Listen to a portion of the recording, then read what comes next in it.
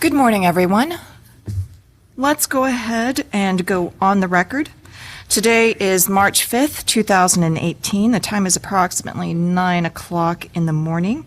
The Commission has set this time for presentations on two stipulations and agreements that were submitted to the Commission, as well as the beginning of the remaining issues in an evidentiary hearing. In the matter of Missouri American Water Company's request for authority to implement general rate increase for water and sewer service provided in Missouri service areas. This is file number WR-2017-0285 et al. My name is Kim Burton, and I'm a regulatory law judge with the Missouri Public Service Commission. At this time, we will ask the parties to enter their appearance for the record, and we will begin with Missouri American Water Company. Thank you, Your Honor. Dean Cooper, William England III, and Diana Carter of the law firm of Bride and Swearingen in England, PC, on behalf of Missouri American Water Company. Also, Mr. Timothy Luft of Missouri American Water Company on behalf of the company, and the court reporter has the addresses. Okay, thank you, Mr. Cooper. Staff of the Missouri Public Service Commission. Thank you, Judge. Good morning. My name is Jacob Weston, and along with Ms. Casey Aslan, Ms. Whitney Payne, and Ms. Alexandra Klaus, we are representatives of staff for the Commission this morning. Our information has been provided to the court reporter. Thank you. Office of the Public Counsel. Yes, Ryan Smith with the Office of the Public Counsel. My information has also been provided in advance. Midwest Energy Consumers Group. Okay. Consumers Council of Missouri. Yes, John B. Kaufman appearing on behalf of the Consumers Council of Missouri. Thank you. And I was previously informed that counsel for the City of St. Joseph would be unavailable today, but he is expected to appear here on Wednesday when we hear further discussions on the rate-based issues. Next, Triumph Foods, LLC. Yes. Joshua Harden with the law firm of Stinson Leonard Street, 1201 Walnut Street, Suite 2900, Kansas City, Missouri, 64106, on behalf of Triumph Foods, LLC. Thank you. Missouri Industrial Energy Consumers. On behalf of the Missouri Industrial Energy Consumers, my name is Lewis Mills. My address is 221 Bolivar, Jefferson City, Missouri, 65101. Thank you. Missouri Department of Economic Development, Division of Energy. Mark Poston, attorney for the Missouri Division of Energy. Now, we also have the City of Riverside. Yes, Joe Bednar and Keith Wenzel, Spencer Fain, representing City of Riverside, previously provided the reporter with the information. Okay. Thank you. Public Water Supply Districts Number 1 of Andrew County and Public Supply Districts Number 2 of Andrew County. Thank you, Judge. Larry Doherty and James Fisher, Fisher and Doherty, PC, appearing on behalf of Public Water Supply Districts Number 1 and 2 of Andrew County, and the court reporter has our information. Thank you. Thank you. City of Jefferson City, Missouri. Good morning, Judge Burton. On behalf of the City of Jefferson, let the record reflect the entry of Mark W. Conley, Newman, Conley, and Ruth, PC. Our business addresses are given to the report. Okay. Thank you. Now, certain parties have previously requested to be excused from the entirety of the evidentiary hearing, but reserved their right to submit briefs.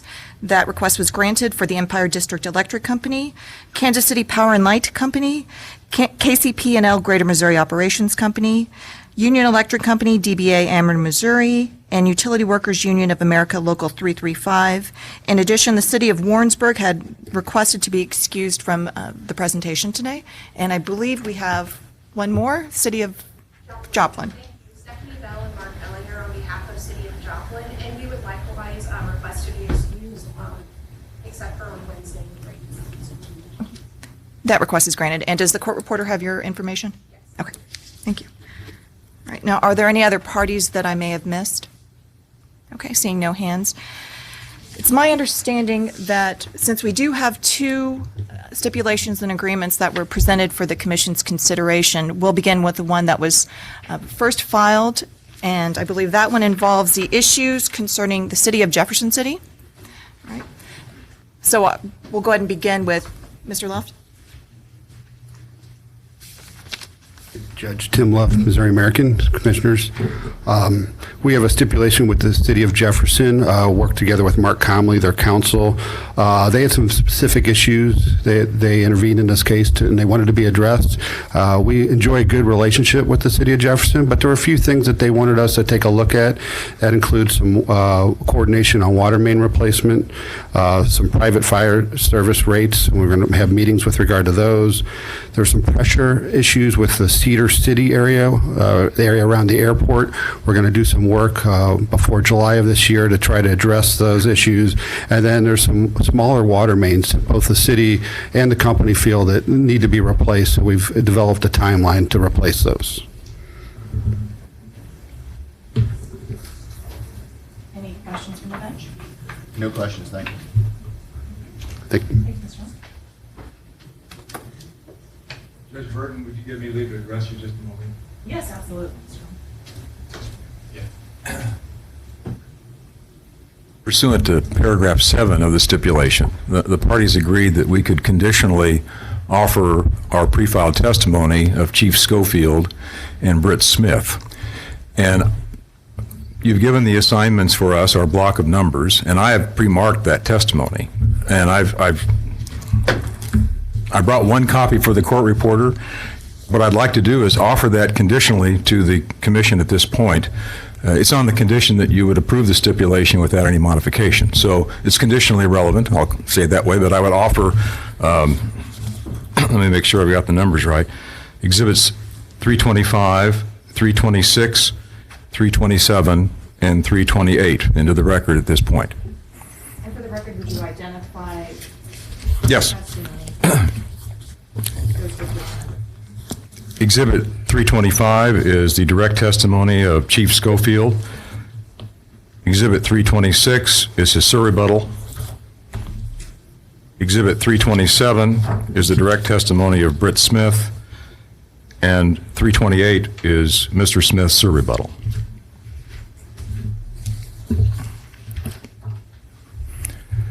Exhibits 325 through 328 have been offered. Are there any objections to their admission to the record?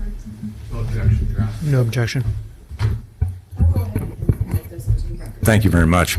One more thing. I know that Jefferson City, along with the City of Warrensburg and St. Joseph, joined together to sponsor the testimony of Mike McGarry, and he is a rate design witness. He is scheduled to testify before you on Thursday.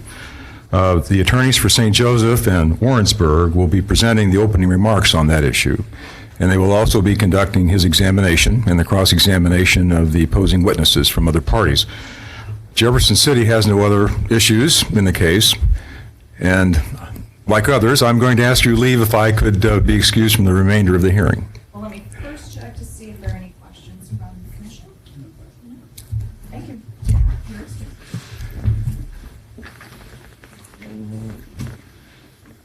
Did any other party wish to make a presentation on this first stipulation concerning the City of Jefferson issues? Seeing none, we will now move on to the main stipulation and an agreement. And Mr. Cooper, are you going to be making a presentation on it? I will.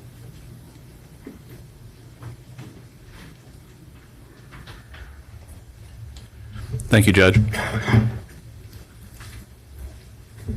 As you're probably aware from the review of the primary, what I would call the primary stipulation agreement that's been filed with the Commission, we have a stipulation agreement before you that was signed by Missouri American, the staff, the Office of the Public Counsel, MIEC, MECG, Triumph Foods, and Division of Energy. And further, the remaining parties that are not signatories have affirmatively stated that they have no objection to that stipulation. And accordingly, it certainly can be treated as a unanimous stipulation in accordance with Commission Rule 4 CSR 240-2.115. You're also aware, I'm sure, that you've seen the schedule. The stipulation does not settle all issues in this case. There remain several issues that will require your attention this week, most prominently issues related to Missouri American's lead service line replacement program and rate design in this case. However, this stipulation agreement goes a long way towards resolving many issues in this case that had been previously identified.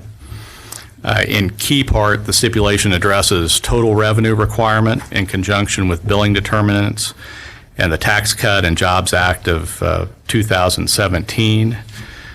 From the company's point of view, the $318 million revenue requirement identified in the stipulation represents an 8% increase over revenues authorized in the last rate case and a 14% increase over the company's present rate revenues, while also providing for recognition of approximately $18 million of customer savings associated with the reduction in the corporate tax rate. The stipulation further... I'm sorry, what was that number again? The last number? 18 million, recognition of 18 million in customer savings for the reduction in the corporate tax rate. The stipulation further specifies how ISRS will be treated going forward, specifies treatment of pensions and OPEBs going forward, provides for certain reporting on the part of Missouri American on an annual basis, establishes depreciation rates and miscellaneous service charges for the company, resolves the RSM affiliate transaction rule, tank painting tracker, low-income tariff, and special contracts issues among the parties for this case, and provides a working docket to further address inclining block rates to include specific subjects and information to be addressed by that group. Missouri American believes that the stipulation presents a just and reasonable resolution of those issues addressed by this document, and would request that the Commission approve that stipulation and agreement. All right, thank you. Good morning. Morning. Were you counsel of record in Missouri American's last rate case? One of them, yes. Do you have the report and order in that case available to you? I may have. I don't have it at the podium.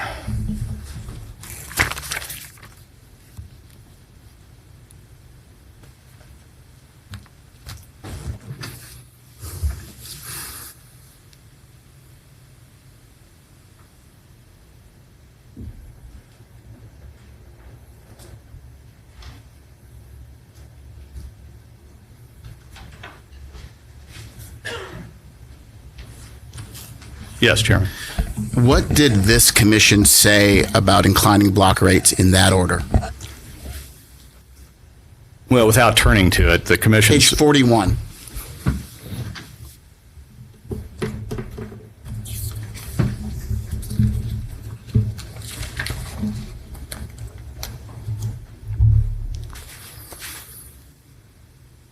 In the next case, the Commission asked the parties to file information on inclining block rates so the Commission can consider the information in setting just and reasonable rates in that case. Do you believe the company complied with that direct instruction in that order? Well, we certainly do. We filed information in the direct testimony and followed it up with additional information in later rounds of testimony. What information did you supply? Because from what I could tell, all you did was explain why we shouldn't do it. When this commission very clearly said, we are interested in inclining block rates, and we want you to provide us with the information that we need to make the policy decision as to whether or not we want to establish inclining block rates. What we got from the company, what we got from staff, what we got from all the parties was telling us why we shouldn't do it. I call that flaunting the commission. We directly asked for information so we could make a policy decision. I don't think you did that. Certainly, I understand your position, Chairman. My position is that we take a recess, that you guys get together, talk about how you could comply with this commission's 5-0 order from May 26 of 2016, when we asked you to provide us with the information necessary to make the policy decision as to whether or not inclining block rates are appropriate. I'll be back then. Why don't we take a recess and we'll go off the record and we'll see how much time is needed. Thank you, Your Honor. Oh,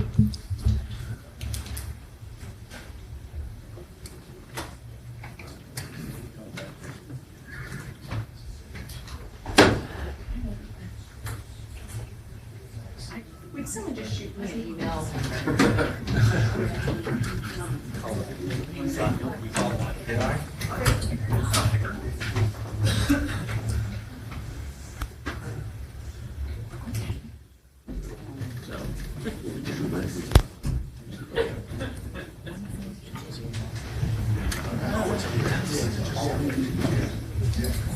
Hold on, I'm going to.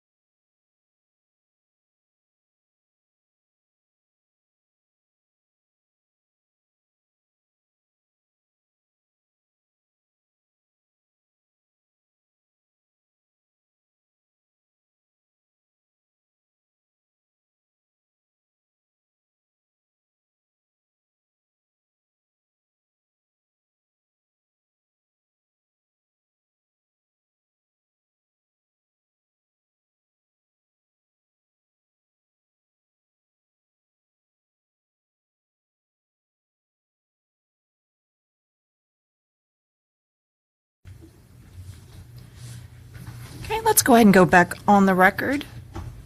And is there anything that the parties would like to address to the commission? Thanks, Judge. Trip England on behalf of Missouri American Water Company.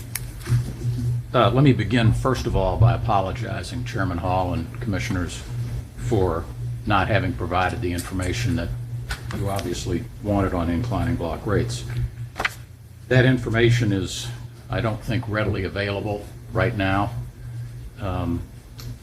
Certainly not in this record, that we believe, and I let the parties speak for themselves, that's necessary to appropriately design inclining block rates. We worked very hard, as my partner Dean Cooper said, to fashion this stipulation that has a lot of different parts.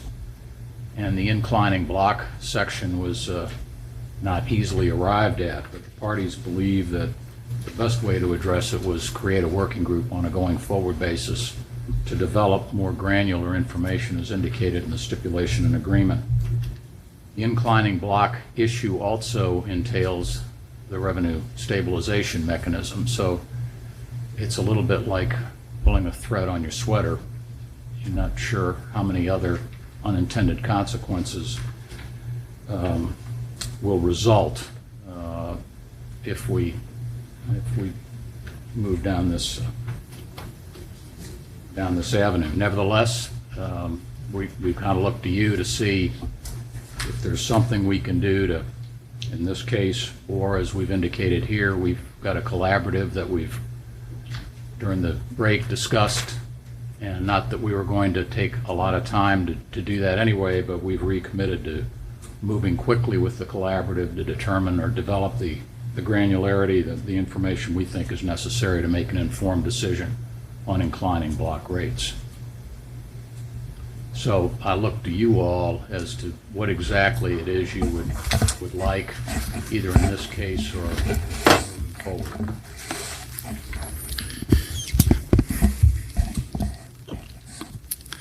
This really isn't about inclining block rates.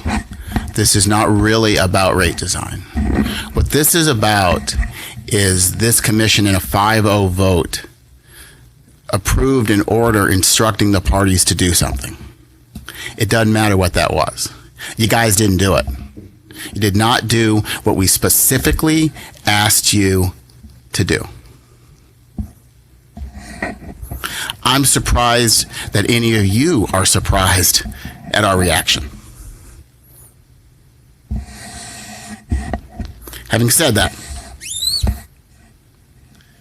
when we issued the order back in 2016, what we intended for you to do was to get together and put together billing determinants, put together a plan, so that at this rate case, you would have that at our disposal to make a policy determination as to the appropriate rate structure.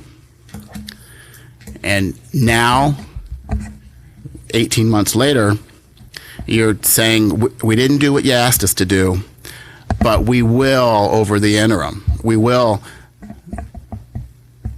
before the next rate case.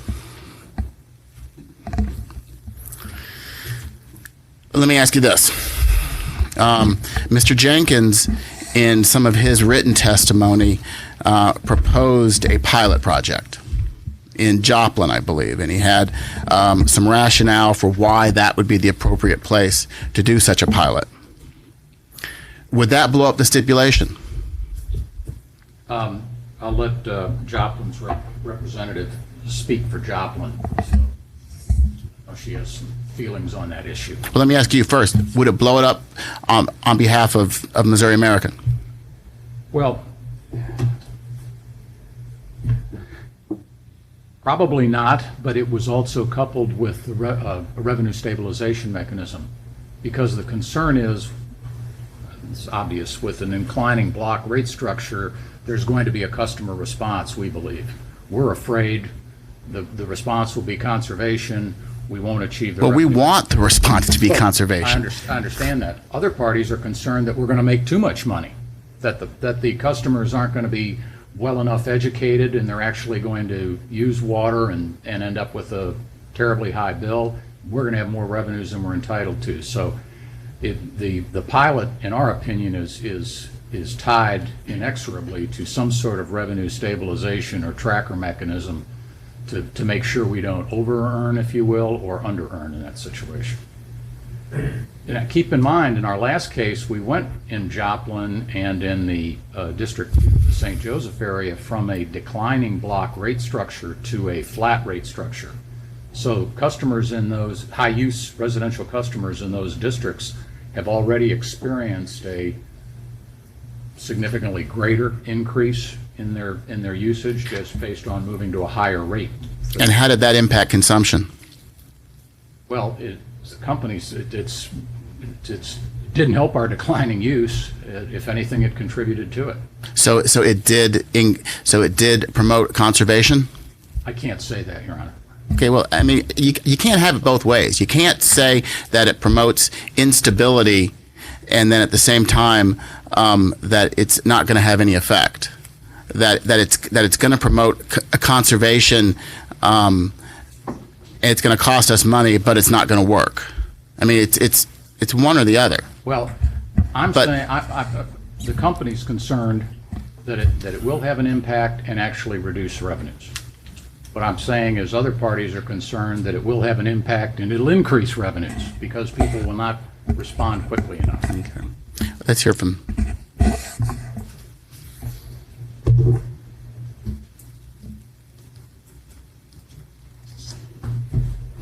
Commissioners, just on behalf of the City of Joplin on the pilot program itself, I just wanted to explain why Joplin cannot agree to the pilot program at this point. One, Mr. England already pointed out, in the last case, there were differing rate structures in different communities, and so we don't believe that Joplin is the right place for the pilot program because some communities were already at a flat rate. They kept that flat rate. Joplin actually went from declining block rates to the flat rate. So just in the last case, there was a huge rate shift there on customers who are high users.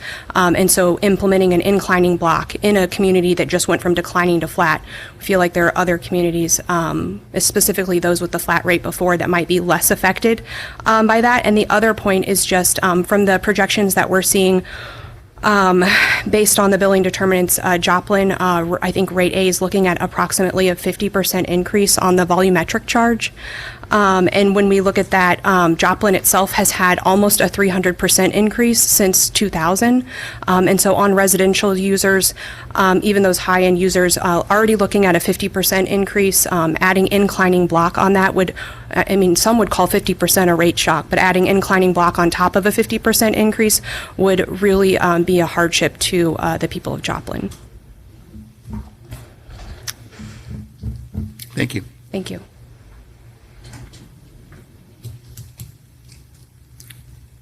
Does staff have a proposal?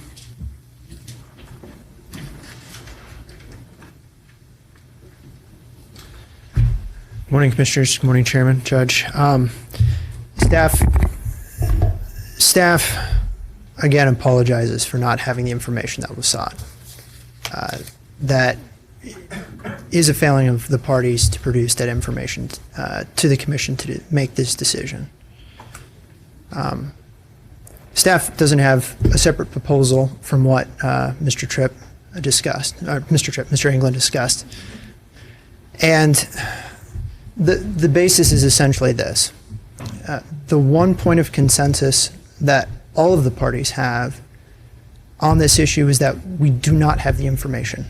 And again, I understand it was the Commission's directive in the last case to have us get together to provide that information and collect it. But it is a true concern that without it, that we cannot put forward a proposal or information for the Commission to consider that would lead to just and reasonable rates. And so moving forward, a working collaborative as proposed by the parties that is truncated in time so we can get the information together quickly and present that to you, we think is the best case to going forward at this point. And understanding it's not ideal, not from the Commission's perspective, we understand that. And again, we apologize for not having that information for you. But when you talk about inclining block rates, you're talking about trying to adjust people's behavior. And it's not just standard behavior, it's behavior that may have become ingrained in habit. When they do their laundry, how often or frequently they shower, other uses that are involved with residential use. And even within a residential group, you have low users and high users and middle users.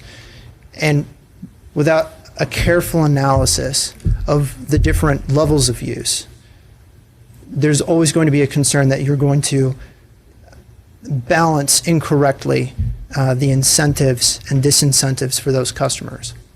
And the best way to ensure that there is less risk to those customers is to make sure that we've got all the data that we need and that we've analyzed it correctly and that we can put forward something to the commission in a collaborative manner with a working group where we can discuss things where we're not focused on trying to get certain issues resolved for hearing.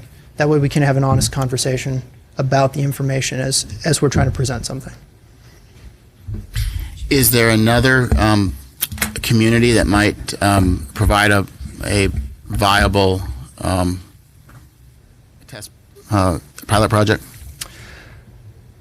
There has been, I can tell you that there's some discussion within the parties for that. I don't know if we have a specific proposal for a particular location at this time, partly because those potential service areas are not necessarily represented in this proceeding, and we would need to make sure that their interests are properly represented and addressed. So we would need to reach out to those groups and identify why we think they're appropriate and make sure that they have a say in the matter.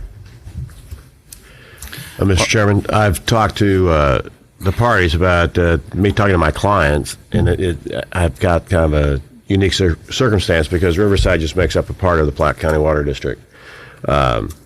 But I've offered to have a discussion with the other mayors, but they need more information as to the negative collateral consequences that... Or the positive collateral consequences. Right. But you know, as elected officials, they're going to be sensitive to whether or not it ends up a further increase in their rates. And they just need information, much as you do, need information to determine... they'll be making a decision to go forward with inclining block rates without the information that you don't have. So, I mean, there's a risk. That's all I'm saying. And for an intervener to do that is, all the risk is on them. And we certainly don't have the resources, today to be able to get them prepared for all that. So we need some time to talk with the company and public counsel and staff to talk to the mayor and the councilman to say, hey, is this something you'd be interested in? And see what they'd say to make an informed decision. Well, I would suggest that some of those discussions should probably occur. The company should work with the rest of the parties to look for a suitable location for such a pilot.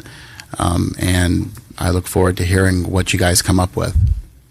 I have one other just side comment for staff, and that is I was really surprised in your class cost of service and rate design report to see Professor Beecher cited for essentially opposition to inclining block rates when I have heard her speak on multiple occasions, and she is a strong proponent. Went back and looked at the article that you cited, and the article overall is quite supportive of inclining block rates, and I find it inappropriate to pull out a sentence from that article and cite it for the proposition that inclining block rates don't work. So I would request that staff not make that kind of mistake again in the future. Duly noted, Commissioner. Chairman. Judge, what's the operational law date? I believe it's May 28th.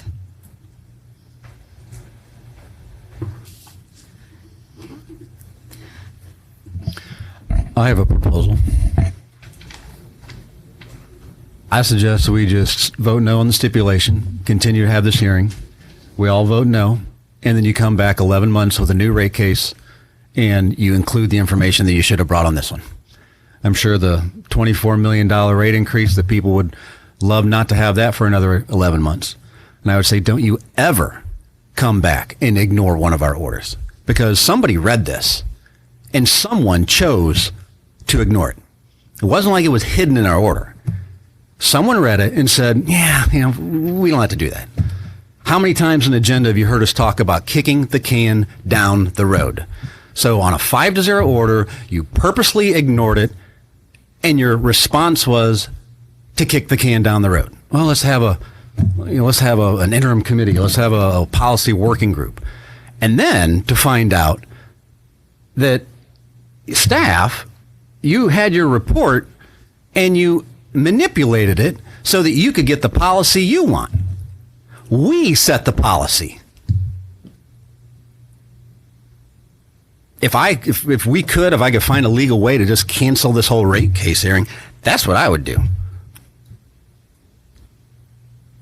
I mean, it's like you guys wanted to play a game of chicken. Come up there, well, what are they going to do if we don't do it? What, are they really going to say no? I mean, my gosh, what would happen to our bond rating? What would happen to our stuff if they said no?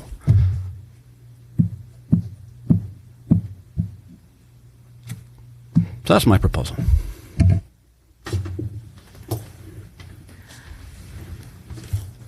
Do any other parties have any presentations or statements they would like to make to the commission concerning this stipulation and agreement? Okay. Hey, Judge, I think you've heard Chairman Hall and Commissioner Roop.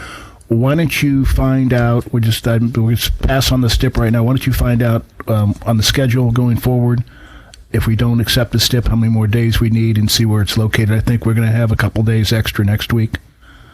So I believe why don't you look into that and let us know? I can do that. In the meantime, why don't we take a brief 5-minute recess, and then we will begin with presentations on opening statements on the lead service line replacement issues, and we'll begin hearing testimony.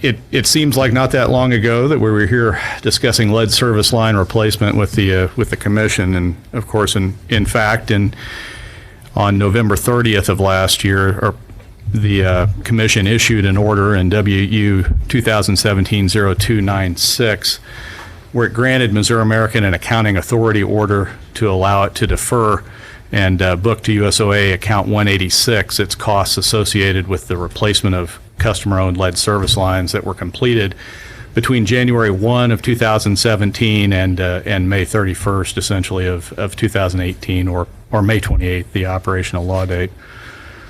We're here today to kind of step forward from that order and to address what to do first in regard to the recovery of the amounts that have been deferred pursuant to your order in that prior case, as well as to address how Missouri American should proceed in regard to the lead service line replacement program going forward, and how the costs, if it does proceed with that program, how those costs that are incurred on a going forward basis should be recorded. Now, as background, and I think we have at least one new commissioner who's not present in the room today, but who wasn't here when we did this last case, I've handed out a diagram that's included it's a kind of a blow up of a diagram that's included in the testimony of Missouri American witness Gary Nomick.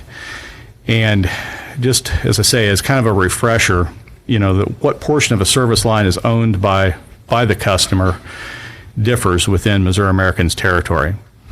The top diagram is a diagram of what the case is outside of St. Louis County. And in that area, the customer owns the service line only from the company meter or the property line to the premise. Within St. Louis County, which is the bottom diagram, the customer owns the entire service line from the main to the premise. Now, there are references in the testimony to both full lead service line replacement and partial lead service line replacement. In the outside of St. Louis County diagram, a partial replacement would only include the part of the line between the main and the property line or the meter, that sort of dashed line there. In St. Louis County, the partial replacement would really be just a function of operational necessity related to the process of disconnecting the service line from the main and reconnecting it to the main. And a full replacement in both situations would include everything from the main to essentially to the premise or the house in that diagram. Missouri American estimates, based on existing data from the company's tap cards and field experience, that approximately 30,000 of the service lines in its service territory are lead across the state. Lead, of course, can enter drinking water when pipes that contain lead corrode or are disturbed, and removal of lead service lines in contact with drinking water provides an opportunity to significantly reduce the potential risk of exposure to lead in drinking water. Lead service lines can be encountered on either the utility side or the customer side during water main construction and relocation projects or service line repairs. Missouri American's program proposes to replace these lead service lines when they are encountered during main replacements. We think that removing lead service lines in their entirety will complement the other mitigation work the company performs, including providing stable water quality and treatment to minimize corrosion, compliance sampling, and following good management practices. The company's treatment and sampling efforts have effectively reduced potential lead exposure from drinking water. However, as the research regarding potential exposure to lead has been further developed and refined, the company has determined that it should take additional steps to further mitigate potential customer exposure to lead in drinking water, hence the proposal here. The growing body of research indicates that partial lead service line replacement and the physical disturbance of the lead service line have the potential to increase lead levels following partial replacement. So now, when the company encounters a lead service line during the course of its main replacement projects, the company believes all segments of lead in the service line should be replaced, but both any lead portions owned by the company and the lead portions owned by the customer or the property owner. Now, the company is proposing that going forward, customer-owned lead service line replacements be considered to be a part of those restoration costs that are routinely incurred on infrastructure replacements. Doing so is appropriate for safety reasons when the service line is disturbed by the main replacement process. Replacing such lead service lines in conjunction with main replacements is cost-effective, efficient, and again, the company believes a responsible way to address the health and safety concerns associated with lead service lines. Now, as to the existing deferral, as I mentioned, that's one of the questions for the commission in this case. The lead service line replacements that have been performed from January 1st of 2017 through December 31 of 2018 and that are included in the information, the true-up information MAWC provided in this case, total approximately $1.4 million. If this program continues, of course, this number will ramp up as the weather warms and the construction season gets underway this year. But MAWC proposes that for the expenditures deferred pursuant to the existing AAO, that the unamortized balance of the deferral be included in rate base, and the balance amortized over the average service life for service lines consistent with what they would have been in account 345. So that life rate is 65 years, and company believes would agree with the last depreciation study approved by the commission. The company further recommends that what it would call the stub period, that period from January 1st of this year through essentially the end of May of this year, of the lead service line AAO, be transferred into account 345 services and be included in plant and eligible for potential recovery in its next rate case. On a going forward basis, and that being those expenditures or those costs after the end of May of this year, MAWC proposes that the costs associated with the replacement of customer-owned lead service lines be recorded in Uniform System of Accounts, account number 345, services account. Again, going back to what I mentioned before, company's position is that these costs are a part of installation costs, similar to other restoration cost items such as disturbed pavement, pavement base, sidewalks, curbing that are already associated with main installation. In this case, the customer-owned line is restored or replaced with new materials for safety reasons to mitigate the potential that's been increased by the risk of lead contamination following physical disturbances related to that infrastructure work. OPC witness Robinette offered comments in his rebuttal testimony suggesting, as an alternative, how to treat depreciation expense should the commission agree with the company's proposal to record customer-owned lead service line replacement costs into account 345. He suggests that in that situation, the commission should establish a sub-account within account 345 to separately track the expenditures for the replacement of customer-owned lead service lines and utilize the existing life rate of 65 years to depreciate those costs. The company agrees with this alternative approach, so the commission agreed to allow the company to book into 345. Staff has recommended that the lead service line replacement costs associated with customer service or customer-owned service lines be recorded into account 186, with the deferred amounts amortized over a 10-year period and the unamortized balance included in rate base. Now, MAWC appreciates the staff company believes has proposed a methodology that in theory would include both a form of return of and return on those expenditures. However, the very nature of account 186 deferrals adds uncertainty to the ultimate recovery of such amounts and would make it difficult for the company to fully commit to the necessary investment, and hence the company's continuing proposal to book these items into account 345. It had come up in our prior case, but the question about, well, what if we go a different direction is present again in the testimony in this case. And I think no surprise from what's been said before, but if Missouri American does not receive a return of and on related to the investments, its first choice would be to do its best to avoid areas with lead service lines and postpone main replacement projects with where it thinks those lines may exist to avoid the risk of potential exposure to lead associated with the partial replacements. There are, of course, several downsides associated with this, to include the fact that delaying main replacement projects can increase the number of main breaks and leaks over time, which can be costly and disruptive to customers in the community. But further, that if these main replacements were to go forward in that fashion, a great opportunity for replacement of lead service lines is missed, because we would miss the cost-effective basis of or opportunity to get to those at the same time as the company is in the street and doing work in those areas already.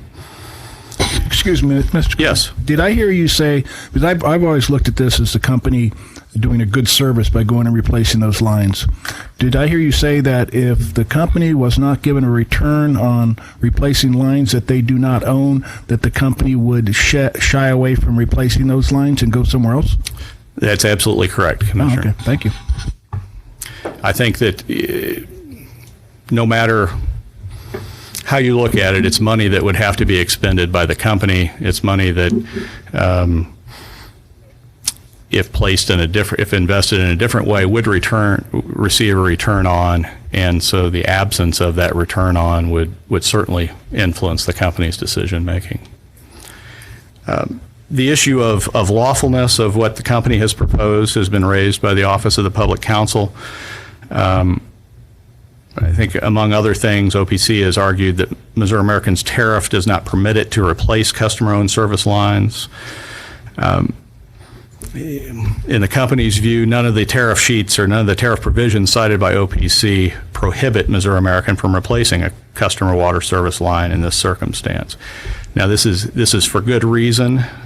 For example, as I kind of alluded to before, in St. Louis County, almost every main replacement, lead or not, it requires some replacement of a portion of the customer water service line in order to complete the main replacement, because that customer-owned service line goes right up to the main, and the process of disconnecting, reconnecting, it just drives some level of repair and replacement that's necessary to that process. Those partial customer-owned service line replacements are already treated as installation costs under the USOA, as I believe is mentioned in Staff Witness Merciel's rebuttal testimony. Now, while the company does not own the property being restored and others would be responsible on a going forward basis for their maintenance or repair, the company incurs and books those, what it would think of as also restoration costs, as a part of its planned accounts.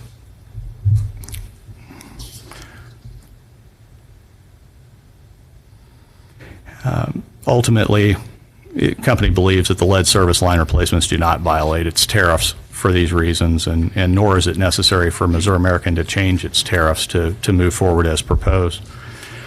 The Office of Public Counsel also renews in its case this proposal for a pilot study associated with the replacement of customer-owned lead service lines. The pilot study includes a cap on replacement costs and an AAO for only those going forward costs incurred by the company, thus suggesting that those replacement costs already incurred and to be incurred between now and the effective date of an order in this case should be expensed and not recovered in rates. The pilot study proposed by OPC is quite extensive. It would be a 2-year pilot study to explore the feasibility, legality, and associated policy implications of full lead service line replacement across Missouri American's entire service territory and the state of Missouri, with the results presented to the Missouri Public Service Commission, the Missouri Legislature, and the Missouri Governor's Office for consideration. There are a variety of policy tracks identified in that proposal: an advisory committee led by a third-party consultant, scoping analysis, a 2-year lead service line replacement pilot program with certain specified testing and modeling, review and summary of the advisory committee's thoughts, and various ancillary considerations such as potential job creation, lead paint and soil abatement, and potential funding sources for all this. Moreover, it's unclear to the company what would happen at the end of this pilot study process. As I said before, OPC proposes that the results be given to the Commission, to the Legislature, to the Governor's office. What would happen next and when would be anybody's guess. And we just do not believe there's any compelling reason for the Commission to start an independent march down this pilot study path.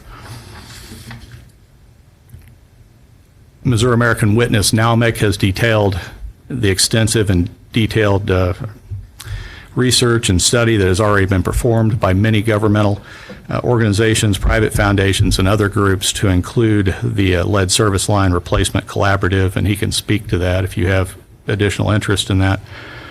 Hiring a third party to essentially repeat this work makes little sense. Further, Missouri American, in conjunction with American Water, has done substantial work to develop its processes and procedures associated with the lead service line replacement program. Again, this is a process that just doesn't need to start over from scratch. In the list of issues that was presented to the Commission under LSLR activity, there were several late added items for the Commission consideration that were identified as little I through little xi. The first 10 of those, little I through little x, are items that have been considered by Missouri American in the development of its program or are being considered as a part of its program. And Missouri American witnesses Nalmec and Ayton would be the appropriate persons to ask about these items if there are additional questions. Item XI is a question in regard to allocation of costs related to the lead service line replacement program. Missouri American witnesses Jenkins and Heppenstall can address this item or this issue, and I would note that Ms. Heppenstall will appear later in the week and would be available at that time for questions to her in regard to lead service line replacement allocations. However, at a high level, Missouri American believes that this issue would be adequately addressed by the accounting process it has proposed. The company has proposed to record customer-owned lead service line restoration costs in account 345, and it's our belief that in a cost of service study, this account is allocated based upon something called Factor 9, which allocates costs based on the relative cost of service by size and customer classification, and resulting in allocation to the customer classes for whom the work has been performed. So again, I think the Factor 9 reference certainly is something that Ms. Heppenstall could speak further to. In conclusion, Missouri American believes its proposal is based on the following fact: that the one pathway of human exposure that a water utility can resolve is the removal of lead service lines, and that's what the company is proposing to do. The company is recommending the replacement of lead service lines because of the potential risk of elevated lead levels when service line is disturbed. And as testimony in this case explains, the most cost-effective way to address this potential risk is to replace the lead service line at the time of the disruption. In this case, as the company is performing its main replacements. Missouri American asks that the investment required to perform lead service line replacements in this way be treated like any other capital investment made by the company, and believes that doing so will allow the proposed lead service line replacement program to move forward in a responsible and efficient manner. And that's all I have.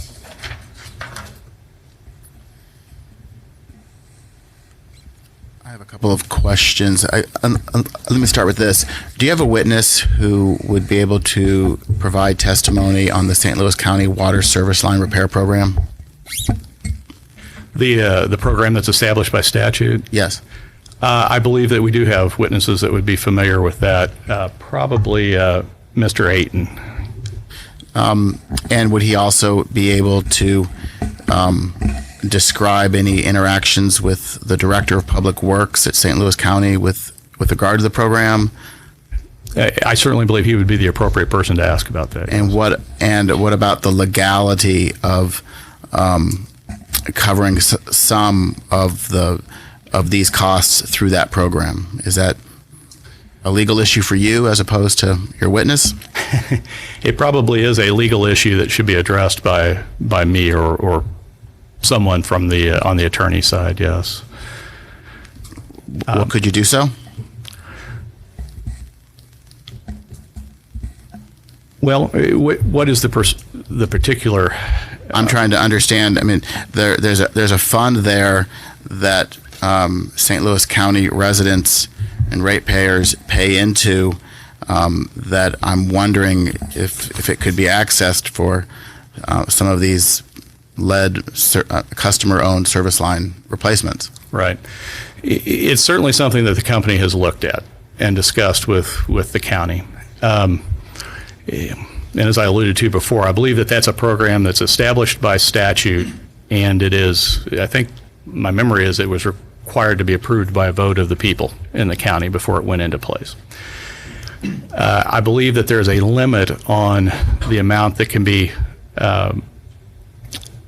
charged essentially to each customer for the purposes of the program. And I think that the amount being charged to the customers is at the high end of what was allowed by the statute. So one question that has come up is, setting aside whether they can do lead service line replacements or in what circumstances they're going to do lead service line replacements, is there sufficient money in that fund to cover those, because it's going to come at an additional cost? And if there's not, what's it going to take to ramp up the funds? And I think one of the impediments that we've run into is what I described before, that I think probably to ramp up the funds, that you're going to have to go back to the legislature and change the statute and then go back to the people and get another vote. So one level of issues. But having said that, there is interaction going on with the county. And again, I believe Mr. Ayton can describe how that's being treated at this point in time. So you don't believe that there is any kind of prohibition on using that fund for this purpose? Well, there would be some prohibition, but I hate to go much farther here. I think that it is an easier question when you have a leak in a service line and that service line is discovered to be lead. It's an easier question, it's an easier situation to use those funds for it than if you tried to use it as a blanket replacement just going down the street. So, but we can explore that more fully in briefing or in another forum if you would like to, Chairman. Okay, thank you. Just a couple of questions briefly. St. Louis County, are the meters in the house? I think some are. Again, Mr. Ayton would have a better feel for how many. And did you say there are approximately 30,000 lead lines that need to be replaced? The company is estimating right now 30,000 statewide, and I believe half of which are St. Louis County and half of which are outside St. Louis. So half would be in St. Louis County, so roughly 15,000 lines. Okay. All right, that's all I needed. Thank you. Thank you, Mr. Cooper. Now, I know the parties had indicated a list for opening statements, but there was reference to if no witnesses were listed for a party, they might jump in between Missouri American and staff. I was going to follow the schedule with staff, MIEC, DE, and then OPC, and then any other remaining parties that wish to make an opening statement unless the parties prefer another option. All right. That being said, I believe we are ready for you, Mr. Weston. Or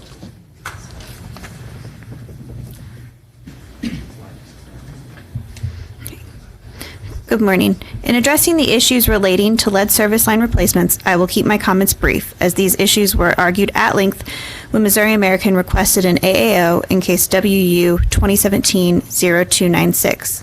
While this is a new case where new information about Missouri American's lead service line replacement practices will be presented, most of the witnesses testifying on this issue today also testified at the AAO hearing and make references to that case in their pre-filed testimony. While the Commission's decision in the AAO was limited to approval of deferral of costs, the public policy concerns raised in that case are still present. The report and order in that case, issued on November 30th, 2017, states that the public policy related to lead in drinking water and its adverse health effects is particularly persuasive in this case. Missouri American's lead service line replacement program adheres to the recommended method of lead removal and eliminates the risk of lead contaminant that exists with partial lead service line replacement. Missouri American's lead service line replacement practices continue to adhere to the same standards that were discussed less than 6 months ago, leading staff to conclude that Missouri American should continue to replace customer-owned lead service lines while performing water main repair and replacement work. There are also 11 sub-issues which were proposed after the filing of surrebuttal in this case, relating to the issue of if and how lead service line replacement should continue. Staff takes no position on these issues. However, to the extent that they may relate to OPC's proposed pilot program, staff is opposed to potential limitations being placed on Missouri American's current practices. Conceptually, staff has no issue with reasonable restrictions placed on Missouri American's lead service line replacement practices. However, it is not clear at this time how these potential restrictions would actually cut costs or improve the company's current practices. Staff is also concerned that OPC's proposed pilot program associated with these sub-issues could be overreaching to the extent that it may affect the company from a management perspective. Lastly, you will hear differing views today on what recovery approach, if prudent, should be adopted for the AAO amount from the previous case, and what the Commission should authorize in this case for the recovery of future lead service line replacements. Staff's position is that the Commission should adopt staff's proposal to amortize the AAO balance over 10 years. The amount should not be treated as Missouri American-owned plant and service, as these costs are associated with customer property that Missouri American will neither own nor maintain in the future. These costs should continue to be recorded in NARUC USOA account 186. Going forward, the Commission should authorize Missouri American to record future lead service line replacements with the same accounting treatment as stated above and approved in the AAO case. Replacements taking place after May of 2018 should continue to be recorded in account 186 with recovery addressed in future rate cases. Staff also recommends that Missouri American be required to submit annual plans detailing the status of the program with updates as necessary. Staff witnesses Jim Merciel and Amanda McMillan will be testifying on these issues today, but if you have any questions, I'd be happy to answer them. What is staff's position on whether there should be carrying costs associated with the account 186 going forward? Off the top of my head, I am not sure of that, but I believe Amanda McMillan would be able to answer that. Okay, thank you. Thank you.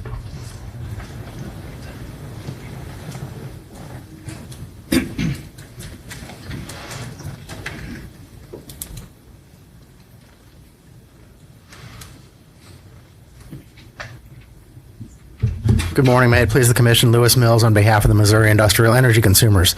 Our position on this issue is limited to the question of allocation or assignment of the costs.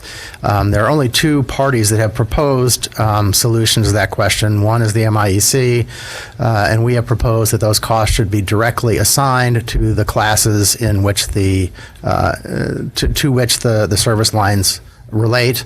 The other proposal is the company's proposal, which is they would be allocated according to Factor 9, as you heard from Mr. Cooper, which would follow the allocation that those sorts of plant accounts would follow. In general, from a rate-making standpoint, when possible, costs should always be directly assigned rather than allocated, because direct assignment is the most accurate way to assign the costs to the cost causers. Allocations are necessarily and by definition a second best and a way to try to approximate the assignment. So it's our position that direct assignment is the best and is the way it should be done in this case. And I'd be happy to answer any questions. Thank you. Mr. Poston?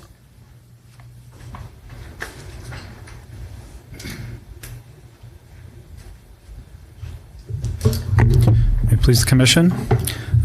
My name is Mark Poston. I represent Missouri Division of Energy. And continuing the lead line replacement program is the most important outcome that we hope to see from this case on this issue, because the risks of not addressing this issue are too severe. Evidence indicates the company has 30,000 lead service lines, as you heard. Evidence in the case also shows there are children in the company's service area with elevated levels of lead in their blood. And evidence in this case shows that there is no safe level of lead content in child's blood, 0. So we would agree that a lead service line may not be the only cause of lead poisoning, but we also know it's possibly the largest contributor of lead in Missouri's drinking water. The best path forward is to continue replacing lead lines when found, but we would suggest a better path may also include prioritizing lead line replacements in a way that focuses on at-risk populations and those low-income customers without the means to incur the cost necessary to replace their service lines themselves. This could occur in addition to the program where the lead lines are discovered during the main replacement and replaced. We all know that the crisis in Flint, Michigan has been the source for an increased focus on lead contamination in water, and we recognize the issues in Flint are different than the issues that we have here. But one thing we may want to learn from Michigan is the liability concern of doing little when problems are known. There were multiple class action lawsuits filed in Michigan regarding the Flint water against the city, against state officials, and the governor. There's 21 different law firms involved in those cases, and the lawsuits claim officials knew of the problem but failed to act. So we encourage you to order the water company to continue with this program, but we also support further study and collaboration on this issue to determine best practices moving forward. I have a question. Did Yes. any of those lawsuits involve issues with partial replacements? I do not know. Sorry. In the lead AAO case, the Department of Economic Development attorney, Mr. Brian Baer, explained to you a concern that the department has with lead service line issues and the impacts that it could have on economic development. A major infrastructure issue such as potential lead contamination in a water system is not something that would encourage economic development in the water company's service area and could discourage development. We doubt Flint saw an increase in economic development after the negative publicity that it received regarding its water. In conclusion, the Division of Energy encourages you to order the company to continue replacing lead service lines. We have one witness, Mr. Martin Hyman, with testimony supporting the program. Mr. Hyman also testified in the lead line AAO case and maintains a consistent opinion in this case. He'll be taking the witness stand hopefully today if you have any questions for him. That concludes my prepared remarks, and I thank you for your time. Thank you. And I believe Office of Public Counsel has a presentation, or is there someone else?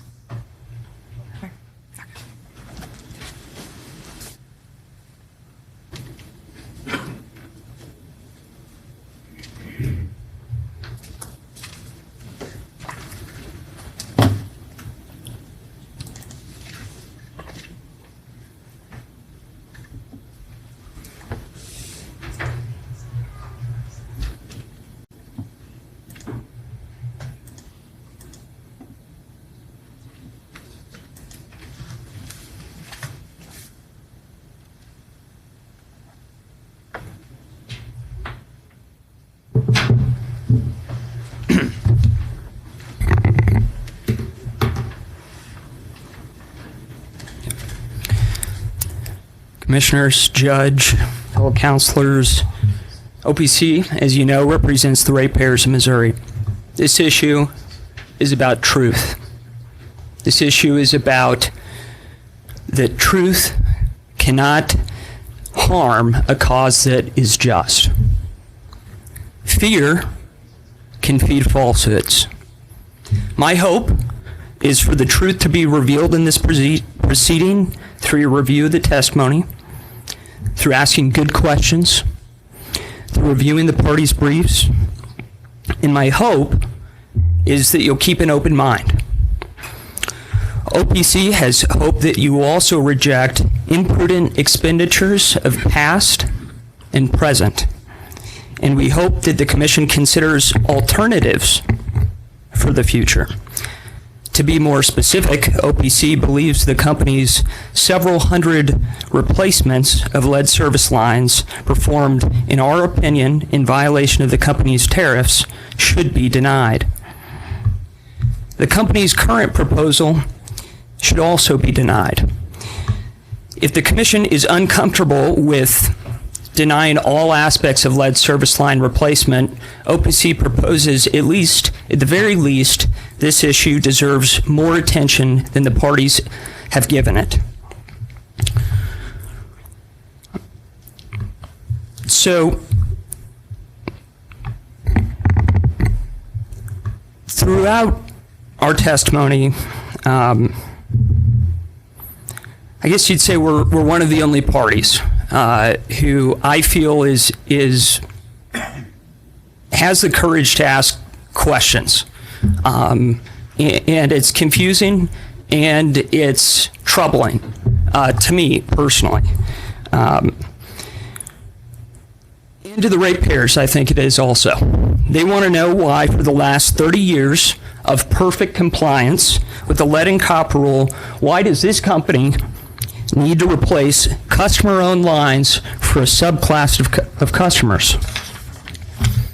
This is a bias in favor of one customer class. We know that there is nothing that mandates the utility's action, but let us assume it is a desired action. Are the costs worth it? The ratepayers want to know if the costs are worth it. But don't be mistaken, costs are not the only issue. And that's what I want to stress. We should not be afraid to talk about things other than accounting treatment, other than strict engineering exercise. There are multiple policy issues at stake, and there are stakeholders that are absent who we desperately need, and the company desperately needs but refuses to engage with. I have several points. I'd like to discuss 6 in detail. The first of which is the costs. The second of which is the benefits. The third is perceived delays. The fourth is perceived redundant information. The fifth, stakeholder input. The sixth, I'll discuss further unknowns. So we've got costs and benefits, perceived delays, redundant info, stakeholder input, and unknowns. It's a lot of information, but OPC really believes this issue deserves attention.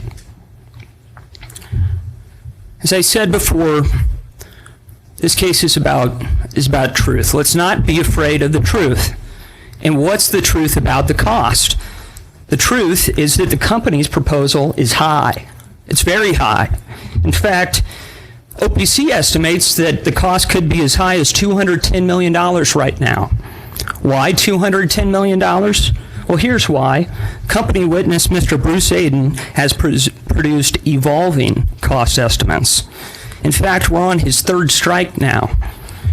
Initially, in his first strike, he projected that the estimates for a lead line replacement might be between $3,000 and $5,500.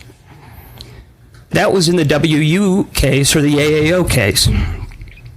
Now, $1,500 is a wide margin of error for a company, and so even with that wide margin of error, his cost estimates changed. In his sole rebuttal testimony of the WU case, the cost changed to $6,000. So that's about double the low end of his cost estimate. Now, in the sole rebuttal in this case, and keep in mind, not much testimony was provided until the very end by the company on sole rebuttal, so OPC didn't have, really an opportunity to respond to that. But at the time of the sole rebuttal, the company said, well, we spent about $1.75 million for 250 lines, but they did not speak the quotient. The quotient gives you a $7,000 cost estimate. So $7,000 is, I think the company uses the term, quote, refined, end quote, number. 7,000 lines. We still aren't sure that $7,000 per line, we're still basing 30,000 lines on an estimate. So $210 million are the cost to be borne by this project. But wait a second, Mr. Jenkins also would like the company to earn a profit. So $210 million is actually lower than the overall cost. And about that profit, Mr. Jenkins claims that the NARUC USOA provides capitalization of restoration costs. Well, Mr. John Robinette, OPC witness, in his testimony talked about that account. And if you look at the black ink of Part A of Account 345, what you will see is those costs shall include costs leading up to the customer premise. So they lead up to the customer premise, like the sidewalk. They keep talking about this sidewalk, how it's the best example of a non-company owned asset they earn a return on. Well, that's because 345 says that you can do that, but they have a limitation up to the customer premise. So I assume the company will be requesting 30,000 or so various waivers of the NARUC USOA, which I guess the commission consider. And keep in mind, the USOA under Account 101, the general principle is that companies don't earn a return on property that they don't own. So the account Mr. Jenkins is also referring to is specifically an exception, and as I explained earlier, that exception doesn't apply.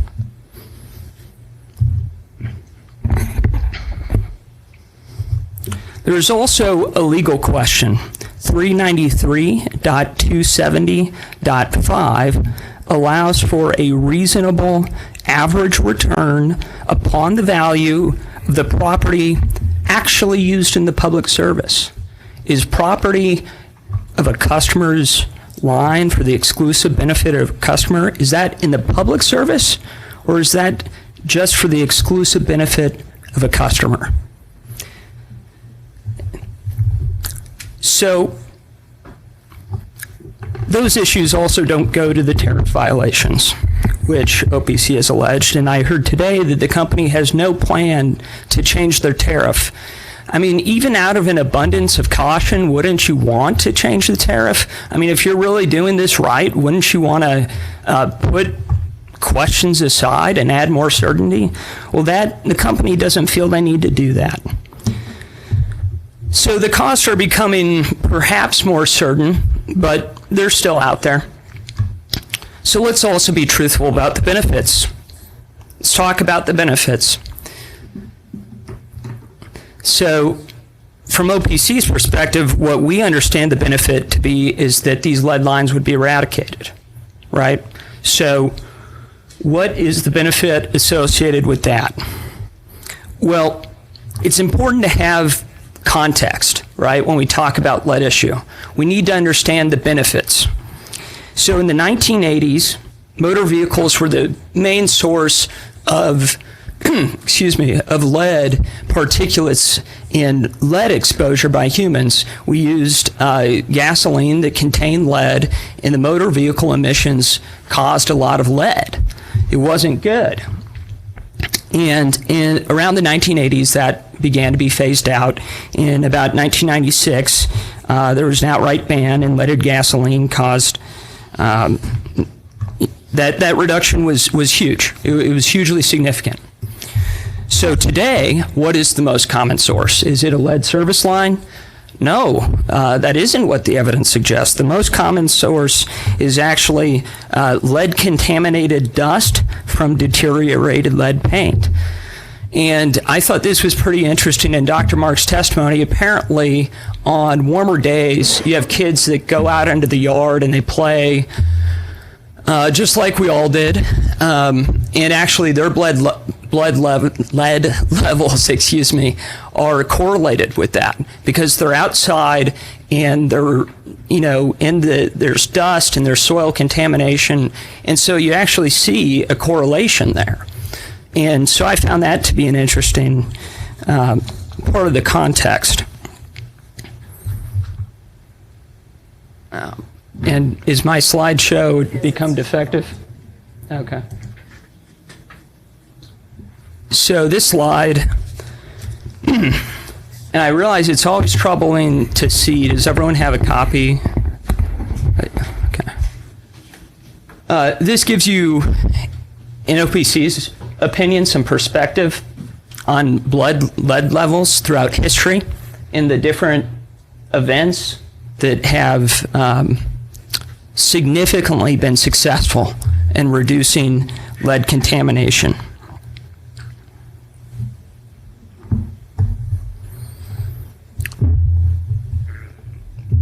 Many of the parties to this case have discussed the city of Flint, Michigan. Now, prior to this case, I'll admit I was one of those people who didn't know a lot about Flint, Michigan, other than what I had heard in the press. I had heard something about lead. I had heard that it had become a criminal situation, and I had heard that there was a crisis, and I knew it had to do with the water. Well, through this case, I learned a lot more. Flint should not be used as fear. Flint should be used as a source of truth. Here's what I learned about Flint by reading Dr. Mark's testimony. In April 2013, city officials in Flint, Michigan switched water sources from Lake Huron to the Flint River to save money. And when they did it, that different water source was not treated. It was more corrosive. Now, I don't think the company is alleging that that's going to happen, but it presents sort of a worst-case scenario.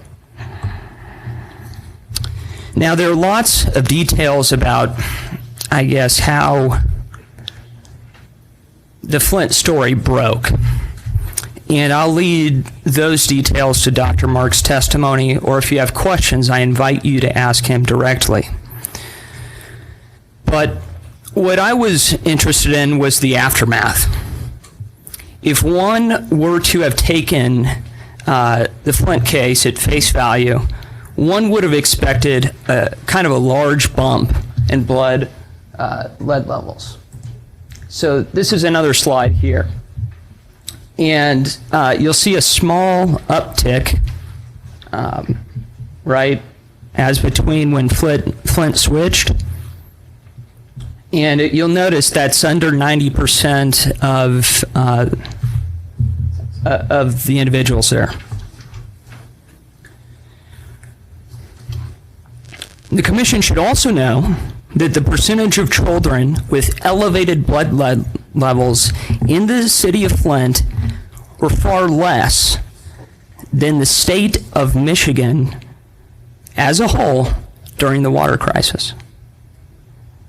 Do you hear that? So the commission should know that the percentage of children with elevated blood lead levels in the city of Flint is far less than the state of Michigan as a whole during the water crisis.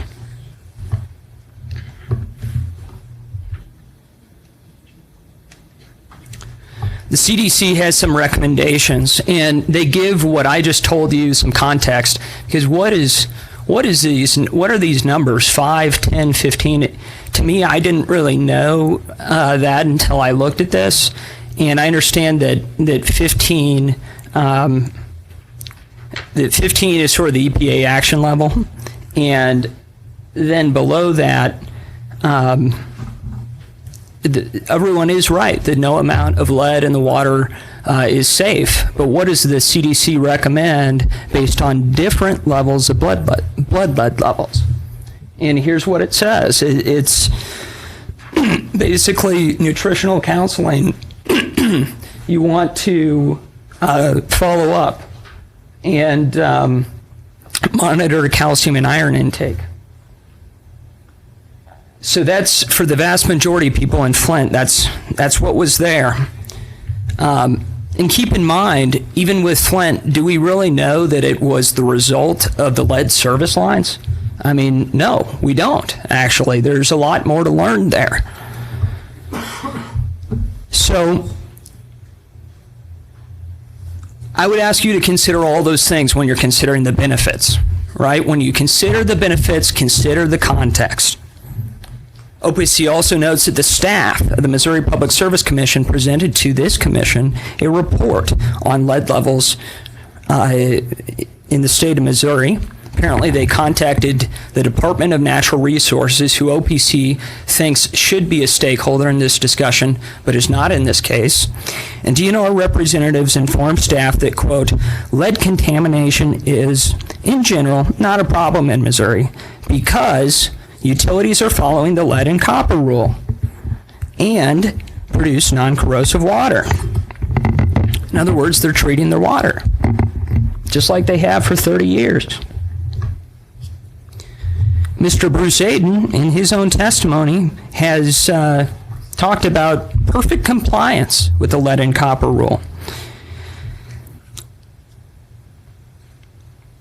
Given the uncertain benefits, let's be open to the idea that maybe these benefits are not exceeding the costs, despite OPC being the only party with the courage to raise this issue.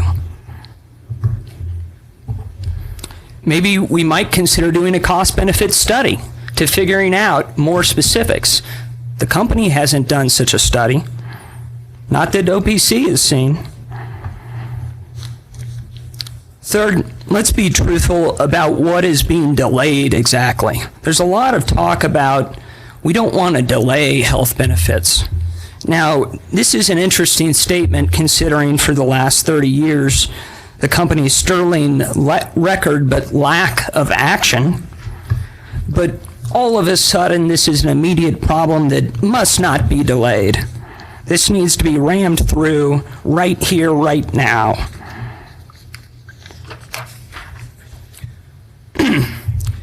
And this is confusing for me. Missouri American says that OPC's pilot would unduly delay. Staff thinks that OPC's pilot would unduly delay. Well, I'm not sure those parties, maybe they read the testimony, but that's not what OPC's testimony says. OPC's pilot project would actually provide a way to continue replacements, but cap it at an amount. That amount is double, more than double, the expenditures that were incurred by the company in the 2017 calendar year. So OPC's pilot is very generous, and rather than discussing this or being open to the idea, the company talks about delay. Now, 10 years is what the company says, and the company hasn't really explained how they're going to replace 30,000 lines in 10 years. I mean, is that itself an appropriate metric? They're going to replace tens of thousands of service lines in this time period. Other states have set longer periods. Indiana, I believe, has set around 24 years, maybe. I'll defer you to Dr. Mark for specifically the time period. But as I understand it, the company ties the replacement of lead service lines to the replacement of water mains. If they're tied together, how can you possibly replace 30,000 lines in 10 years unless you're prematurely retiring water mains? And that hasn't been addressed by the company. Fourth, let's be truthful about the company's claim that OPC purports to seek redundant information. I believe staff makes a similar claim.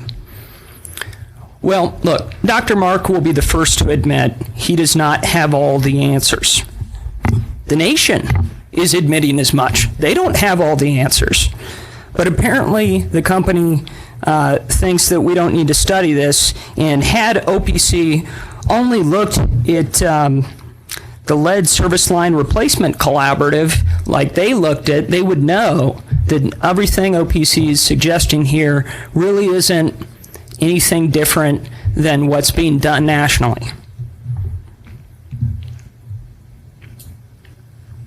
Well, OPC did look at what they're doing. And actually on the lead service line replacement collaborative, it's interesting. On their website for getting starters, what do they recommend utilities to do?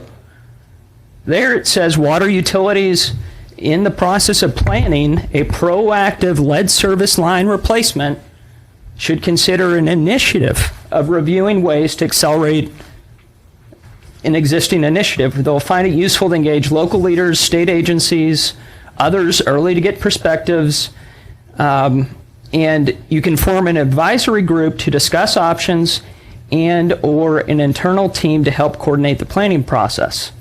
People won't always agree.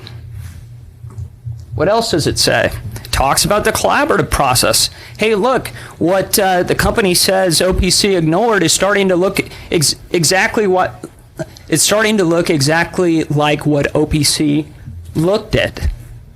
So the Lead Service Line Collaborative also talks about a process of engaging all voices, doing scoping, identifying partners, building consensus, making decisions. You know, I get the sense that the company just thinks this is, you know, they don't need to do this. We're considering this. Well, if you're considering it, be serious about it. Put it in the testimony. Give us a plan. Show us your findings. They haven't done that. And the company should be okay with admitting that they don't know all the answers. That's okay. A lot of utilities are in this same situation. Now, Missouri American has the unique perspective of being able to control the narrative somewhat because they are owned by American Water, and what happens at American Water does, in some sense, control the narrative nationwide. So they can use that to their advantage, but it doesn't always work. So you do have different states at varying levels of progress. Pennsylvania, Indiana, New Jersey. So fifth, and I'm wrapping up, I realize I've been long. I'm not sure if I'll beat Tim Opitz, who gave what I've been calling it the magnum opus. But fifth, let's talk about the diverse stakeholders. The diverse stakeholders are simply not here. They're not here. DNR's not here. The Department of Health and Senior Services aren't here. Real estate professionals aren't here. Federal agencies aren't here. Environmental groups aren't here. Nonprofits aren't here. Local and elected officials are here to some degree. I guess you have Missouri American staff, OPC, Missouri American staff, OPC, MIEC, MECG, some of the other cities, and that's good. I'm sure I left other people off. I apologize. But let's engage the stakeholders. Let's do this meaningfully. If we're going to do it, let's do it right. And it may be helpful to even look outside the state. Like, look at Indiana. Indiana just passed a new legislation on lead service line replacements. It requires a number of customer safeguards that include a plan that is more detailed, much more detailed than what the company has presented. The plan includes such things as availability of grants or low-interest loans, a description of how the replacement of a customer-owned service line will be accomplished, estimated savings and cost per service line that would be realized. There's scoping discussions. There's 10 or so, and at the end of this, I'll have Dr. Mark pass out to those who are interested copies of this legislation. At the conclusion of the plan, then it goes to the commission, and the commission decides, is this reasonable? Is this prudent? And you might want to have a local public hearing thrown in there so people in the public can voice their concerns. So I'm on my last issue here that I want to discuss, and that's in the actual list of issues. A lot of people said these were added at the last minute. Well, I don't think there was any, these seem to be, to us, to have been filed concurrent with the list of issues. So I'm not sure these were added toward the end, but to the extent they were, I mean, don't you think they deserve merit? Don't you think we ought to be asking these questions? Shouldn't a prudent utility be asking these questions? And I know that the utility said, well, we're considering it. Put that in the testimony. Put that in your plan. Show us that you're considering this. Show us your findings.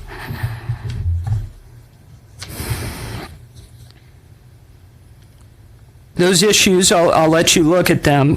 OPC really takes the position that these are the sorts of issues we absolutely need to be discussing in this. You can call it a collaborative, you can call it a pilot study, but these are the sorts of issues, and I'm sure there are others that need to be looked at. And let's also get sort of a supervisor to make sure all these stakeholders follow some semblance of a structure. Let's get an independent third party to give direction to these parties and seriously look at this. The ratepayers deserve it. This commission deserves it. Ratepayers want to know that these costs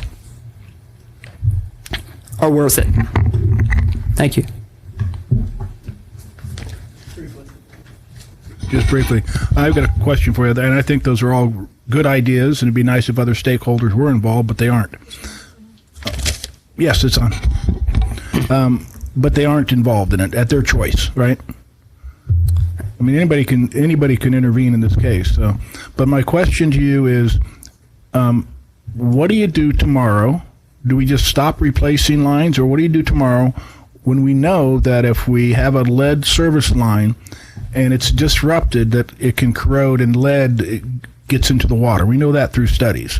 So what is your suggestion when we get to that situation? Just cap it and don't do anything? Well, the and don't do anything presumes a conclusion that may or may not be true. So what may or may not be true? That the do nothing part of it. Corrode?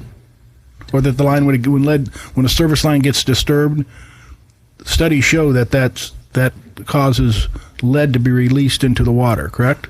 And you know what would be one thing that's complementary, and this is no longer an issue in the case, but we had an issue that dealt with coordination of local municipalities, and when there are construction projects, and actually I think this is in Dr. Mark's testimony, there was construction around here, and there were some consequences of that construction.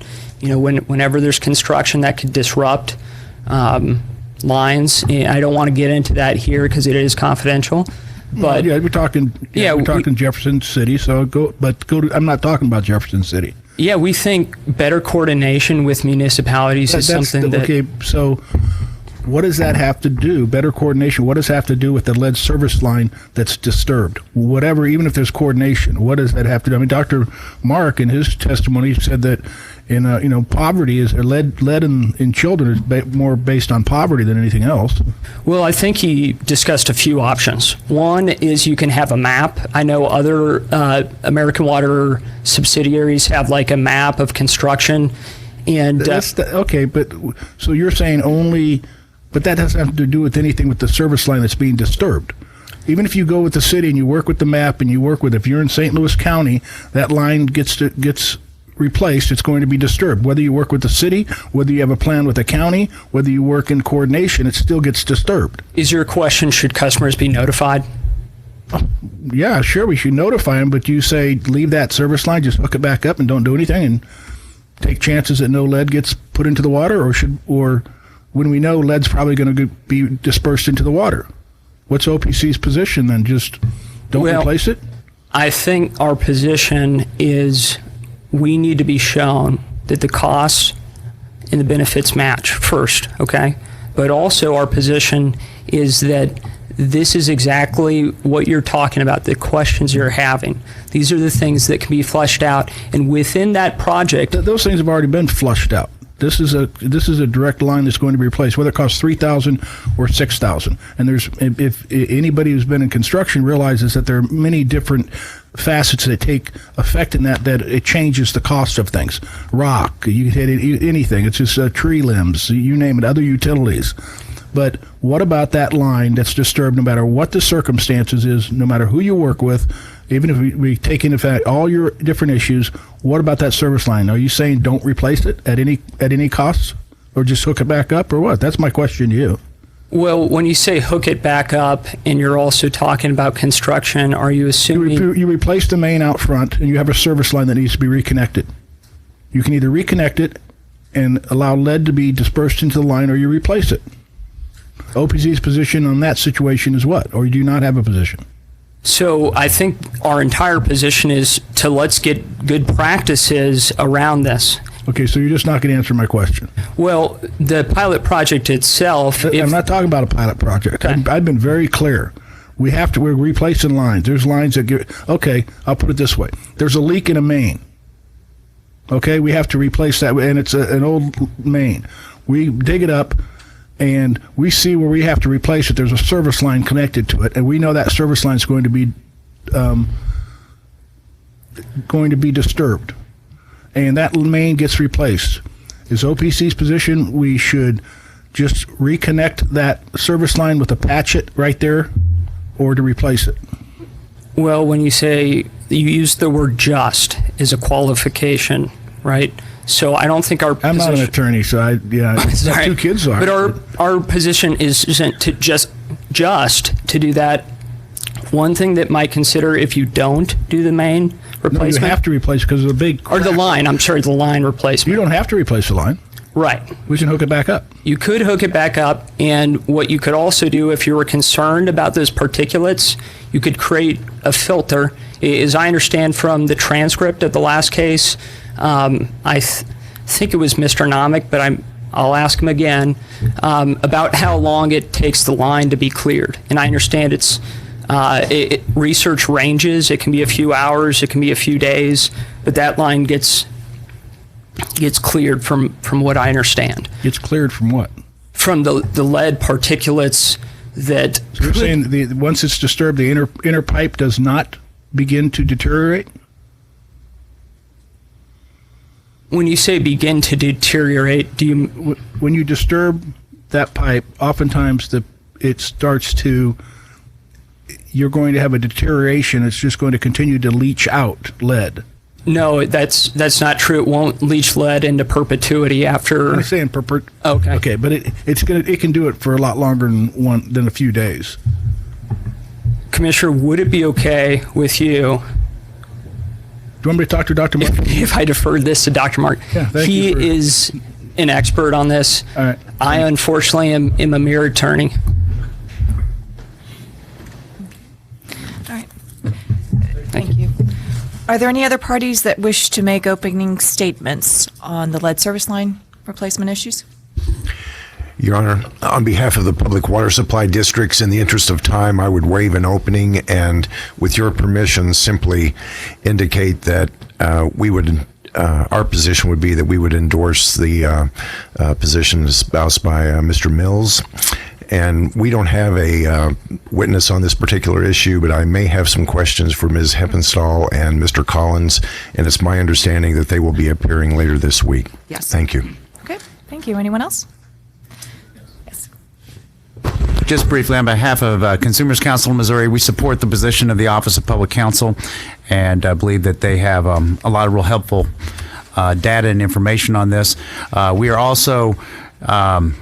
if there is going to be a use of public funds to address what is a very important health matter, we also think that there should be an investigation of the interaction with the St. Louis County mainline replacement program. We think that is the type of program that would be really well suited to this public health problem, rather than having rates based on investments that the utility doesn't own and dealing with the main replacements. We think that a much more comprehensive approach and one that is similar to that successful program that's going on now in St. Louis County. That's all we have.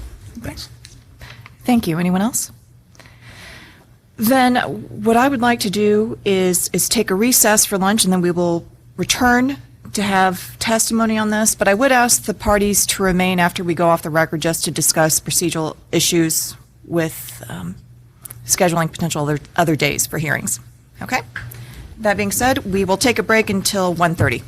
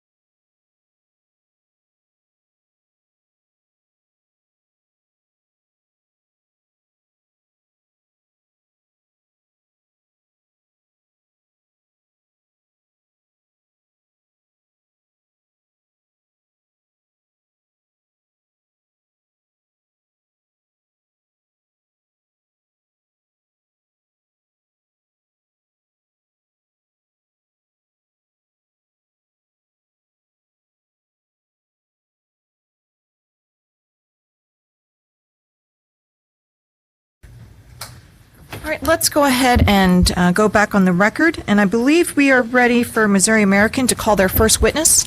Yes, Your Honor, we would call Mr. James Jenkins. Okay.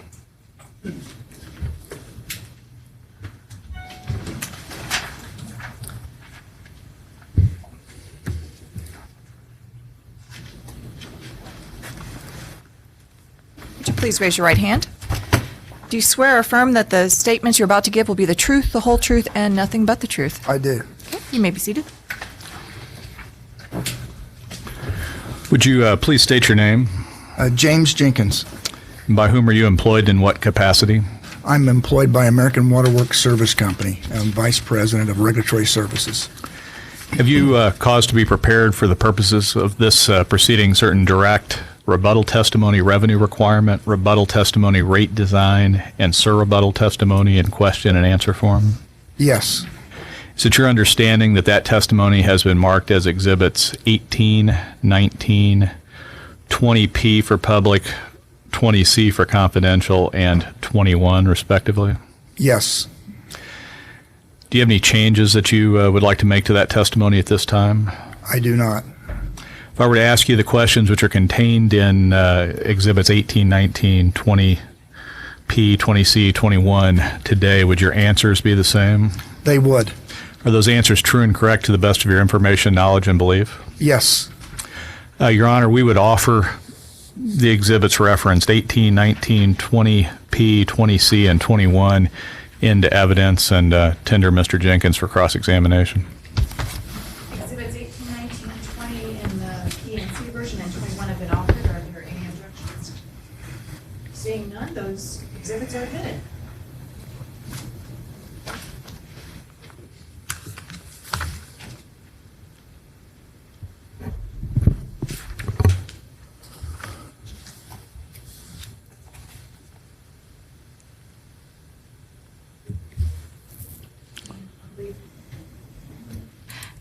Triumph has asked to be excused for the remainder of today's testimony, so I believe we have the public water supply districts.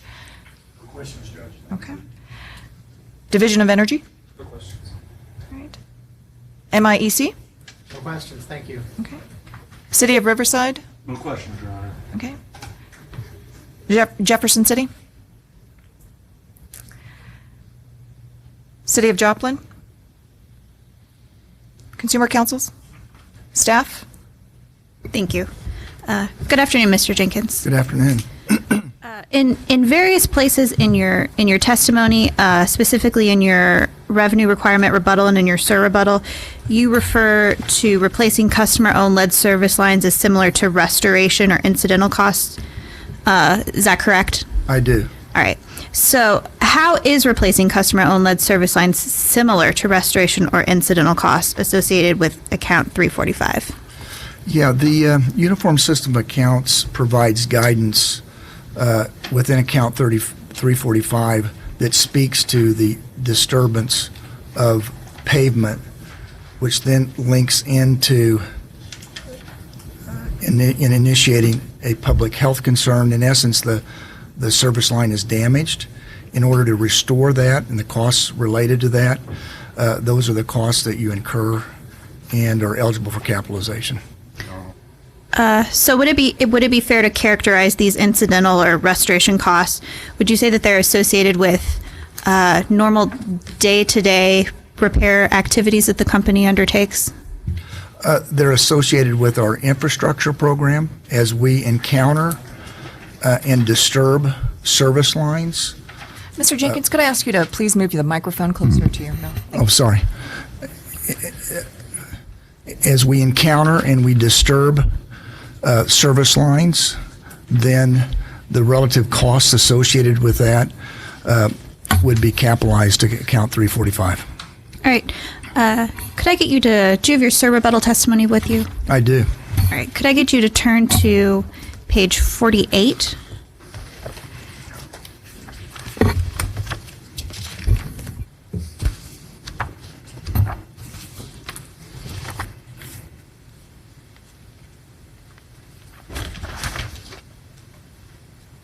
Yes. And on that page, starting at line 9, To the question, do you agree with staff's recommendation to defer collection of current lead service line replacement costs? You answered, no, there is no basis for a continuing deferral of these known costs. They're recoverable costs in this case and should be collected as a current expenditure. The denial of current cost recovery for these expenses, which the Commission has acknowledged are necessary and desirable, would simply increase costs and safety risks for customers. Is that correct? Or the first paragraph of that answer is Yes. that. So, based on your testimony, are these costs considered expenses and not plant?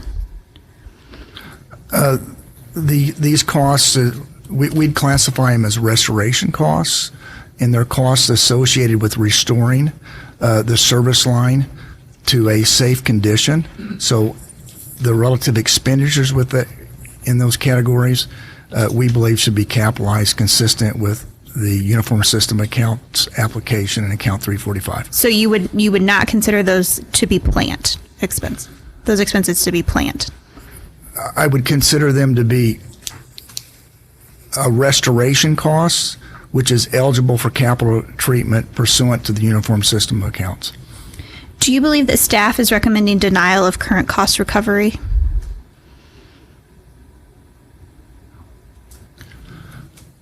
Can you define what current cost recovery means?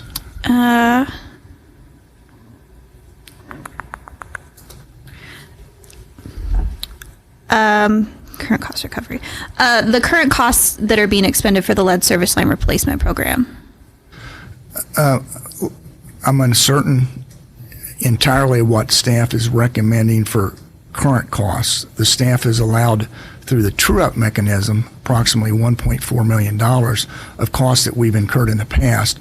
But in terms of going forward position, that's where I'm a little uncertain in terms of clarity around what staff's recommendation is for that. Okay. And back to that question and answer on page 48 of your SIR rebuttal, you mention safety risks for customers. How would denial of current cost recovery increase costs and safety risks for customers?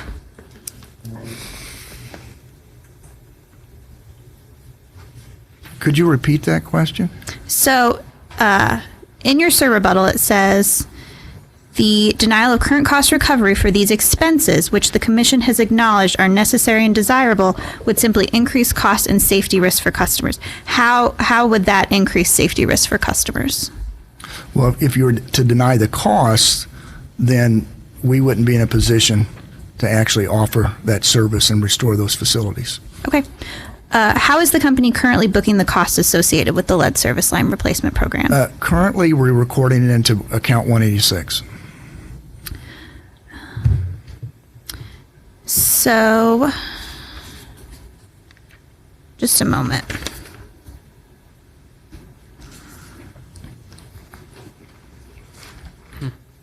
And if we could go back to page 48 of your SIR rebuttal testimony.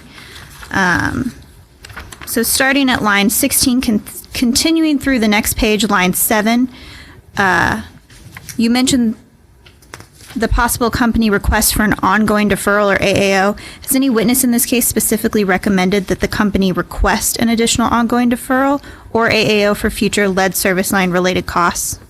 I am not aware of any witness that has done that. And if the lead service line costs are allowed to be booked in 345, are carrying costs included in that?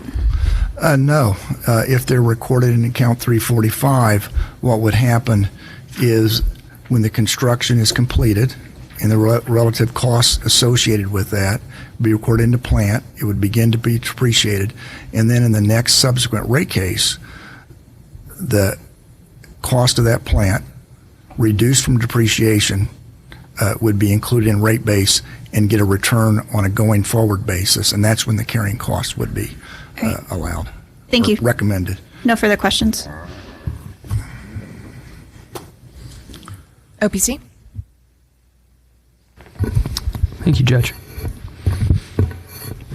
You were here for my opening. I was.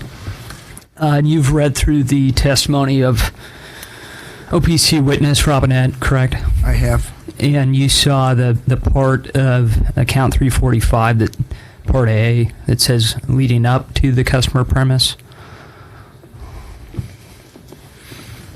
I'm familiar with that testimony, yes. Okay. And would you agree that would be a limitation on that account? No. Okay. You don't agree that? No. So, do you agree the plain black ink of Part A says cost shall include followed by leading up to the customer's premise? You don't think that's a limitation? That is included in the first section of 345. I'm just asking, is it a limitation? I don't believe it's a limitation given how the uniform system accounts works, given the... Just yes or no? No. Okay. Does Missouri American Water Company own the service line that they install? On the customer side? On the customer side, correct. No, our recommendation is not to own the customer side lead service lines. Is there any sort of a ownership, like an easement or something else like that? I'm not aware of any. Are you aware of the phenomenon of customers who have already replaced a lead service line? No. So do you think that some customers have replaced their own lead service line? I don't know. Do you think it's probable that some of the customers replaced their own lead service line? I don't know. Let's assume they have. Okay. The company isn't planning to reimburse those customers with ratepayer proceeds or with shareholder proceeds, correct? Correct. And so those customers are stuck with the costs. Yes, they would have incurred the cost themselves. Do you think it's unfair to treat customers differently in that respect?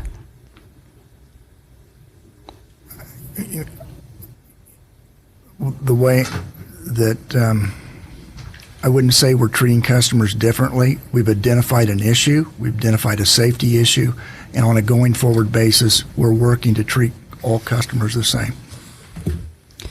For years, hasn't Missouri American communicated with its customers that the service lines are the responsibility of the customers? The customer-owned service lines are their responsibility.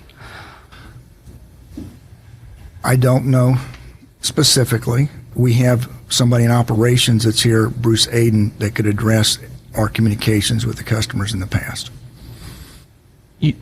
Let me clarify what you don't know. You don't know whether the company has ever communicated whose responsibility it is for the customer-owned portion of the service line? No, I do know that. Okay. And has the company ever stated that, to your knowledge? Stated that the customers are responsible for their portion of the service line? Yes. Yes, I'm sure they have. Okay. You say that with some confidence? Yes. And 30 years, would you say they've been doing that? More? I've been in the business for 30 years, 25 to be exact. And that's my understanding, yes. So during your entire career, the communication from the utility to the customer was that line is your responsibility? Yes. So in that sense, this would represent a departure from the practice that's occurred throughout your entire career. I think it's recognition of it. I'm sorry, yes or no? Yes. Does the company have a plan for customers with copper or iron service lines? I'm sure we have a plan, but that would be best addressed to our operational witness, Mr. Ayton. When you say, I'm sure we have a plan, have you seen a plan? Let me rephrase it. How we address copper lines should be referred to Mr. Ayton. What about iron lines? The same, yes. Okay. Galvanized? Yes. Worn out and depreciated lines? Pardon? Worn out and depreciated customer service lines? I don't understand what you mean by that. If there's a line that's worn out and depreciated, the company isn't planning to replace that line for the customer, are they? To your knowledge. No, only if we disrupt their service line through the operation of infrastructure replacement.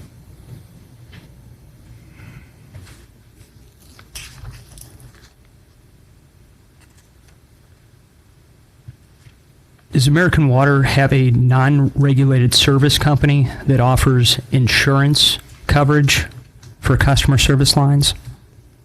Yes. And what is the name of that non-regulated company? Homeowners Services. And that's an affiliate? Yes. And what type of insurance do they offer? I don't know. But you do know that it offers insurance for service lines. I'm aware of the program, but I've not been involved in the development of that insurance offering, nor have I ever read anything specifically on it.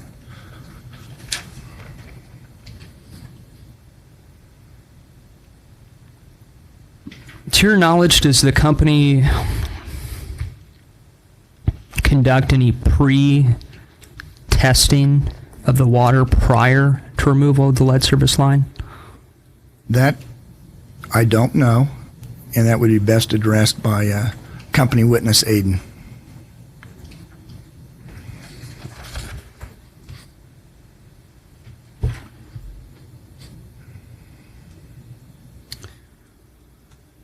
As I understand it, for account 345, those restoration costs are related to main replacements. Is that correct? Primarily aging infrastructure replacements, yes. What about main repairs? Is that it for account 345?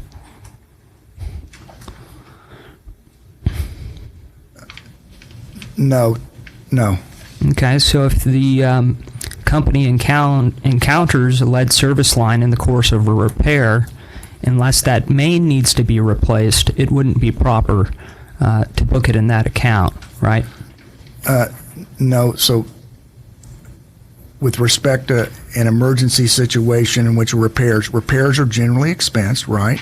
Right. But with respect to if we ran into an emergency situation which disrupted the service line, then in my opinion, that would be eligible for those restoration costs to be capitalized. I'm sorry, an emergency expense?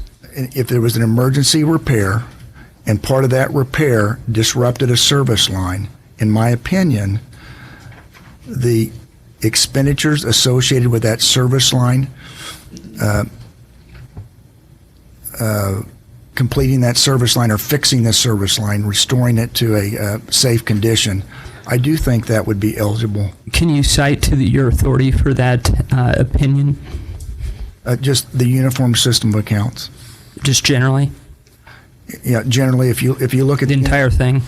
Well, no, specifically, the uniform system of accounts does address components of construction, and within components of construction, there's instructions with respect to damages, and when a utility damages third parties' assets, those costs are eligible to be capitalized, and you find that within the 345 account. You also find that within the 343 account. So I think that's where, from my professional experience of how that's been treated. So only in that discrete situation would, in your opinion,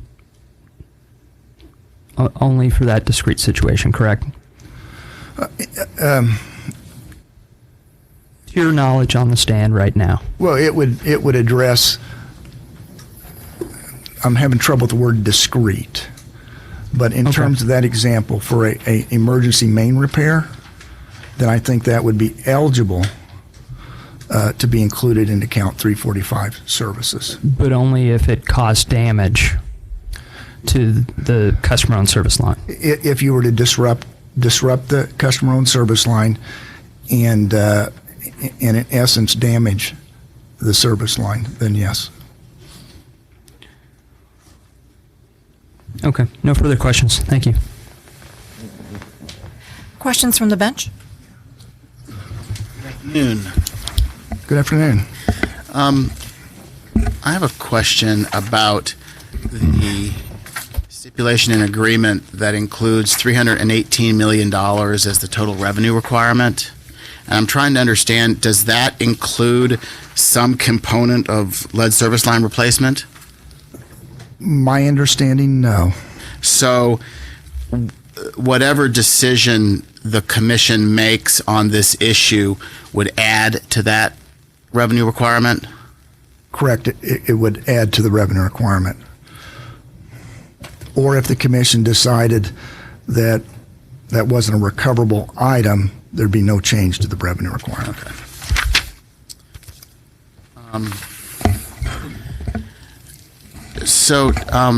Expenses related to this program are currently being booked in account 186. Is that correct? Yes. And that will be trued up as to what date?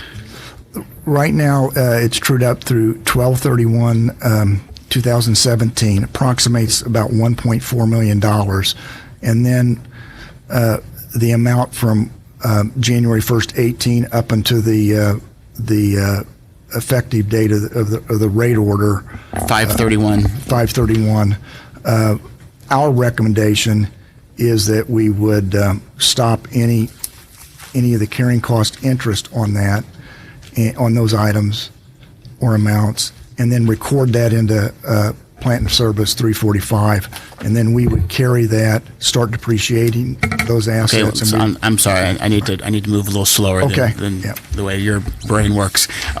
Okay, so from January 1 to May 31st, the costs for this program would go into 345, and you would, according to the company's position, you would start getting a return on that investment as well. No. I'll be happy to explain. Please. Okay. What would happen is, right now, the commission's authority has allowed us to record amounts into 186 and include a carrying cost at a short-term debt rate from, in this example, January through May 31st. And then what we're recommending is that we close that account, the total amount that was in that balance at 5/31/2018, we would recommend putting that into a plant in service account 345, begin amortizing that over 65 years. That amortization would have no carrying cost. There's actually, let me just stop you there. You really mean depreciate, don't you? I mean depreciate, Okay. yes. Thank you. Keep going. So what would happen is, when it got into the plant account, is it would start depreciating over 65 years. And in effect, we would carry that until the next rate filing. And the net or undepreciated balance, we would be recommending, like we do with any other plant investment, putting that into the rate base and seeking a return on it. So you would not be getting, in this case, a return on the investment up through May 31st. A short-term interest return on the investment between January 1st through May 31st, 2018. Yes, we would not. Then we'd stop carrying costs. In essence, those charges would be with an asset that's in service.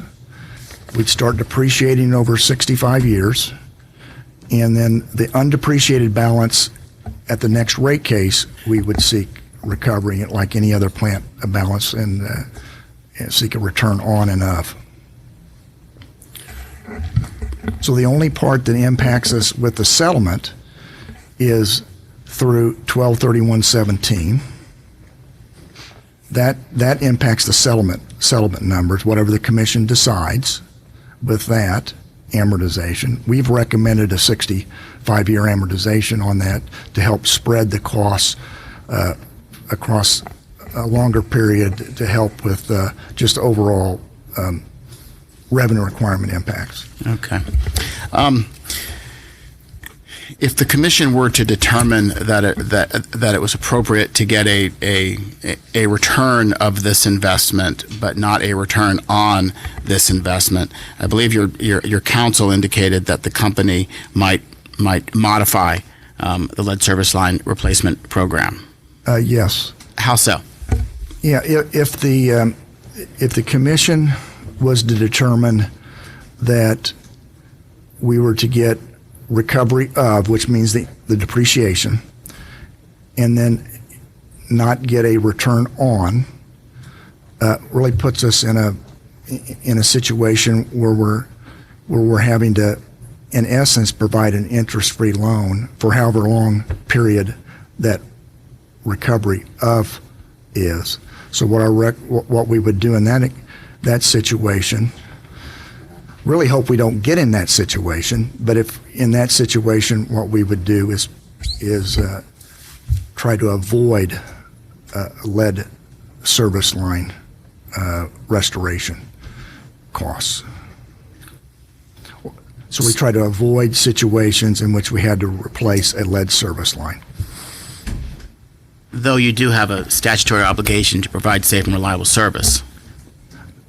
And your testimony here is acute that you believe that there's a health hazard faced by your customers related to lead service lines. Yeah, I think in terms of the operational aspects of that, because I get a little bit outside my field in terms of how we would address that. I think that would be best addressed by Bruce Ayton in terms of how we would encounter and implement an avoidance approach. Okay, thank you. Good afternoon. Hey, just brief. We're talking about the 1.748 million from the AAO, or is it at 12/31/17? It's 1.4 million. Okay, 1.4, and then going forward from January to May, there's been approximately 7.2 million in replacement. I think the exact numbers you can get from Bruce Ayton, but directionally, we're speaking of needing to or having to ramp up the investment, and ultimately, as Bruce Ayton has mentioned, could be up to $15 million a year. Yeah, 15 to 18 million, about Yes. 3,000 lines. Yes. So that, based on company's estimate, maybe up to 10 years worth of replacement time? Yes. Okay, thank you.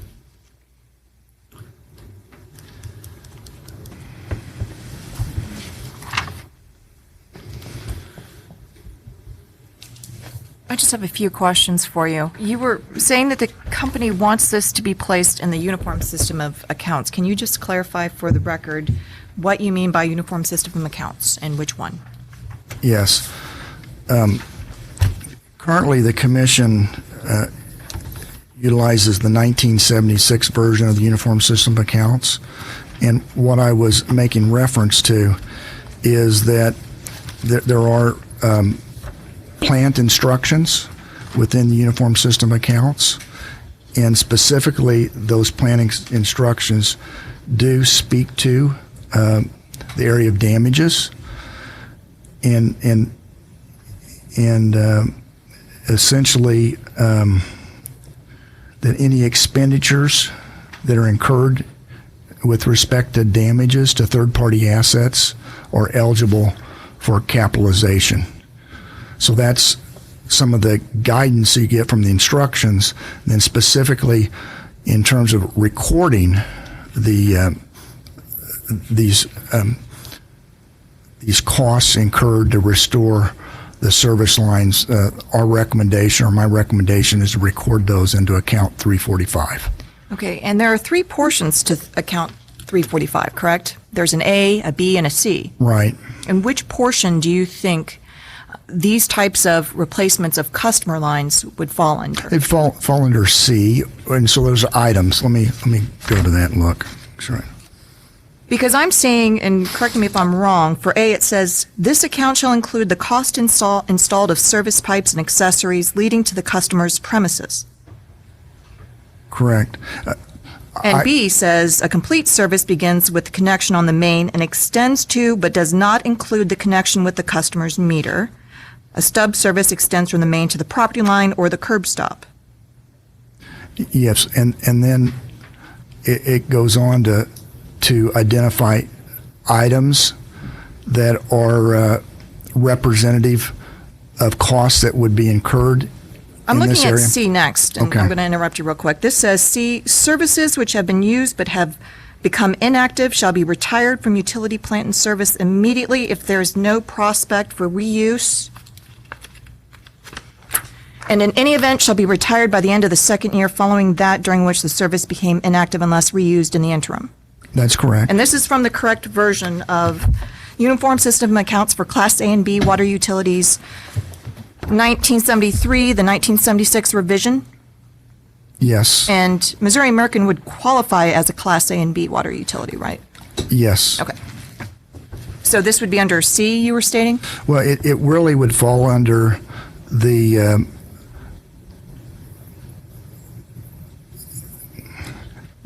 cost installed of service pipes and accessories leading to the customer's premises. So it would fall under an item that's eligible for recovery. Under A? Under A. Okay.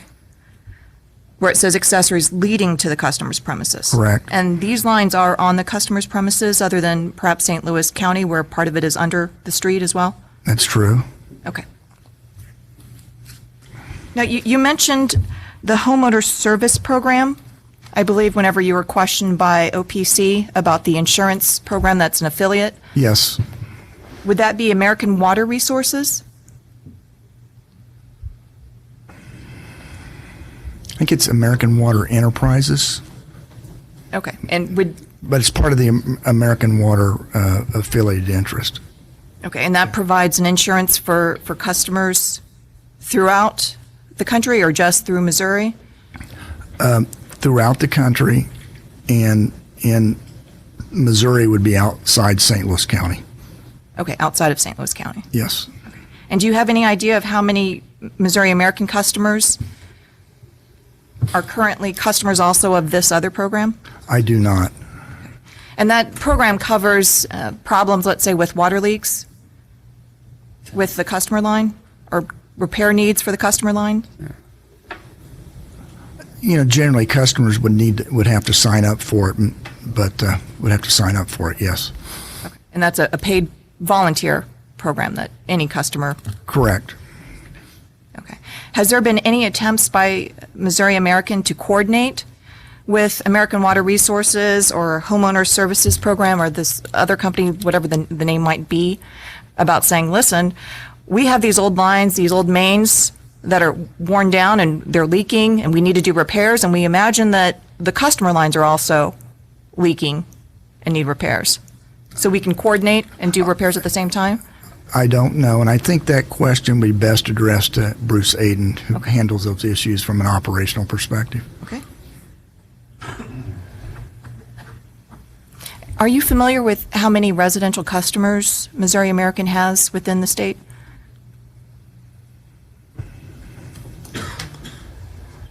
A little over 400,000. Okay. And approximately how many of those are located in St. Louis County? I think about 386,000. Are in St. Louis I County? think St. Louis County. And then the other two districts, District 1 and 2, have approximately 40,000. So my math might be a little bit short on the 400,000. Thank you. Oh. I just had one question because I'm not versed on it or not familiar. Excuse me, familiar with it. That restoration goes in plant and service.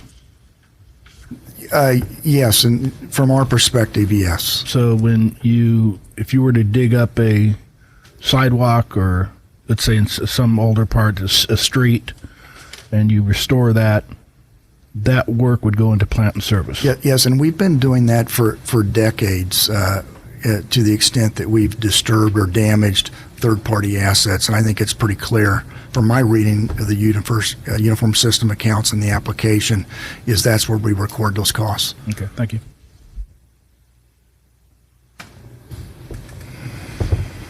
Any recross from staff? Yes, thank you. Just a few questions. In response to a question, you referred to damages caused as a part of a main replacement. Could you clarify what you mean by that? Okay. I'm certain that Mr. Aiden, who follows me, could speak to it, better from an operational perspective. But, generally speaking, if we're replacing an infrastructure, aging infrastructure down a street, what we're likely going to encounter is disturb the service line, and disturbing that service line with respect to the lead particles and the possibility for that to get in the water supply. That's the issue. And I refer to that as disturb as well as, in essence, damages that service line because we need to restore it to a safe condition. Okay. And in response to a question from Chairman Hall, you referred to these lead service line replacements as an asset in service. Do you recall that? Not exactly.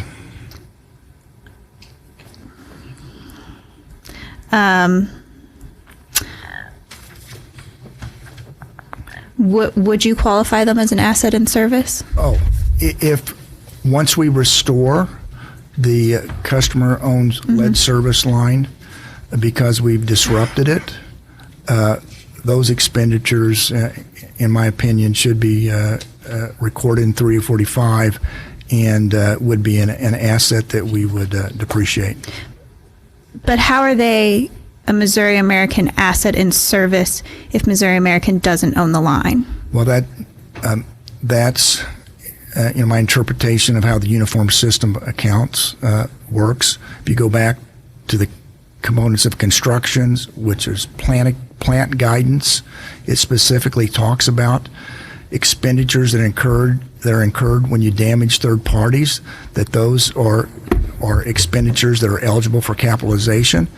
And when you look at account 345, one of the items that's listed, and those items are representative, is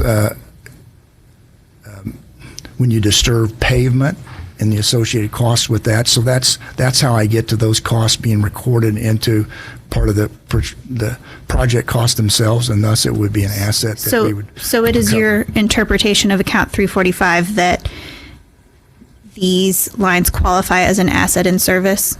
Yes. But would it be possible for someone else to interpret that account in a different way? Perhaps. Okay. Thank you.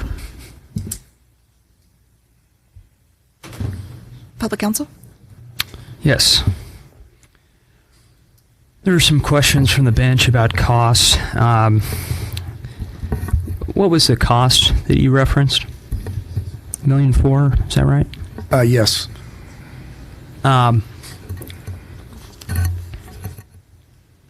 Did you read Mr. Aiden's rebuttal testimony? I did. Do you have it with you? I don't, but he'll be correcting that number if that's your next question. Okay. So, the number in his testimony, you understand it is his third cost estimate? I'm not aware of how many cost estimates that he's made. Okay. Would you agree the number in his testimony is $1,748,978? Yes. So that number went down somehow? Yes.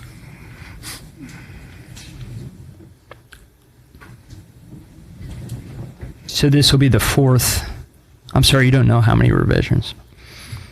Where did you get the $1.4 million number? Is that something he told you, or did you look at the data? No, that's what we have recorded on our books, and we've provided that in, I think, a data request response as part of the true-up. Okay. But no sort of correction has been made to the testimony yet, but you say that it will be. I think it's forthcoming, yes. Okay.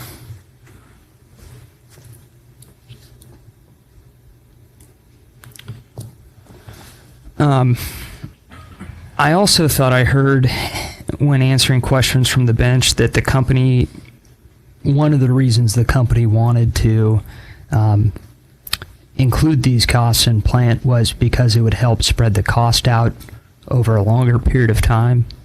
Is that right? Yes, a 65-year amortization, we believe, accomplishes that. Well, 65-year amortization, that's not originally what the company proposed, correct? Correct. And OPC witness, Mr. Robinette, pointed out that the original depreciation life was inaccurate. Well, I think I would address it this way, as I think the OPC witness made some very good points in her rebuttal. And one of the things that I hadn't factored in is to treat expenditures for restorations as a sub-account. And as soon as I read that in her rebuttal, I thought that was a very fair representation of how that should be treated, and that's the reason we revised our position. Now, if the goal is to spread the cost out over a longer period of time, couldn't that be done through an amortization? It could. Okay. Have you heard the saying, when you're a hammer, everything's a nail? No. Well, heard others, but not that one. When you're talking about damages to a lead service line, is it possible there might be other fixes, other tools that could be used other than replacing a lead service line? Is it possible? I don't know. You don't know? Okay. No further questions. Redirect? Thank you, Your Honor.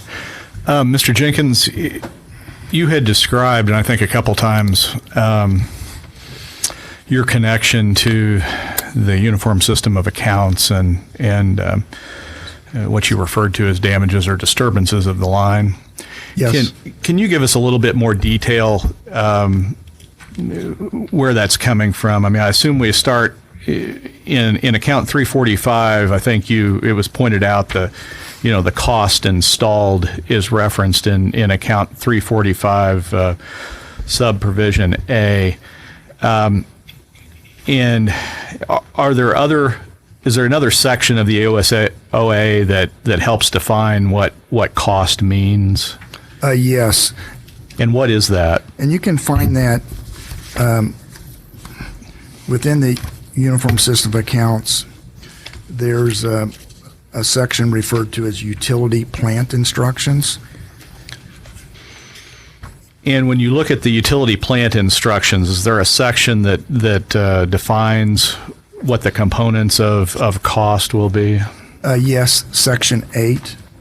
Well, let's back up.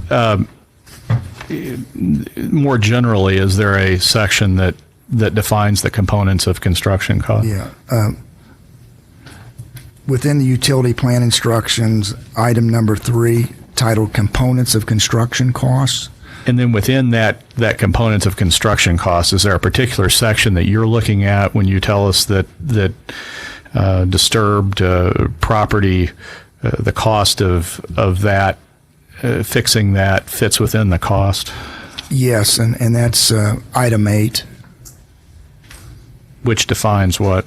It defines the actual reference is injuries and damages, and it says injuries and damages includes expenditures or losses in connection with construction work on account of injuries to persons and damages to property of others. And it goes on. I could read it if I need to. That's good enough for now.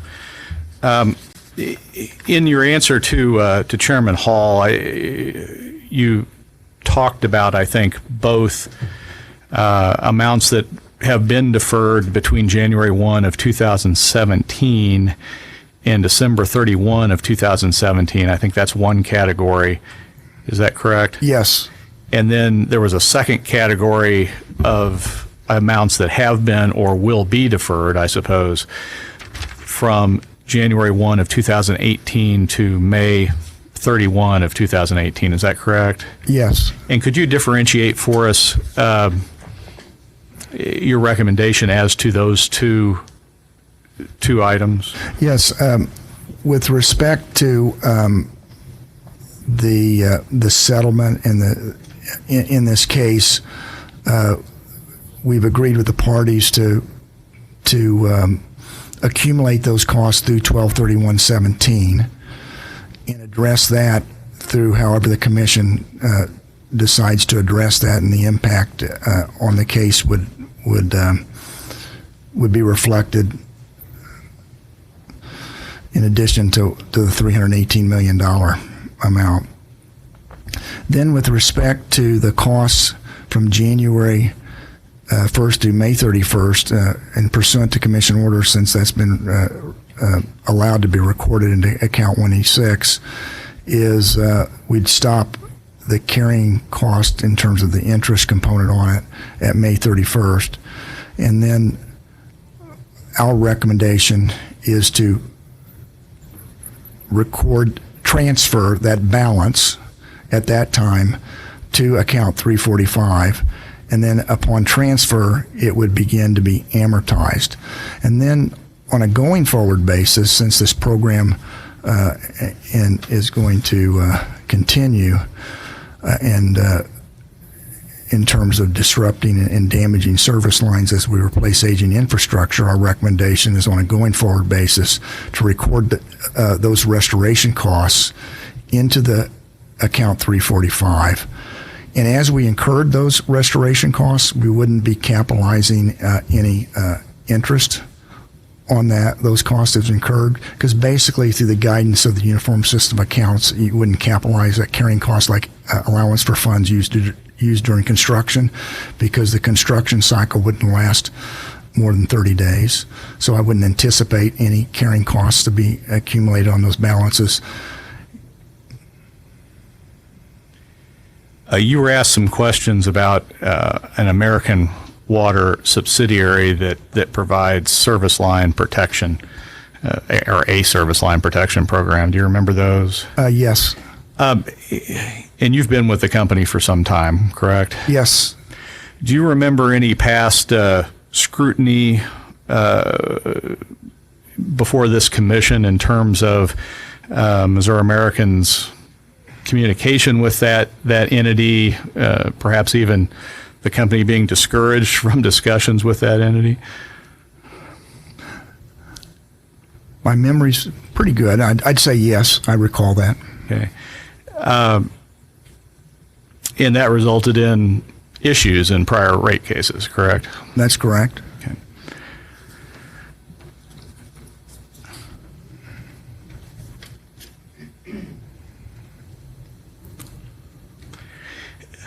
You were asked questions by staff counsel about your SIR rebuttal and some discussion about, I think the phrase that's in your testimony is defer collection.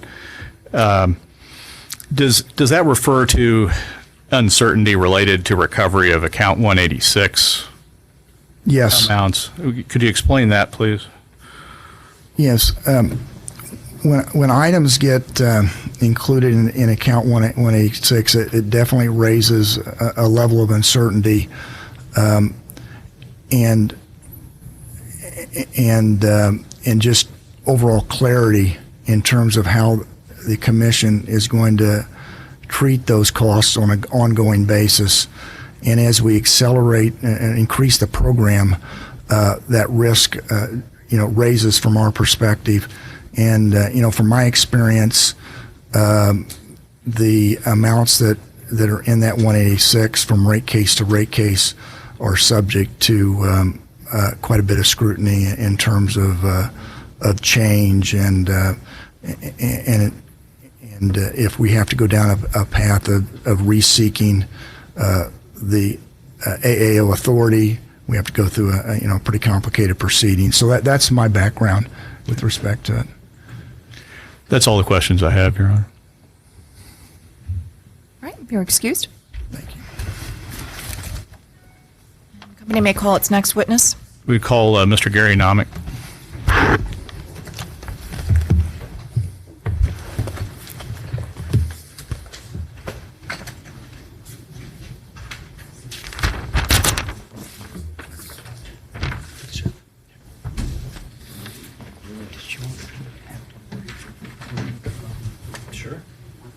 Would you please raise your right hand? Do you swear or affirm that the statements you're about to give will be the truth, the whole truth, and nothing but the truth? I do. Okay, you may be seated. Would you please state your name? My name is Gary Nomick, last name Naumick. By whom are you employed and in what capacity? I'm employed by American Waterworks Service Company in the capacity of the Vice President of Corporate Engineering. Have you caused to be prepared for purposes of this proceeding certain rebuttal, testimony, revenue requirement in question and answer form? Yes. Is it your understanding that that testimony has been marked as Exhibit 27 for identification? Yes. Do you have any changes that you would like to make to that testimony at this time? No. If I ask you the questions which are contained in Exhibit 27 today, would your answers be the same? Yes. Are those answers true and correct to the best of your information, knowledge, and belief? Yes, they are. Okay. Your Honor, I would offer Exhibit 27 into evidence and tender the witness for cross-examination. Exhibit 27 has been offered. Are there any objections? No objection. Exhibit 27 is admitted.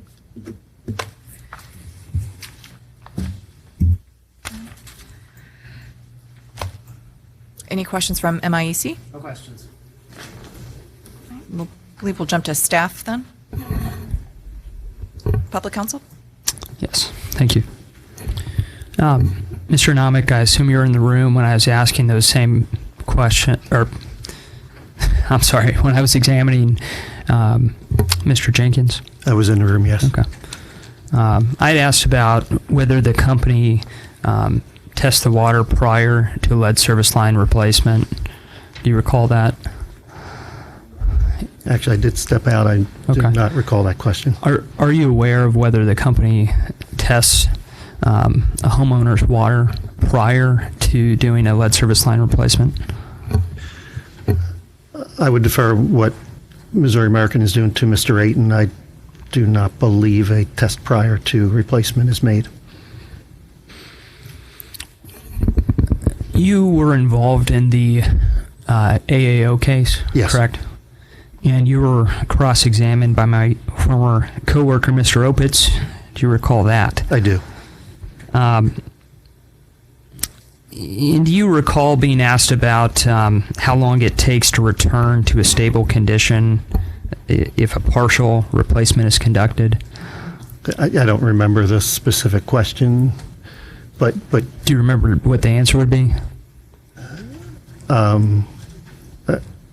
I generally, are you asking me to know the answer that I gave at that time, or a general question? Do you recall answering that there's some research it could be hours or potentially days? I'll accept that that's what I said, Okay. subject to check.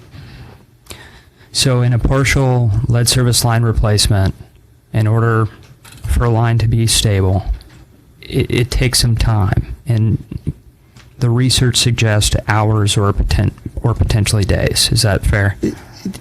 It can, yeah. It's not an exact situation, and it can be somewhat mitigated through the flushing and so forth, but it's not a precise thing that happens in X minutes or X hours or even X days. So it's I guess a short-term situation?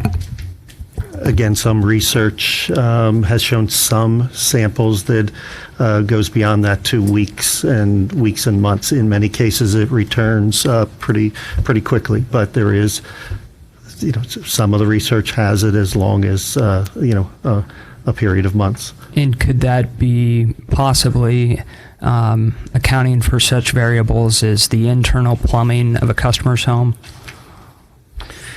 It can be the whole physical as well as chemical reaction that goes on. A scale that may encompass lead gets broken off, and that may break off at a random time in the future.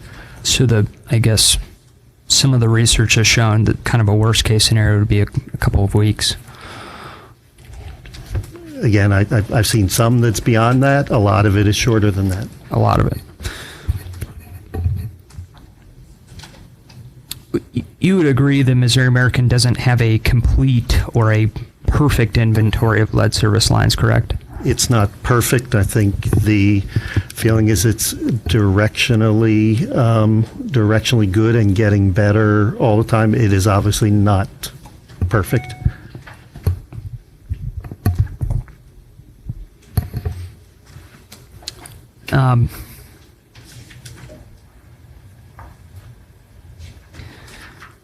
I'm not sure this got fleshed out in the last hearing, so I'm going to ask about it again. Do you recall questions about the York Water Company in Pennsylvania? Do you recall a question about that?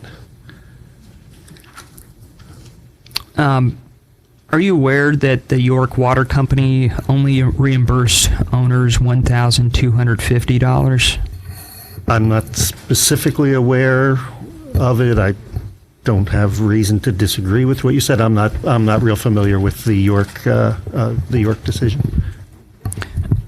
Are you aware, or do you recall that the York Water Company was in violation of the lead and copper rule? That's my understanding, yes.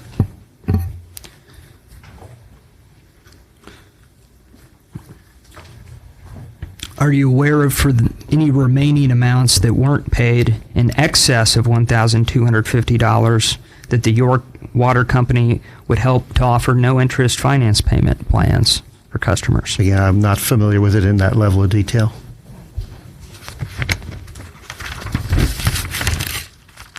You've read Dr. Mark's testimony?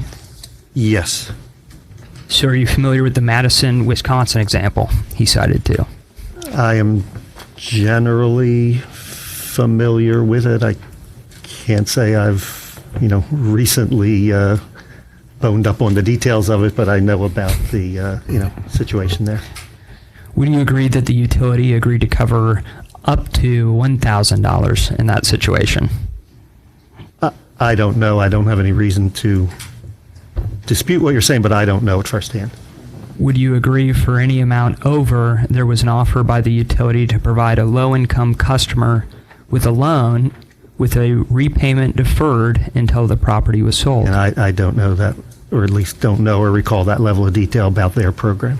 If I were to tell you that level of detail was contained in the testimony of Dr. Mark, would you agree with me? I don't have any reason to disagree. And wasn't that Madison utility also in violation of the lead and copper rule? That I again don't remember. Do you recall that after lead service line replacement in Madison, several years after, it was found that the lead levels, there were still high lead levels for some homes? Again, I don't know the details. I know, John, the Madison situation was particularly unique because they, I believe, did not practice corrosion control and had a reason they didn't want to. Again, I'm not expertly familiar with that case study, but I know that the issue of corrosion control was a specific central piece of the Madison situation. And does Missouri American Water perform proper corrosion control? Performs proper corrosion control and or uses the natural chemistry of the water to produce a water that's non-corrosive. And doesn't the water content also create sort of a coating? Again, a non-corrosive supply would put a coating on the interior of the pipe. And that would protect it from lead contaminants being leached in, correct? It does help, yes. And in fact, for 30 years, Missouri American Water has been in compliance with the lead and copper rule? I believe so, yes.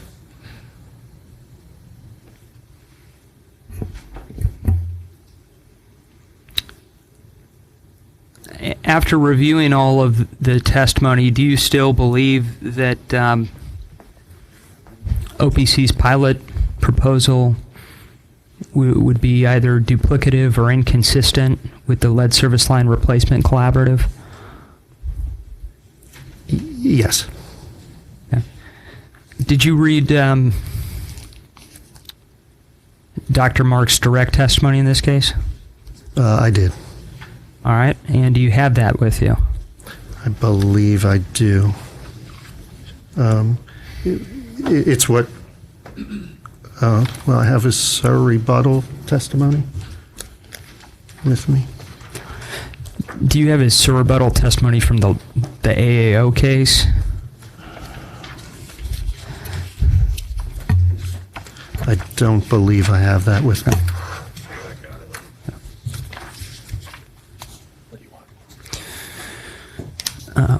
Page 11.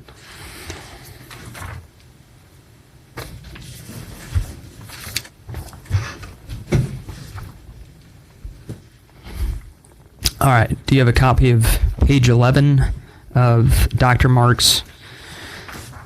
I guess I could phrase this two ways. Either his Schedule GM-4 attached to his direct testimony, or a copy of his rebuttal testimony from the WR-2017-0296 case. Yes. Okay. And do you see lines 17 through 22 there? Yes. And have you reviewed this testimony? Yes. Excuse me, what page are you on, counsel? Yes, page 11. I believe it could also be referred to as 14/49. I guess it depends because. Yeah, I'm there. Got it. Thank you. All right. Now, I'm sorry I lost my train of thought. You've reviewed this testimony? I've just read what you directed me to, yes. Did you review this testimony prior to this hearing? Yes. Okay. What about, what is that? Does that seem to say that a starting point would be to form an advisory group to discuss options? Well, we are well beyond the starting point, and I would say that what it says, engaging local leaders, state agencies, others to gain perspectives and expertise, that we have been doing this quite extensively. Folks like myself doing it on the national level, talking to EPA, others nationally. I would defer to Mr. Ayton about what they're doing within the state and talking to local health departments and so forth. So were those findings from these alleged conversations that you had put in some sort of report or testimony? I believe Mr. Ayton describes some of them. We've described our program, and we've just asking a question. If they're put in the report or were they put in testimony, some sort? I believe I may have referred to it in generality. I don't think I attached specific examples of discussions, but we've been doing it continuously for several years.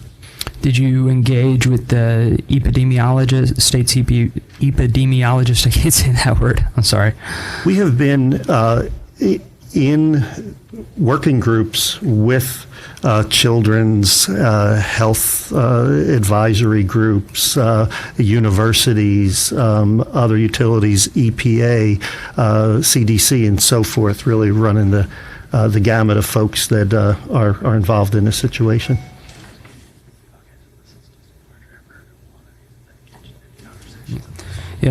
Have you been engaged in any conversations at the Missouri level? I have not specifically. Okay, so there's...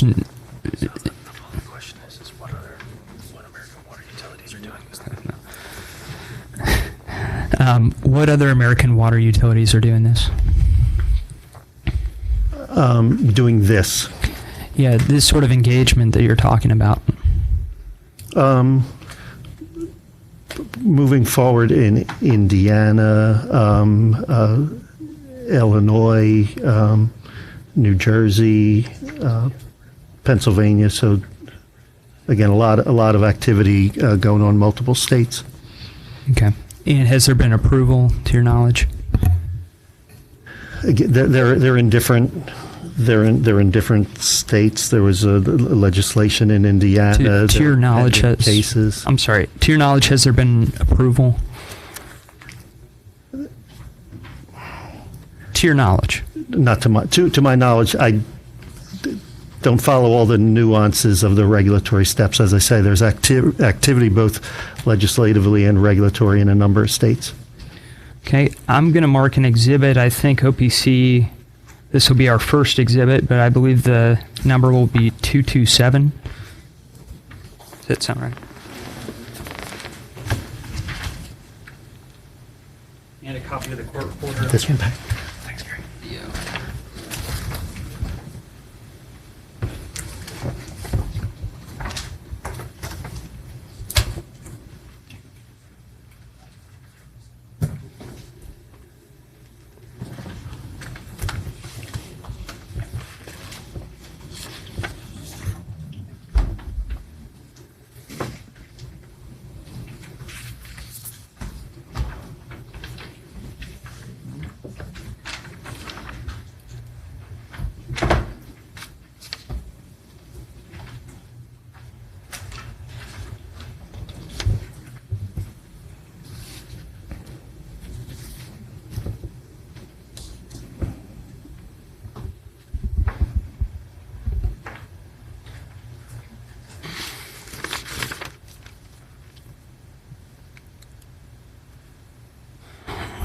All right, are you familiar with that statute?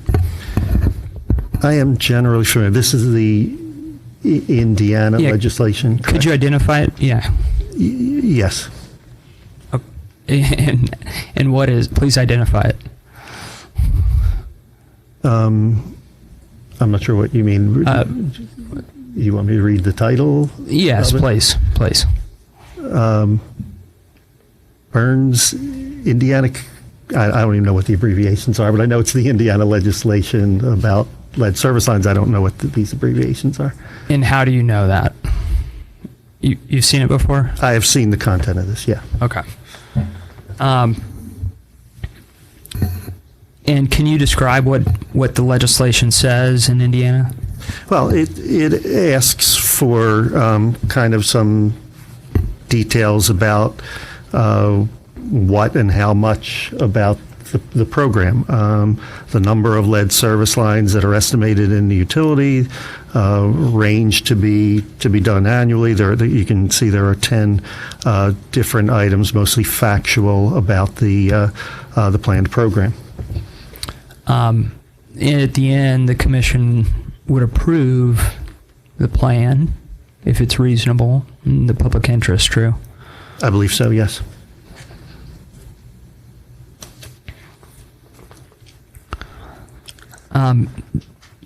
To the best of your knowledge, is a true and correct copy of that piece of legislation? To the best of my knowledge, that statute. Okay.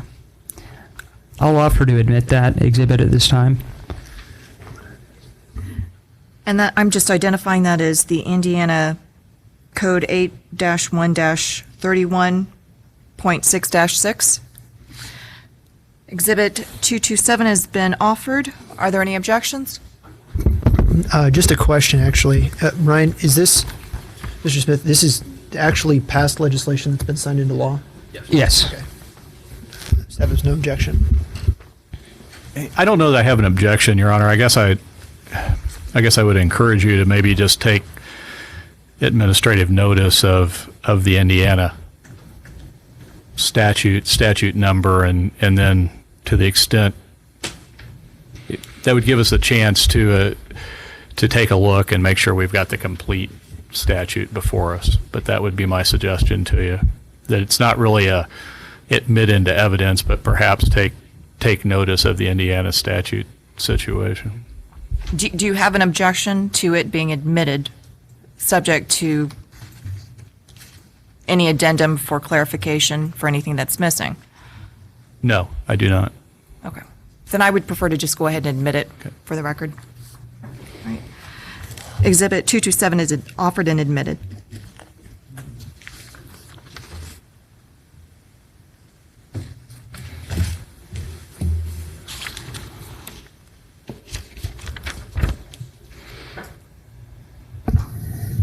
So there are a number of, I guess, questions in the plan that need to be answered in Indiana, correct? Correct. And a little bit different than the approach Missouri American Water is taking. Fair? Not really. The things that are in here are the same way we're running the program in Missouri. In Indiana, they're articulated an answer to these questions, but they're really the same steps process that we're taking forward here. I mean, where's the company's plant then? Where was that submitted? And did I miss that? Again, a lot of details. I know, as an example, in one of Mr. Ayton's testimony, I lose track whether it's AAO or this, but there was a very large, detailed flow chart of what to do if, when you see a lead line in construction, do this. How we do the sampling, how we do the flushing, how we do the communication. We've developed a whole battery of customer communications for each step in the process. So, and I know a lot of that was in. Again, I don't know all of what was in what parts of what filed testimony, but that's all part of the program.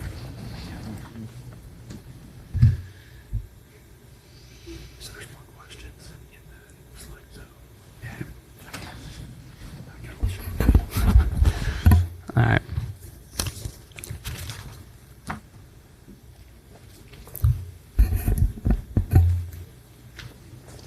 Are you generally familiar with American Water's research on lead line removal?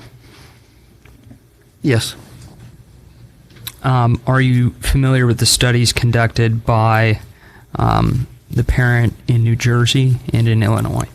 Yes, generally, yes. And I'm going to butcher the name, but who is Dr. Marc Lechevalier? Can you help me with the name? Yeah, Dr. Marc Lechevalier, now retired, was our head of research.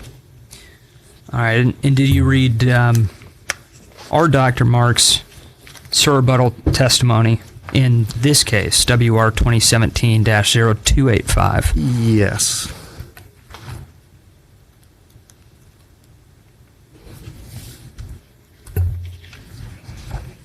All right, do you have that in front of you? Yes. Okay, would you turn to page 22? 22, yes.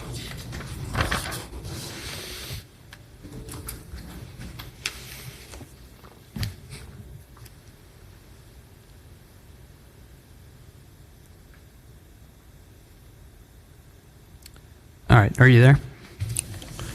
Yes. And you've reviewed this in advance, I assume? Yes. Okay.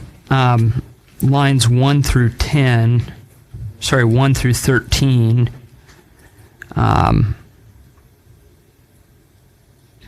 Do you generally agree with these statements? No. What about lines 1 through 5? No, I mean, first, I really don't understand it. I don't understand the context. So, no, I don't. I don't know what the context of it or what it really says or means. Do you have a reason? Do you think it's untrue? It's something Dr. Le Chevalier may have said on a phone call. In what context, or did he say it? I not really willing to validate it, not having been there or not talking to Dr. Le Chevalier Okay. about Fair it. enough. Fair enough. Thank you.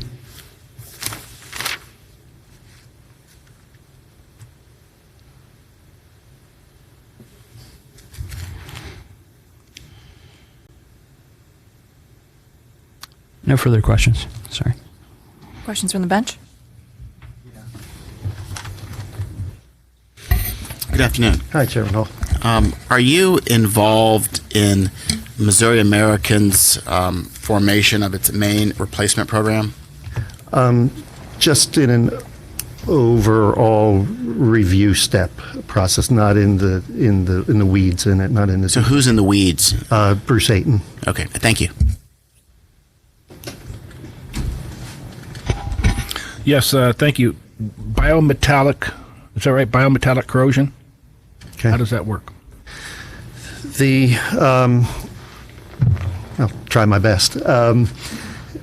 Would be putting two dissimilar metals next to each other and having the corrosion of ions from one to the other.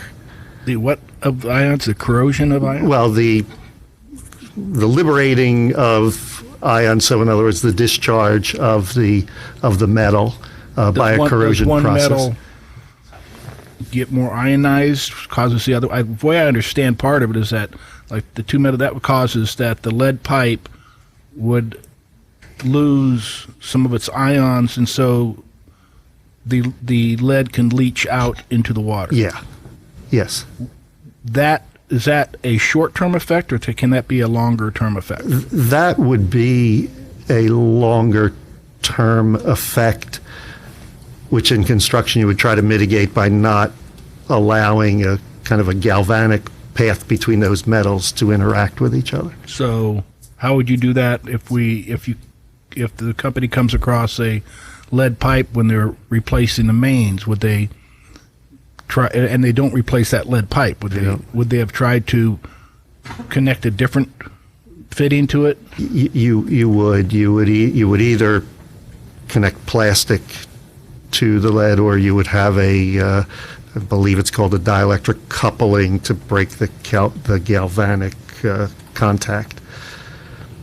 Okay, thank you.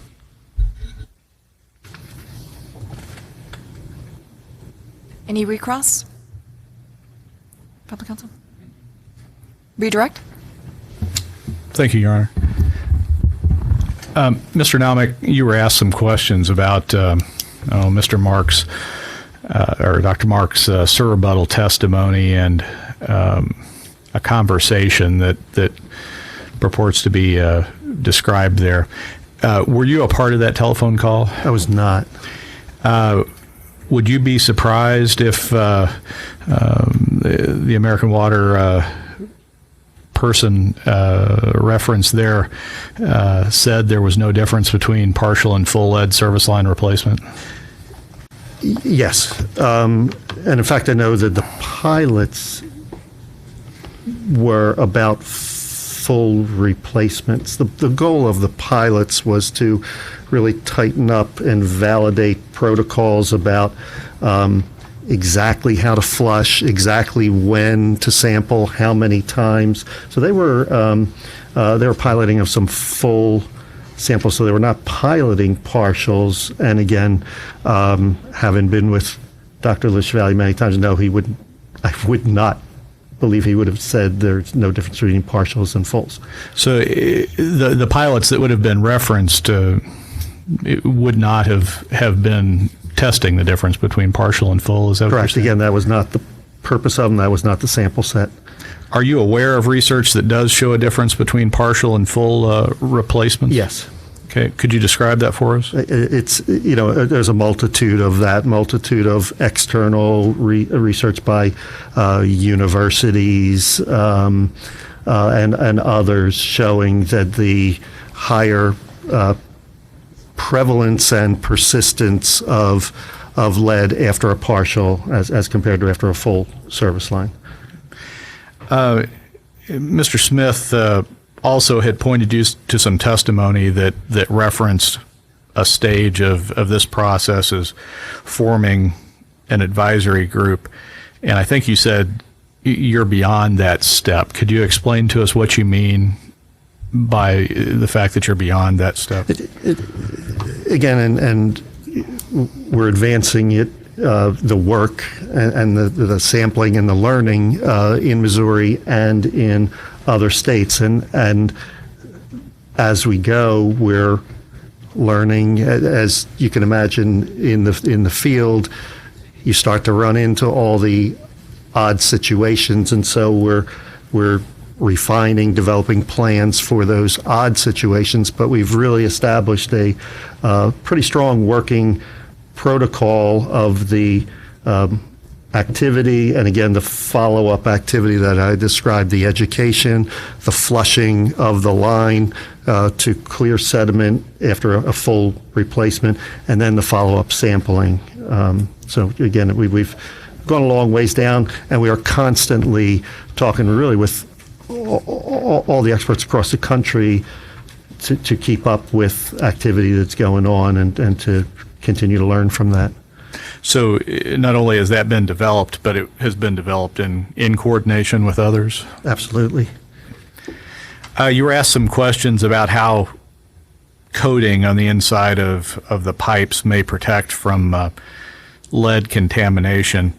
What kinds of things can, if any, can disrupt that coating or change that protection? Again, the one we talk most primary is the replacement of the main and having to disconnect the main and reconnect, and just that physical disruption. There could be other things out of our control. The work of another utility, for instance, nearby, potentially even something that the homeowner does on the property, a tree, taking out a tree, or somebody grinding out a stump or something that can cause a physical disruption nearby. You were asked questions about York Water and then Madison, Wisconsin. Are either of those systems subsidiaries of American Water Company? No, they're not. You were asked several questions by Mr. Smith about how long it takes a lead pipe to return to stable condition after partial replacement, and I think you talked about various lengths of time. Why is your answer not exact? Because there's research showing some variation, as well as just the fact this physical activity, there was a disruption, and there's particulate matter that's been disrupted or has resettled, and something can just trigger particulate lead to have a random spike back into the water. Just a lot of different circumstances out there when you start talking about service lines. Yeah, and I mean, it could be something where for some reason the customer turns on the water real heavily in the house, and it's a flow volume that hasn't been experienced that can just pull off some of the particulate. That's all the questions I have, Your Honor. Thank you. All right, you're excused. Thank you. The company can call its next witness. Missouri American would call Mr. Bruce Ayton.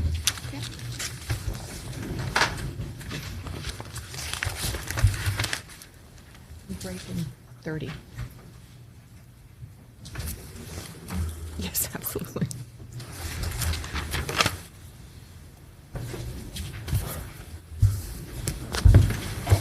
Would you please raise your right hand?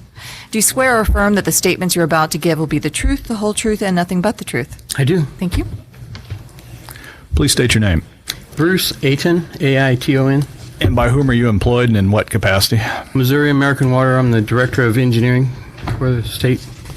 Have you caused to be prepared for the purposes of this case direct testimony, rebuttal testimony, revenue requirement, and surrebuttal testimony in question and answer form? Yes. Is it your understanding that testimony has been marked as Exhibits 1P for public, 1C for confidential, 2 and 3? Yes. Do you have any changes that you would like to make to that testimony at this time? I do. Actually, two pieces, both on the same page in my surrebuttal testimony. On page 6, line 3, the number 250 should be 240. And then the dollar value that was referenced earlier from the 1.7 million should be the 1,420,494.91 cents. I'm sorry, could you repeat that number? 1,420,494.91. Are there any other changes that you would like to make to your testimony? No, sir. If I were to ask you the questions which are contained in Exhibits 1P, 1C, 2, and 3 today, would your answers as amended be the same? Yes, sir. Are those answers as now amended true and correct to the best of your information, knowledge, and belief? Yes, sir. Your Honor, we would offer Exhibits 1P, 1C, 2, and 3 into evidence and tender Mr. Ayton for cross-examination. Exhibits 1 through 3 have been offered. Are there any objections? Yeah, I think I'm going to object on the basis of not understanding the change that was made and what the grounds for that was, but I think if I explore that, that would probably resolve my Do you want to objection. clarify that now, or do you want to? Yeah, I think, well, yeah, that worked for me. Mr. Ayton, what is the basis for the change in these figures? The 250 actually was through the end of January, not through the end of December. And so we redact that back to the end of December number, the 240. And the 1.7 million, I'll say, is a mistake. I asked the wrong accountant. The actual number from our accounting group that was filed elsewhere in the record is the 1.4 number. So the number that you just recently cited, is that also based on a conversation, or what is that number based on? It's based on what has been filed by the company in the rate structure, I believe. And in a conversation with the other accountants, that was the number that had been used. So it was based on a conversation with accountants? Yes. Have you reviewed the data that forms the foundation of those conversations? Yes. And you've tabulated the data and you agree with it? I've looked at the data and I agree with it. Okay. Subject, yeah. To cross-examination, Okay, Exhibits 1P, 1C, 2, and 3 have been offered and are admitted. Any cross from the Public Water Supply Districts? Division of Energy? MIAC? No questions. Staff? Very briefly, Judge, thank you. Good afternoon, Mr. Ayton. Hello. My name is Jacob Weston. I am the attorney who has helped to represent staff in this case. I imagine you've probably received DRs with my name on them. I want to ask you a few questions about operations. As the previous witnesses have indicated, you're the operations guy. Yes. So it's fair to call you the operations guy? That's fine, no problem. All right. Real briefly, you're the individual who is responsible for the estimate of the approximately 33,000 lead service lines in Missouri. Yes, my staff, yes. Okay, so you supervise the individuals who did that? Yes. Okay. And if I recall correctly, you provided some testimony on this item in the AAO case, WR-2017-0285. Does that sound correct? Yes, sir. And I think you stated that the basis for that estimate is on company experience and tap cards. Is that correct? Yes, sir. Am I leaving anything out? No, not substantially. No, we have tap card records for much of the system, and in other locations, say in Parkville, for example, those tap card records were lost in previous floods, and so we no longer have that data. It was never transferred to be in electronic format. So that's where the staff experience of having worked in the system for a number of years and looking at a number of system, taps and their experience of where they think that there may be lead service lines. So the majority of the estimation is actually outside of the St. Louis area? No, the majority of the estimation, yes, would be outside. It'd be in Mexico and Parkville in particular. Okay. And I think I recall, but again, just very briefly, a tap card is an actual written card that identifies the size, the material, and the date and method of installation of different components, either the customer service line or other parts of the main. Is that correct? That's correct. Okay. Were you present for Mr. Jenkins' testimony earlier this afternoon? Yes, sir. Okay. And I believe Mr. Jenkins referred to treating the repairs as incidental to, and they are part of the damage and disturbances that happen to customer service lines. Were you present for that? Yes, sir. Does that phrase incidental to, does that have meaning for you as an operations guy? Not specifically, but it's when you're replacing the main, whether it's through a break or through planned replacement, you will affect that service line by cutting and reconnecting it to the main. So in that reference, then yeah, that would be a part of that. It's part of the replacement Part of the replacement process, correct. Is it also part of the repair process if mains are repaired? If there's a service line that would be adjacent to that or really directly impacted by that, then potentially yes. Okay.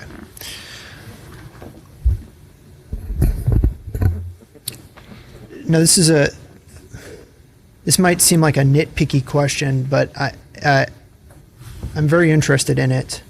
Does the damage or disturbance occur because of the main replacement, or is that damage or disturbance that has happened prior to the main being replaced? Does that question make sense to you? And I believe so. I would say that it's because of the main replacement. Okay. So, I mean, other than in the case of a break, if there's a main break specifically that would impact that adjacent service, then that would be that case. Okay.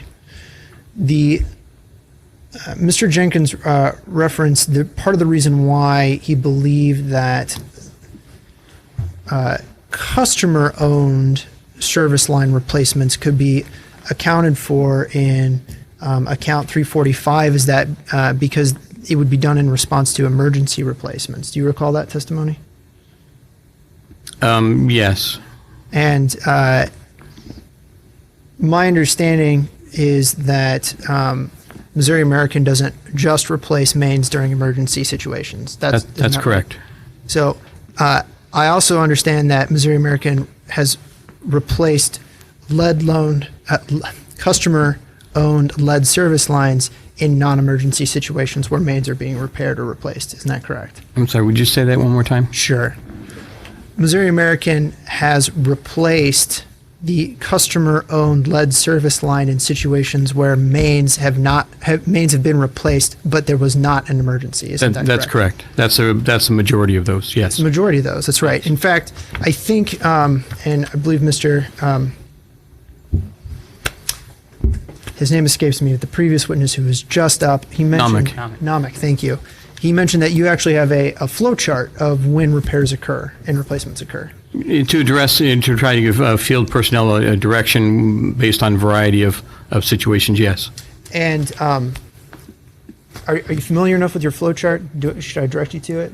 It's probably too small in here to actually read, but we'll try. Okay, so for reference for other counselors, I'm looking at Mr. Ayton's schedule BWA3. This is attached to his direct testimony.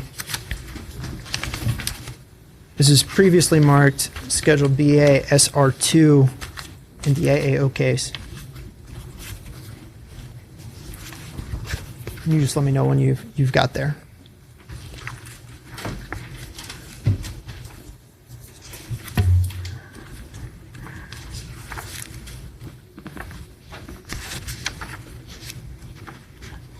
Sorry, give me just a minute. Sure.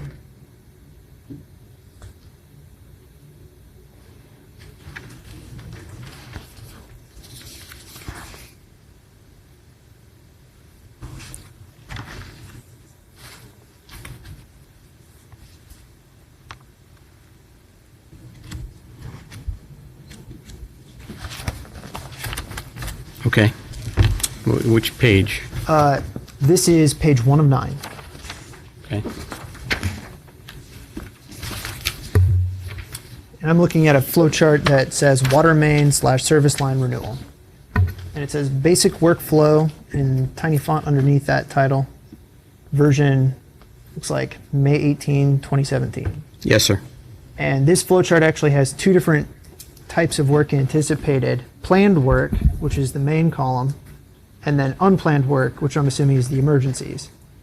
And just reiterating, your experience has been that the majority of the lead service line replacements have occurred, customer-owned lead service line replacements have occurred as standard work, not during emergency situations. That's correct. Okay.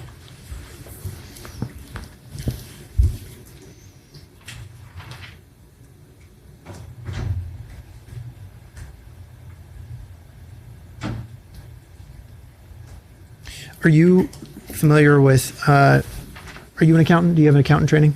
No, sir. I'm an engineer. So it would be, you would not be able to answer a question about the proper booking of these kinds of operations into account 345 if I were to ask you those types of questions? No, sir. I'd refer those to Mr. Jenkins. Okay.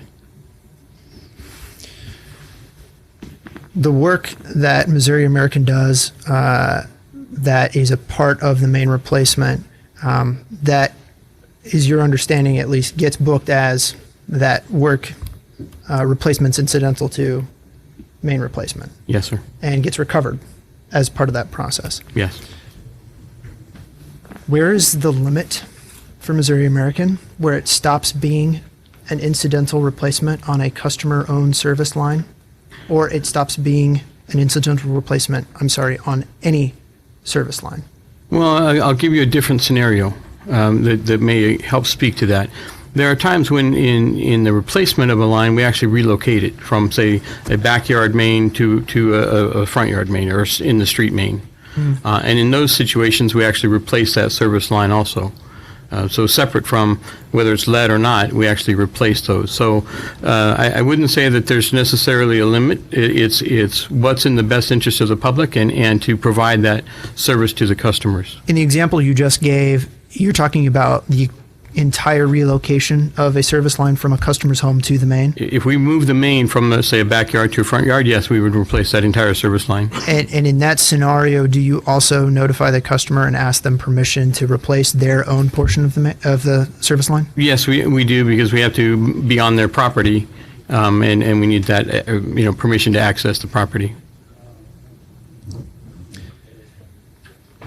This might be a little bit of a stretch, but that scenario to me doesn't strike me as a common occurrence. It's less common. Okay. And that type of example also sounds like the type of work that occurs outside of the company's easement. Well, we would have an existing easement in the backyard, and we'd be abandoning that easement and moving the main to the street. And that's part of the reason why you'd have to ask the customer permission. Correct. So in scenarios where work is done, but it's not outside of the easement, do you ask the customer permission to replace those lines? Would you repeat that one more time? In work on a main where you are having to adjust a customer connection, maybe not the customer-owned portion, but a connection to the main, and that occurs within the easement, do you ask permission? Well, we don't really ask permission, but we do notify all the customers before we start work in a particular block. Prior to that work happening, so they're aware of it's going on, but not necessarily their permission to do that. Okay.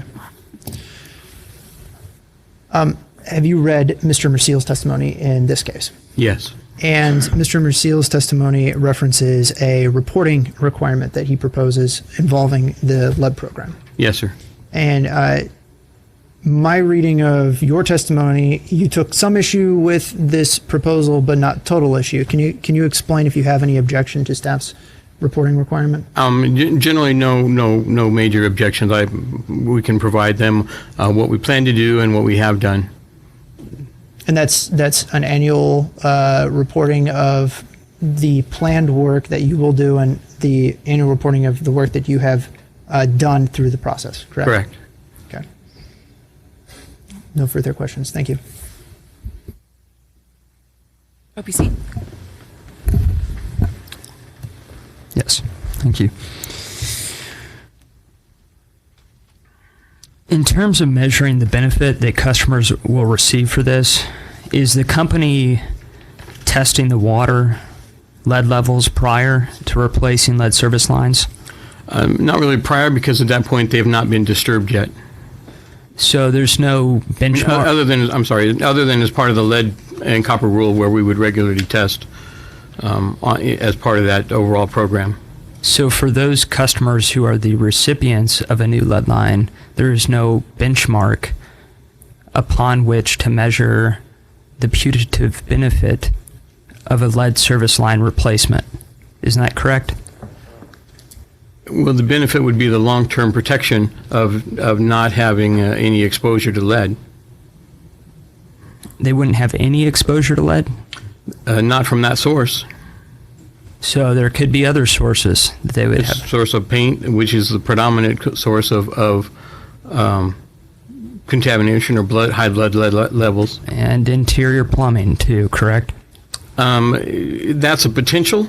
It's a much smaller. In our experience, and in the 250 that we've done, we've never seen lead plumbing inside the house. But what about there is a solder, lead fixtures or solder? Yes, there's that potential of lead solder at individual joints, or lead in the fixtures that would be leached out of the bronze that's actually there.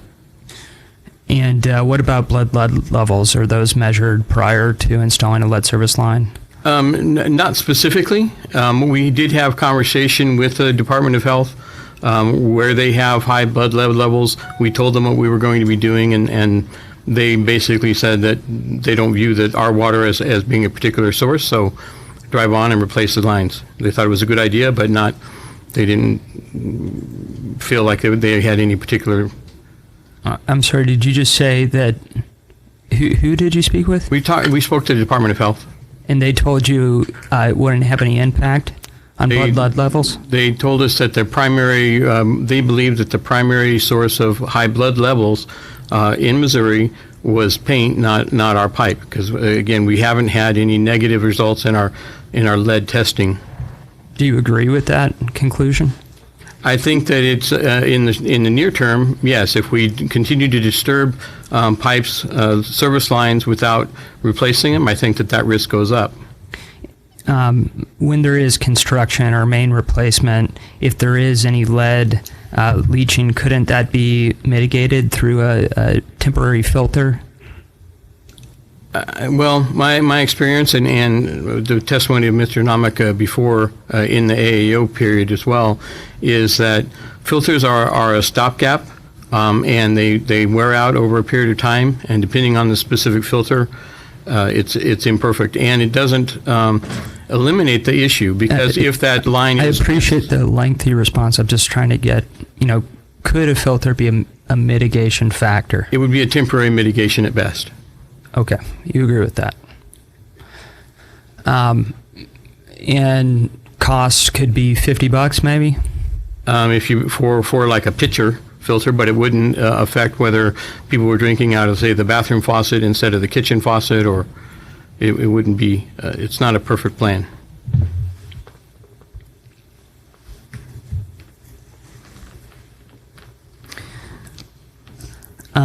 Have you had any conversations to determine any cases of waterborne lead poisoning from Missouri American Water customers? I'm sorry, say that one more time. Yeah, have you had any communications which would provide information to you about frequency of waterborne lead poisoning? I've spoken to our water quality staff and to confirm that we've not failed any lead sampling out of the lead and copper rule. So to your knowledge, there has been no waterborne lead poisoning? That's correct. Okay.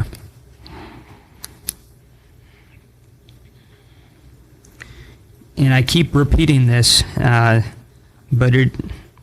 let's just repeat it one more time. Isn't it true for the last 30 years, Missouri American has had perfect compliance with the lead and copper rule? Yes, sir. Does that mean they're treating their water? Yes, we do. So what occurred in Flint should not occur in Missouri, correct? I believe that's true, but that also doesn't address the partial lead lines and the replacement of there and the disturbance when we're replacing main.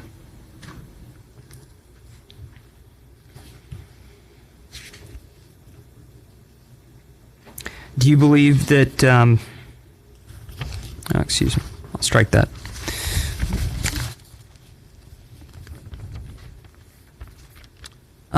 In your testimony, in your direct, at page 4, lines 18 to 20, you don't have to go there necessarily unless you'd like to follow along, but isn't it true you indicate the primary mitigation to potential exposure of lead in drinking water is stable water quality and treatment? Yes. In other words, a lead service line replacement is not the primary mitigation to potential exposure of lead in drinking water, correct? I would say that there's two components. One is that I'm sorry, partial. is it the primary? I think the best protection is the treatment of water, correct. Okay. The treatment of water actually is able to protect from the other pieces, the lead solder or the fixtures. Let's please, for the court reporter's sake, try not to talk over each other. I agree.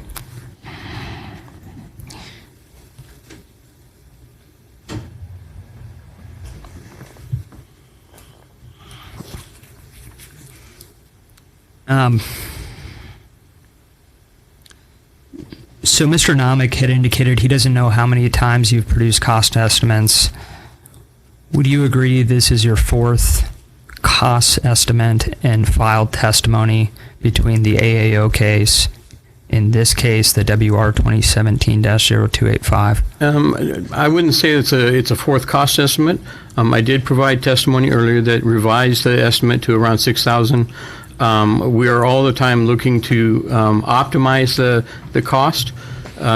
Actually, if you go from what you said earlier, the ratio of the 1.4 million, it actually is just over 5,000 per for 5,900. So it's right in the range of the 6,000 that I had revised my earlier testimony to. We're still working to revise that, and it varies depending on the individual service. It's not a precise. Every service is going to cost X. Mr. Hayden, I appreciate you wanting to fully answer my questions, but I'm not necessarily asking a narrative question that requires lots of words. Your counsel will have the opportunity to redirect you. So you would agree that there were 4 different cost totals presented in your testimony? I don't know that I would say 4, but it has been a moving target. Fair enough. Would the first occurrence of this would have occurred in your direct of the WU case, correct? That's correct. At that time, we had some preliminary quotes from a plumber that gave us the 3,000 to 5,000 range. And right, 3 to 5,500. I'm sorry. Okay. Right. Yes. Then in Sir rebuttal, it changed again. Isn't that true? It changed to the 6,000. And in the, let me clarify the record. The Sir rebuttal in the AAO case, it changed to 6,000, correct? I believe so. That's correct. In the Sir rebuttal in WR-2017-0285, the number changed to 7,000, correct? No, I don't believe it did. That was based on the totals, not on individual services. And as I just said, the actual number should have been 1.4 million, and actually is right in range with the 6,000 that I had said before. So In your sir rebuttal testimony before it was amended, you would agree that the number was $1,748,978, right? That was an incorrect number, but yes, that's what I put in there. Would you agree there are lots of incorrect numbers? No, sir.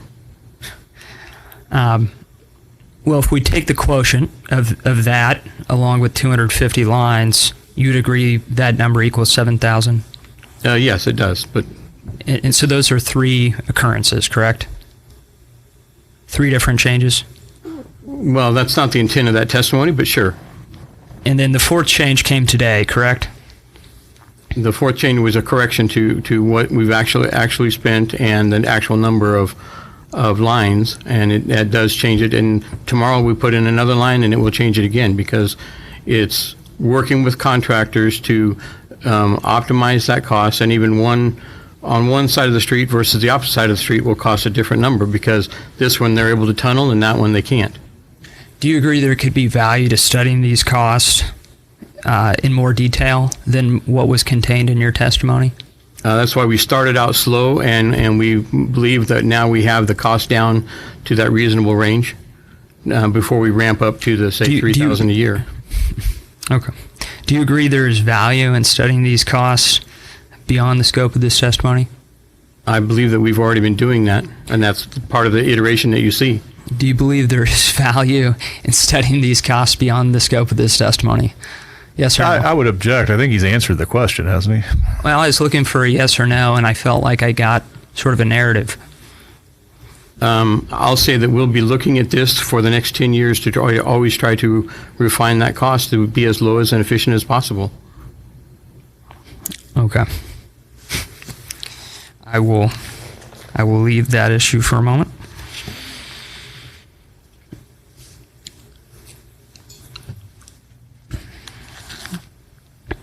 Now, you do a lot of construction management? Not directly at this point, but yes. You have in your career? I have in my career. I'm over the overall investment program, yes. And you're familiar with keeping to a budget? Yes, sir. You don't believe that the ratepayers would give you an unlimited budget, do you? No, sir.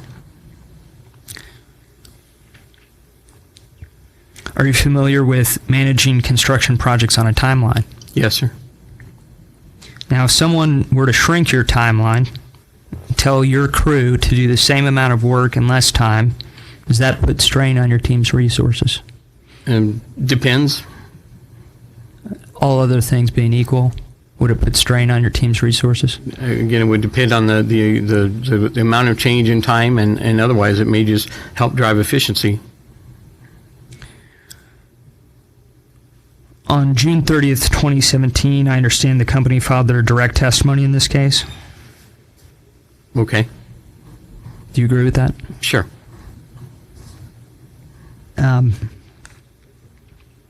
Where was the direct testimony on the lead service line replacement? The lead service line replacement was actually pending on the AAO because it wasn't, the AAO had not been approved yet, and so it wasn't in there at that time. So there was no lead service line replacement testimony in your direct? Pending review, I will agree to that. And when did direct testimony get filed in WR-2017-0351? Was it August? Yes. August 1st. So we had OPC and other parties and whoever wanted to review the company's proposal had 30 or 40 less days to review that proposal. Would you agree? Approximately 30, but yes. Did the filing of an AAO case preclude the company, to the best of your knowledge, from filing direct testimony on this subject? Objection. The witness is not an attorney. Sounds like a legal question to me. I did qualify it with to the best of his knowledge. I'm going to go ahead and sustain that objection. Let's move on.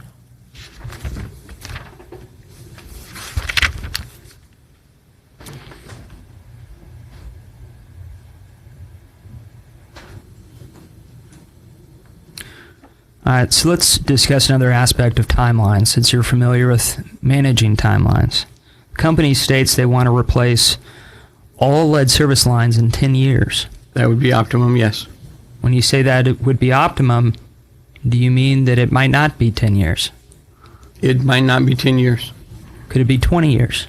Not by me, because somebody else would have to be doing it, but Good answer. Do you think 10 years is a quick time frame? I don't actually, with the amount of other pipe replacement we do. That would be roughly 3,000 per year, and we're on track to do that this year, and we believe that's a reasonable number. Is the company only going to replace lead service lines in the context of main replacements? That's what we've put forth at this point, yes. Well, how would a company replace lead service lines on a main that wasn't fully depreciated?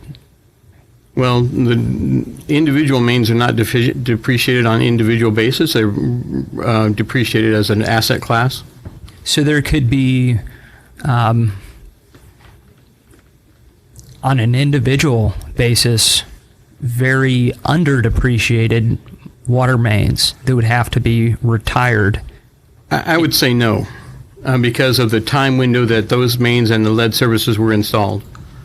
Lead services were installed up, I'll say through the 50s or maybe even into the early 60s, no precise date that we have. And the mains that are in that time window would also be aged, either from a condition or just pure age. Has the company not replaced any mains wherein they observed lead service lines? We probably have over the last several years. What about over the last, 10, 20, 30 years? Main replacement really began in the St. Louis systems, or not St. Louis system, but the Missouri systems in the mid-90s. And really, if you count, say, the Isris passing in 2003, then really in the last 15 years. And with the Isris in St. Louis County, the practice was partial lead service line replacement? At the time, yes. So there are mains in St. Louis County that are new that have lead service lines? There are, and the disturbance has already happened. So how can the company feasibly replace all 30,000 lines in 10 years if the lines in St. Louis County through the ISRIS, and when I say lines there, I meant mains, were installed so recently? That 30,000 doesn't include any that have been changed out in the past, because we don't keep those records. At that time, we didn't keep those records. I'm sorry, you did not keep records of any of the lead service lines while you were doing the main replacements? We didn't own those lead service lines, and we had no obligation to maintain those records. When we changed out the line and changed out that partial service, we changed the tap card information to be whatever we changed that service to be. So for these St. Louis County customers that had lead service lines, when the company did their main replacements, no documents were kept? That's generally correct. Yeah, we'd have to go back to the original tap cards and review those. Why? Why weren't records kept? We don't own that data, and we don't own that service line. But if you believe, why would you keep records on something that really at that time wasn't your responsibility? Did you not believe the lead service line to be harmful? Not at that point in time. They did not. That came to light later through the current investigations and the more recent studies. So there was a lead and copper rule. When was that passed? I'd have to review exactly when that was passed or when it was revised last, but that did not address the customer-owned lead service lines. Was there a singular cathartic event that changed the company's approach? I would say that as an industry-wide, the issues that were raised in Flint and to a lesser extent prior to that, Washington, D.C. and Durham, North Carolina, all three of those cities and the elevated lead levels in those locations raised the industry's awareness of the issue. What does ISRA stand for? Infrastructure Replacement That's okay. Sorry. It took me a very long while to figure that out, and I still stumble. Would you agree that's the infrastructure system replacement surcharge? Yes. And so St. Louis County customers have had to bear this surcharge exclusively, correct? That's correct. And we said that Missouri American had its sisters for how long? 15 years? Since 2003 was when it was originally passed. It wouldn't be a full 15 years yet, but close. Mr. Smith, I'm going to interrupt you. Sure. Real briefly. How much longer do you imagine you're going to have on your cross-examination? Do you want to take a break? Yes. Yeah, that'd be good. Why don't we take a recess and we will come back on the record at 4 o'clock?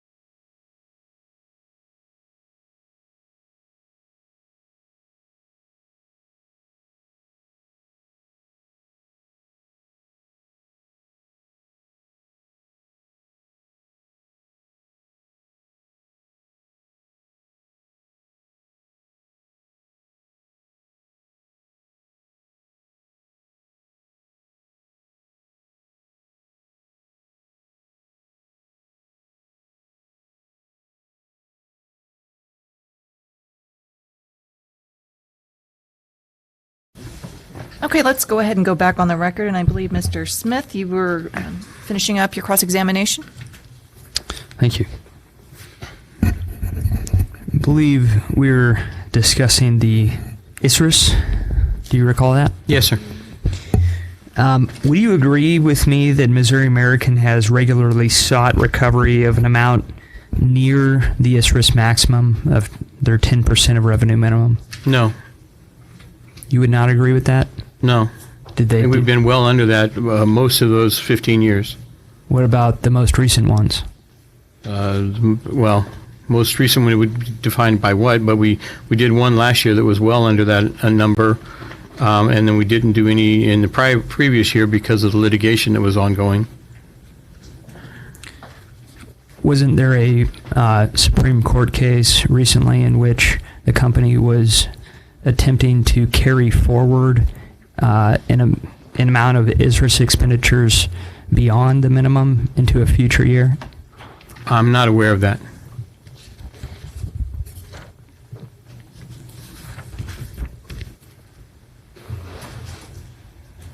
Do you have any idea how many millions of dollars have been collected through St. Louis County ratepayers since 2003? I don't know that precise number, no.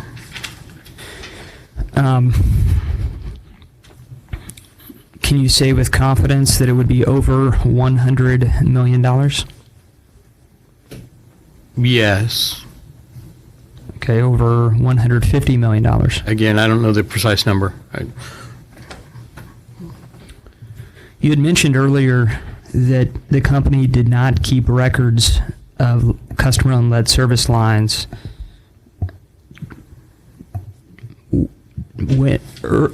I guess in the past 15 years through the ISRIS, correct? We have the original tap cards, the hard tap cards, but in that time window we actually had electronically changed those, and so we have in that electronic process, when we changed the service, we changed the material that was indicated in that electronic record. But we have the original hard copy tap cards that we would have to go back and review. So, but you didn't update those, correct? We did not update those. Today, are you updating them? We're updating them because today we're actually changing out that service completely. Okay, and when did you start actually keeping records of lead service lines? Customer-owned lead service lines. We have records of customer-owned lead service lines in the tap cards that date back to the 1920s and beyond, but the changing of that data when we replaced the main is what we didn't track. And when did you start tracking that?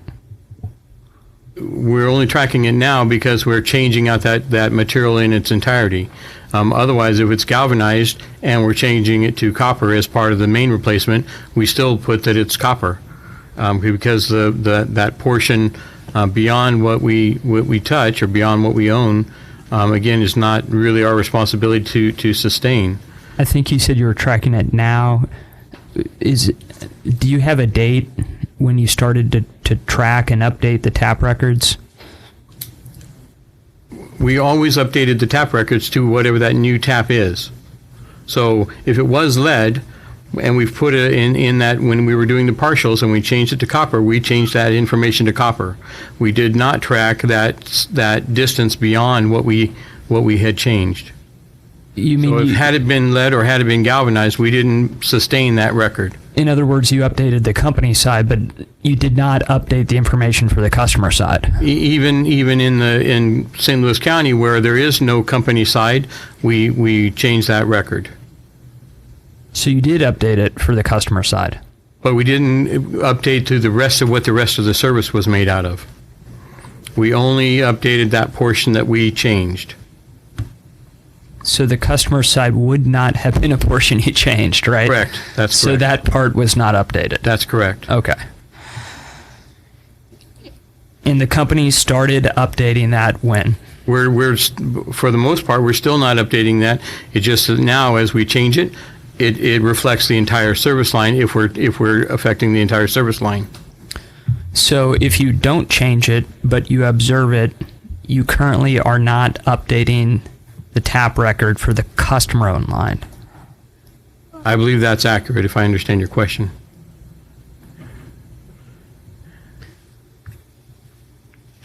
When construction projects were occurring back in 03 or 04, did the company communicate with its customers based on those tap records, precautions to take, things like that? It wasn't really known in the industry at the time, and that predates my working with Missouri American Water. I can't speak to what communication they had.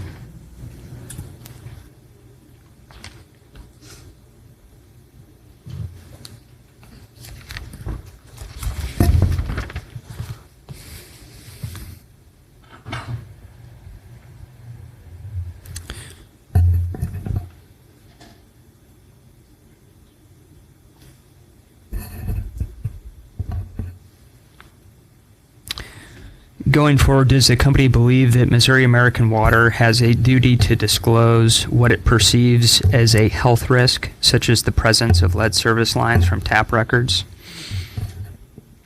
Again, I'll say generally yes, but the tap record information is not precise. As you mentioned earlier, we have come across ones that we believed would be lead, but somebody else had already changed it to copper. And so we don't want to unnecessarily put that information out there prematurely until we know there's data requests to that effect. And but as we come across it and we confirm it, we do communicate to the homeowner. You do communicate to the homeowner currently, correct? When we confirm that it is a lead service line, yes, sir. But back in 2003, when you observed lead service lines, or 2004, observations of those lead service lines were not communicated to the customer, to your knowledge. Again, that predates my time here. I can't speak to it. Is there anyone from the company who could speak to it? Possibly.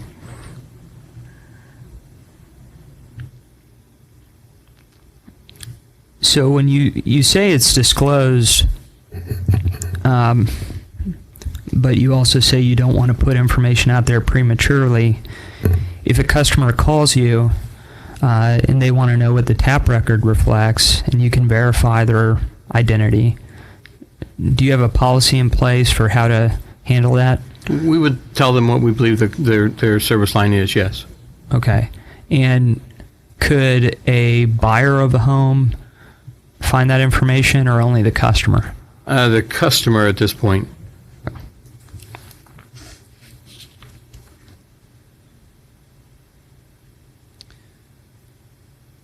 This was asked in the AAO case, but I would like to see if there's any sort of an update. If a customer refuses a lead service line replacement, does the company have any plan on whether or when to notify a future customer of the existence of lead service line? We are tracking that information. There have only been a couple, and if somebody asks, we will tell them. We're not part of any transactional information until somebody calls to set up a new service. You mentioned earlier in cross-examination that you spoke with the Department of Health and Human Services. Our water quality staff did, yes.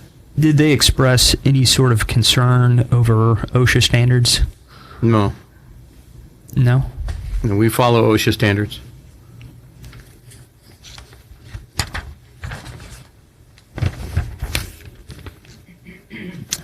I have a couple of exhibits.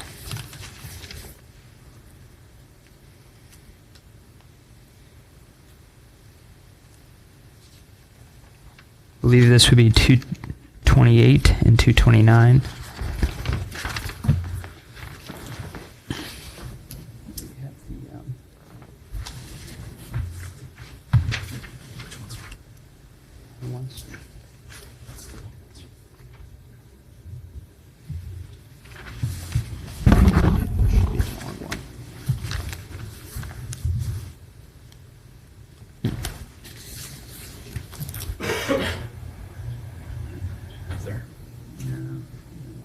What is it? Legal paper.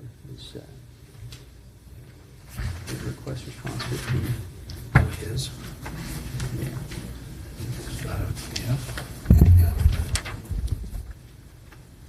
If we could have just a minute, we're trying to make sure I didn't carry this back up with me at break or something. We should have copies of this. That's mine. Okay. I never saw copies of those.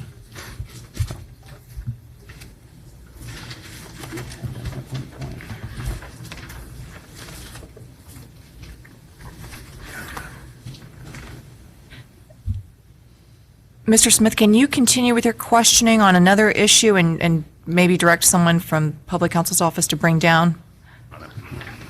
I can. Thank you. Good suggestion. Thank you.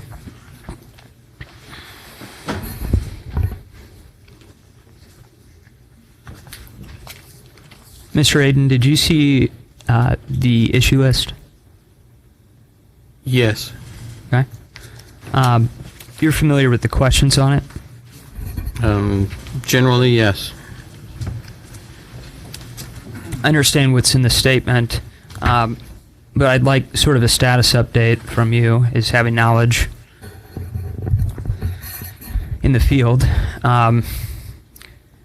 Has the company put in place a plan on prioritization of at-risk populations, to your knowledge? Yes, but at the same time, I believe what I stated in maybe one of the DRs, but is that until that line is disturbed, there's not necessarily an immediate risk to the people in that premise. Do you think road construction is an immediate risk? It can be, not necessarily. Typically, the mains are 4 or 5 feet deep, and the pressures that road construction would exert are pretty nominal at that point. We do coordinate with municipalities with respect to road construction, and often either replace the mains at the same time, or in the case here in Jeff City, we did replace lead service lines when they were working on Capitol Street over here.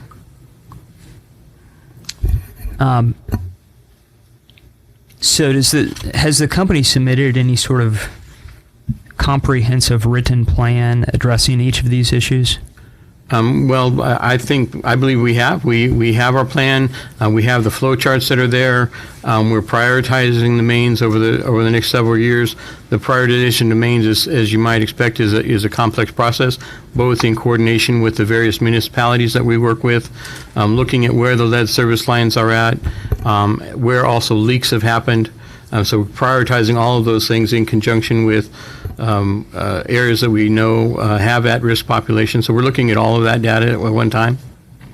And when you say you're looking at all of that data at one time,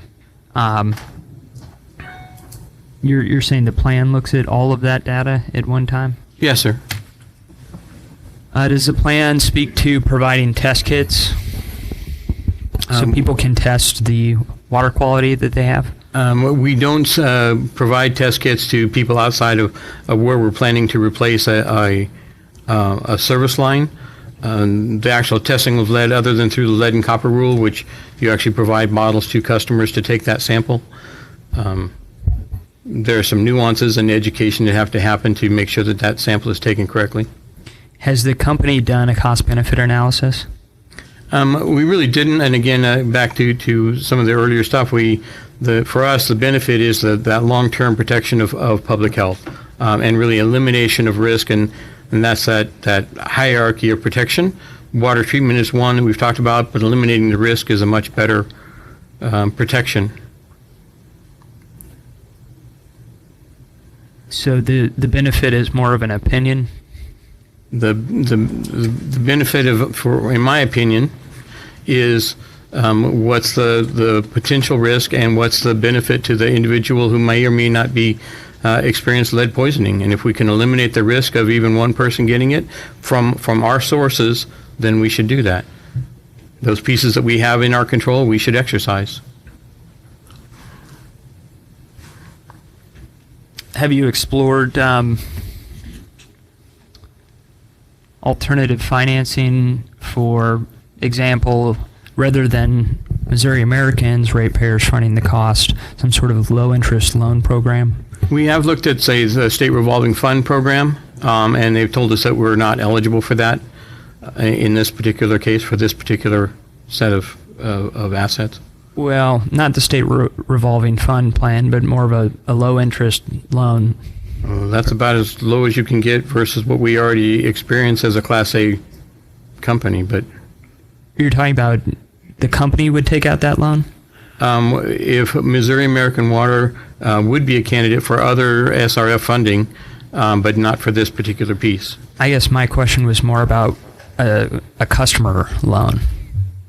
Again, I think the cost of that loan would be much higher. And to loan that to the customer, we're not a bank. That's not. It'd be higher than the profit, the full weighted average return.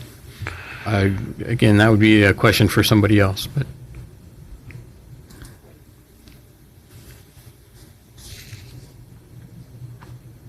does the company plan account for excess costs related to unusual site restoration? It does, and the flow chart actually reflects that as well. We actually do look at individual site locations. We try to mitigate those when they come up. The same as we would in a main replacement, any main replacement project. We try to route that main to be as effective as possible. Route around trees or other utilities and those things, so we minimize those cost impacts.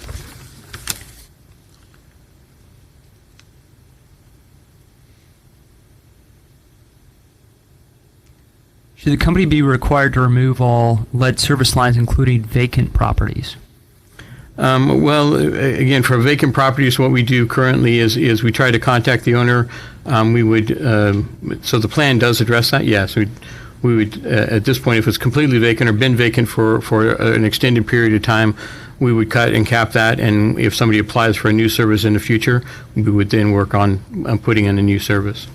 And from what I understand, the company does replace lead service lines for inactive accounts.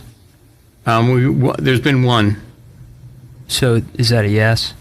Yes. Because the person was still there. It was not a vacant building. There was just an account that was in arrears. We were able to contact the owner and get the requisite permissions, and we did replace that because at some point they'll turn that service back on. Why lead as opposed to galvanized pipes or iron lines or even copper lines? Because of the known public health risk. The drinking water from an iron line doesn't have the same public health risk that a lead line and doesn't have the same public health risk as a copper line or a PVC line. You're aware in Flint, the iron with corrosive elements can breed Legionella, correct? It's more related to temperature, but you'd agree with that? I'm not knowledgeable about Legionella to speak to that specifically. Legionnaires. I mean, I have very limited knowledge of those. And that would be so when you best say asked to somebody else. So when you say it's a health benefit, that's not based on any sort of formal education or based on reading the industry research and knowledge of specific risk related to lead. Okay, and where was that, and what authorities did you include in your testimony? That I didn't. Mr. Namick has multiple sources in his testimony, and I read much of that.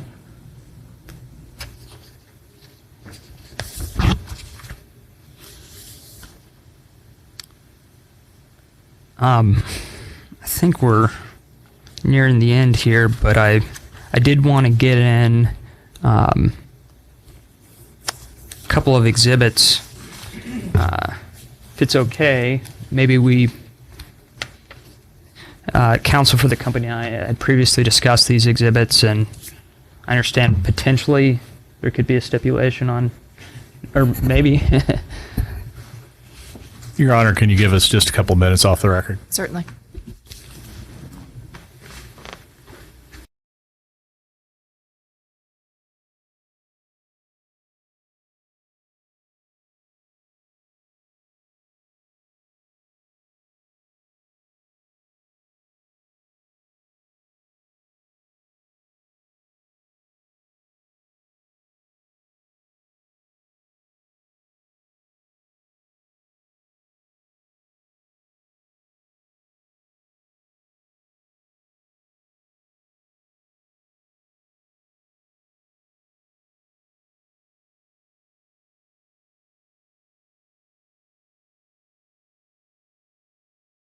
Apologize.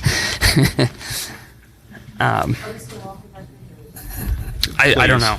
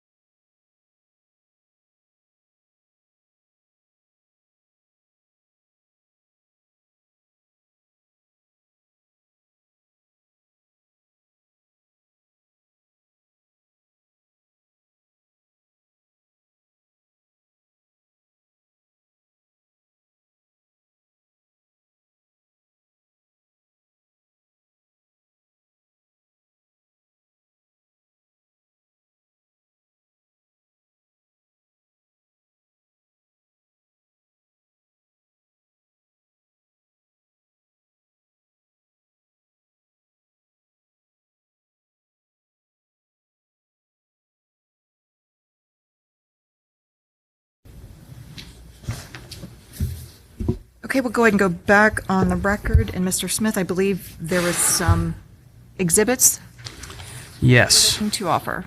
I have two exhibits, one of which is confidential. The confidential, I'll mark as 229, and the public, I will mark as 228. Okay.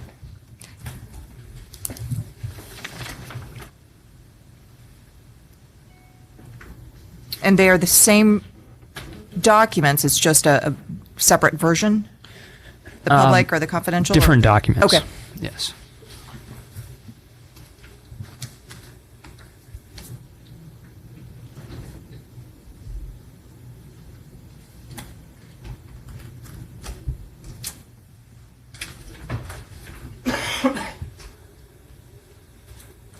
Thank you.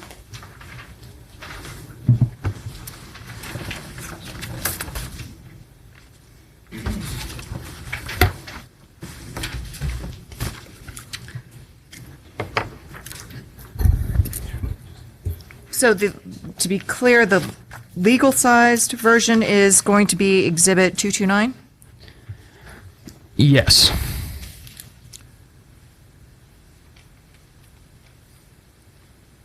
And that would- 229 is the confidential one. Did you say that already? Yes. Yes.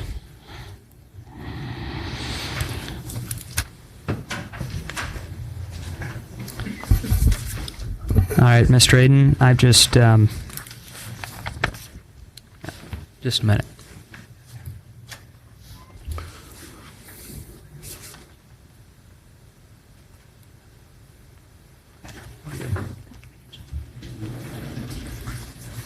Let's get one more.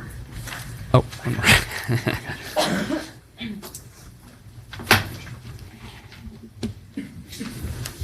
Bless you.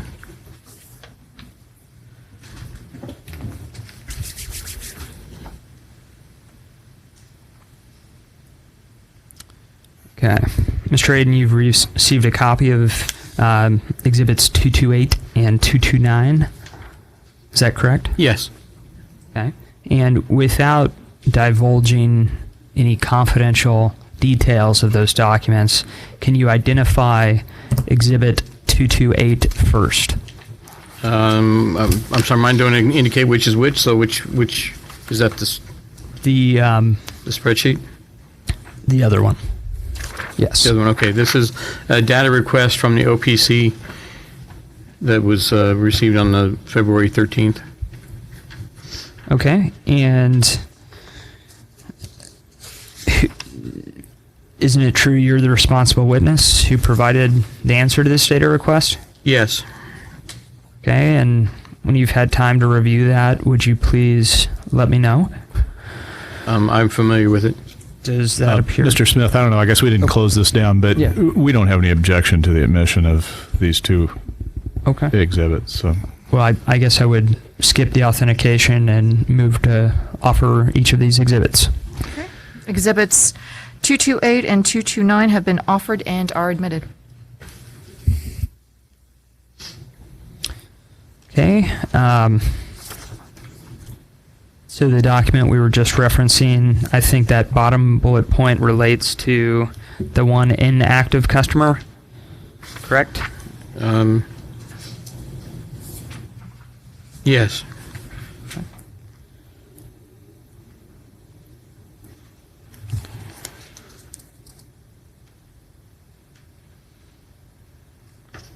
And I think we've probably already established that, just for clarity, it is true that the company does not currently collect the customer's water. They don't do a water test initially. Prior to replacing the service line, that's correct. Okay. And that is all the questions I have. Thank you, Mr. Aiden. Okay. Thank you. Questions from the bench? Good afternoon. Good afternoon, sir. Are you familiar with the St. Louis County Water Service Line Repair Program? Yes. And do you have an opinion as to whether or not that fund could be used to cover any of the costs related to customer-owned lead service line replacements within St. Louis County? We did meet with the St. Louis County people. My understanding of the ordinance. By the St. Louis County people, do you mean the Director of Public Works or somebody under his or her direction? Yes. Okay. And the ordinance there actually says that elective replacement is not authorized by that ordinance. Their view at the time was that it could not be. What they did do, as we elevated the issue with them, if there's a leak in a lead service line, they are currently replacing that. So in essence, they are using those funds to replace, but only as it's a leak. And do you have any records on how many replacements there's been under this program? The number that I was told, and again, I don't have very specific records, but that they've replaced about 175 through 2017. And do you know if I guess an attorney with St. Louis, with Missouri American made a determination that legal analysis was correct, that this program could not be used to cover the costs?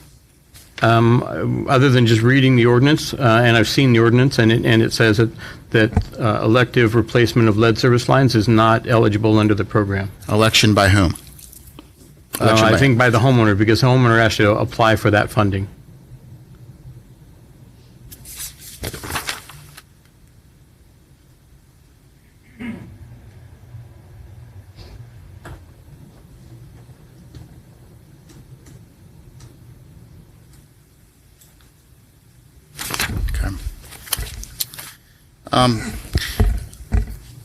In response to some questions from public counsel, you indicated that there were some main replacements done starting in the mid-1990s that did not include customer-owned lead service line replacement. Is that correct? I don't recall that specific, but correct. So does the company have any plan going forward as to how to handle those customer-owned lead service lines? Well, generally our plan is as we replace mains is to replace. Okay, well here those mains are already replaced. I understand that. I was going to get to it. Just that once we're done with the preponderance of them, which are the ones that are still existing, then we would go back and review that and see whether what the best path forward would be to replace those that had been touched before. Have you notified those customers? No, because as I mentioned earlier, we don't really have a precise record without going back through the individual tap cards, which is for St. Louis County in particular is pretty voluminous. It's 430,000 or so. Do you have any kind of estimate whatsoever as to the number of customer-owned lead service lines that would fall into this? That had been replaced as a partial? No, I don't at this point.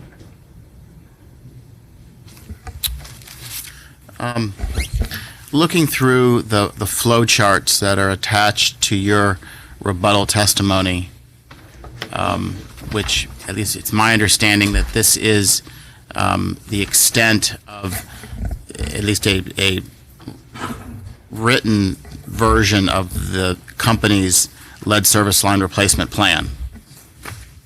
It's one facet of it, yes. What other facets are there?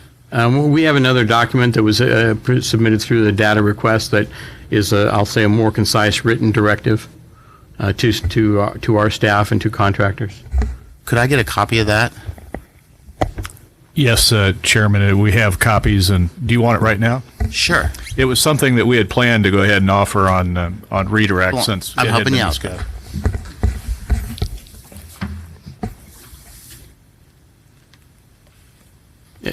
As you see, the flow chart's long, so. Thank you.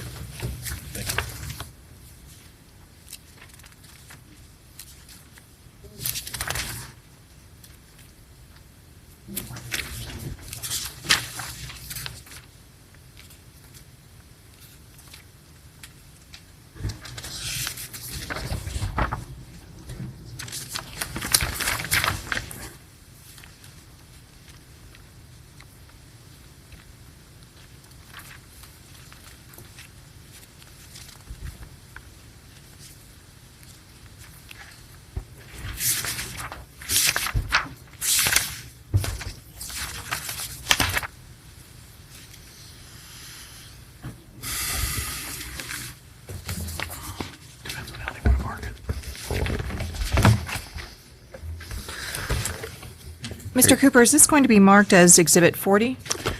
It certainly can be. That would be our next number. Okay.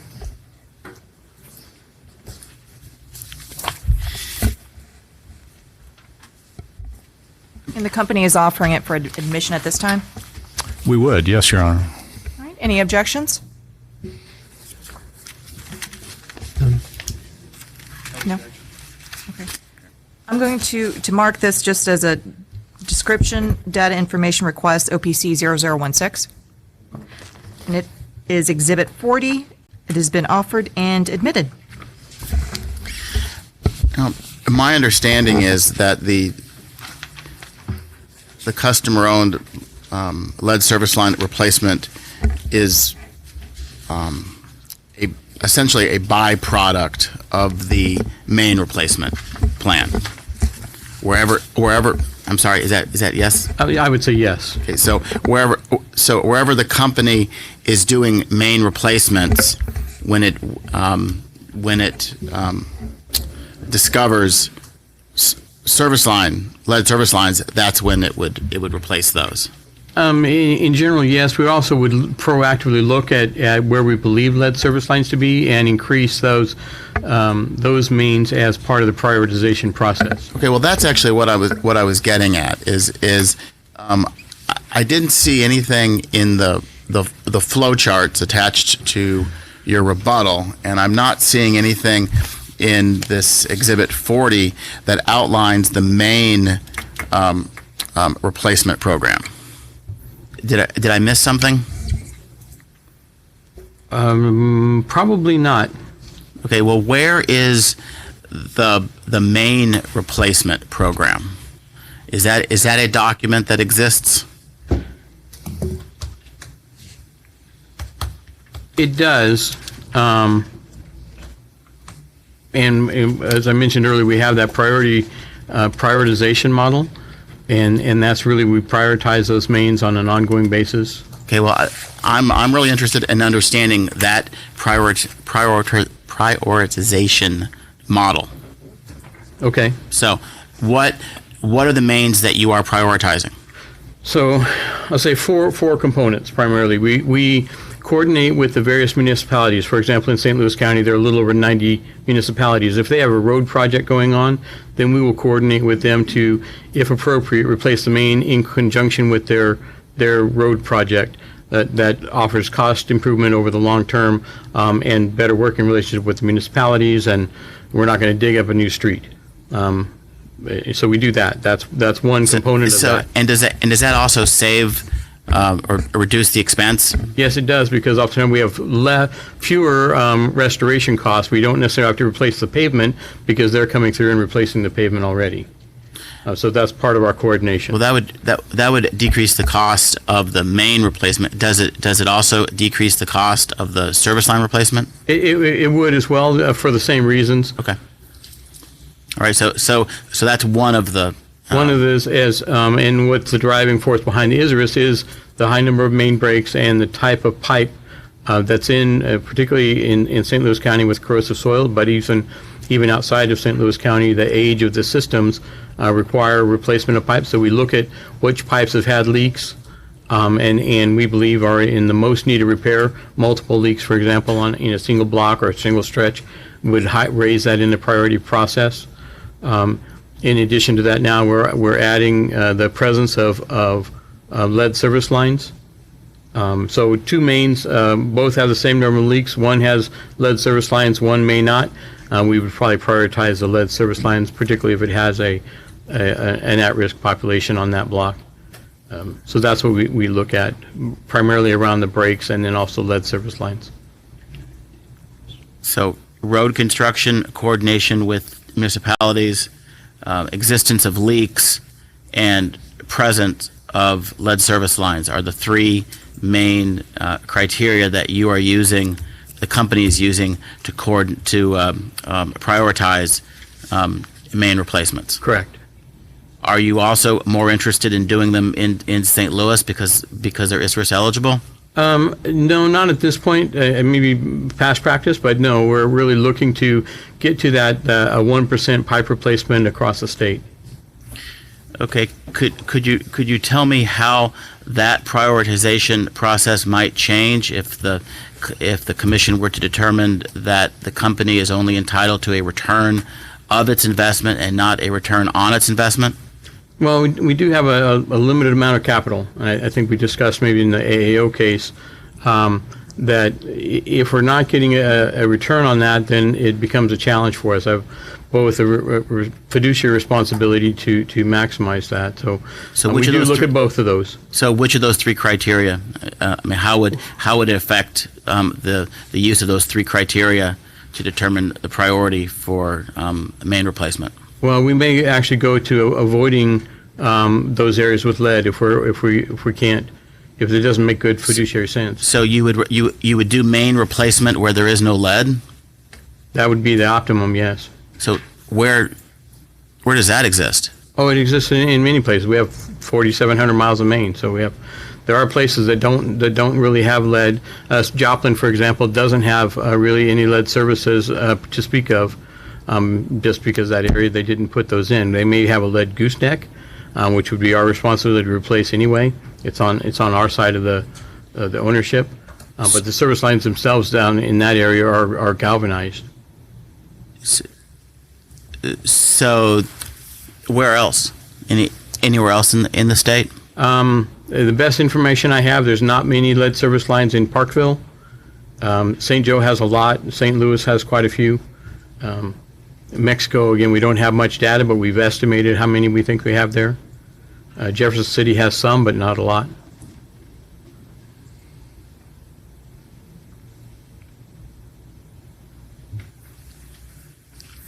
And there are areas in St. Louis as well, even though it has that same age of cast iron main, that one block will have lead service lines and one won't, looking at the maps and the best information that we have. So does leaving those lead service lines in place present any concern for you?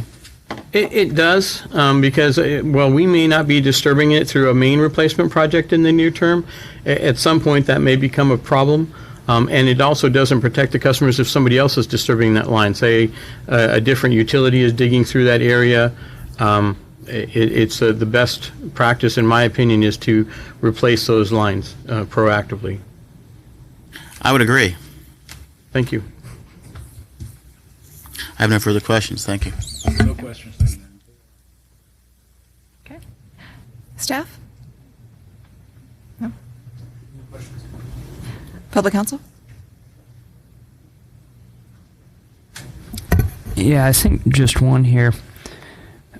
Where is this main replacement plan in your testimony? It may not be in directly. I think I referenced it elsewhere. We talked about it, and it's probably on the record in the AAO, because I know we talked about that prioritization process during that process. So it's not there? Without pending review, I'm not sure. Thanks.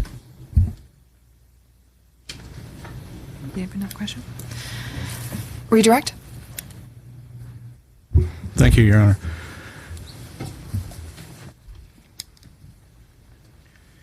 Mr. Ayton, you were asked some questions near the end by Chairman Hall about whether there were mains without lead service lines in St. Louis County. At a high level, how many lead service lines has the company estimated are present in St. Louis County? Roughly have about 16,000 in St. Louis County.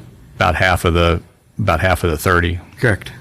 And how many miles do you of main line do you have in St. Louis County? About 4,500 miles. Okay. And turning to Exhibit 40,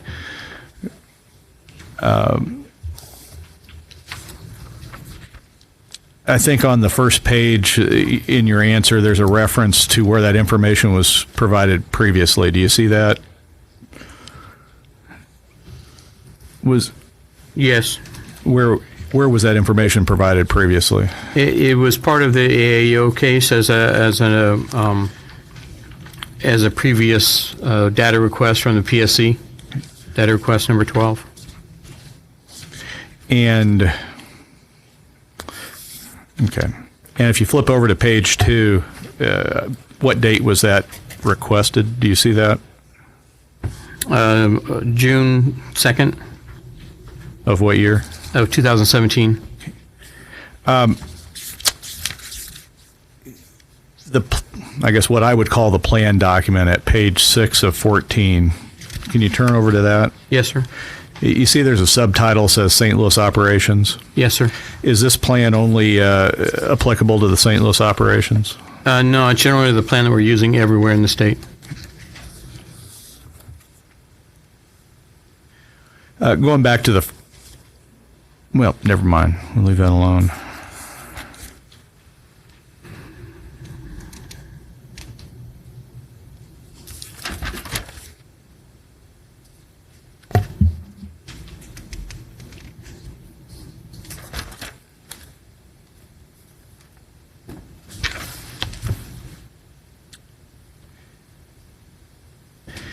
You were asked a couple times about whether the company tests prior to the replacement of a lead service line, and I think you said that the company does not. However, when do you test during the lead service line replacement process? We test directly after the line is replaced. We do a flush and a test, and then again within 24 to 72 hours we do another a test to it's really an internal governance test to ensure that we've removed that and the line's free.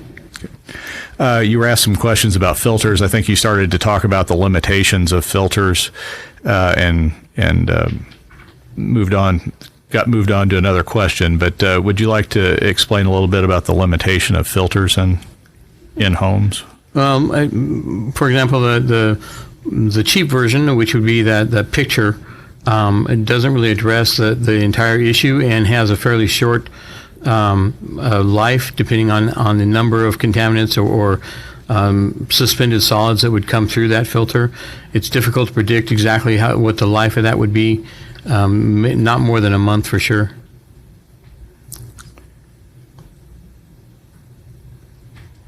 You were asked questions about the company's cost estimates and how they've developed over time.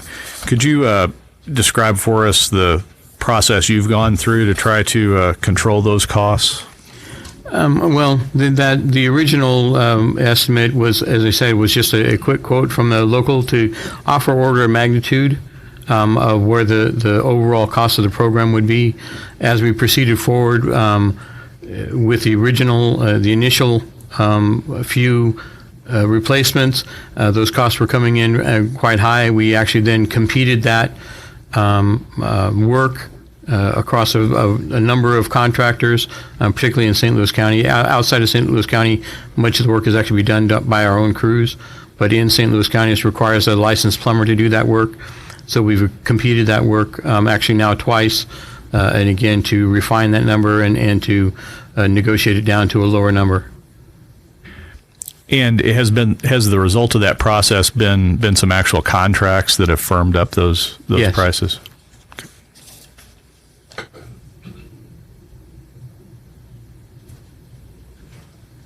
One moment, Your Honor.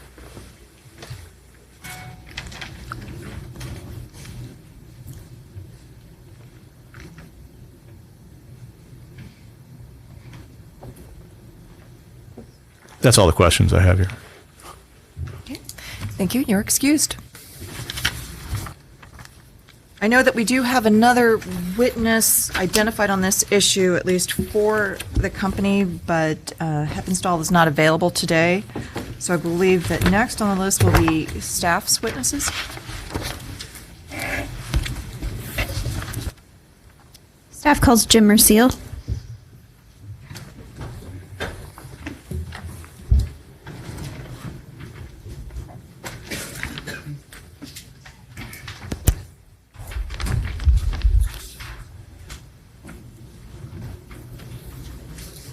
Please raise your right hand.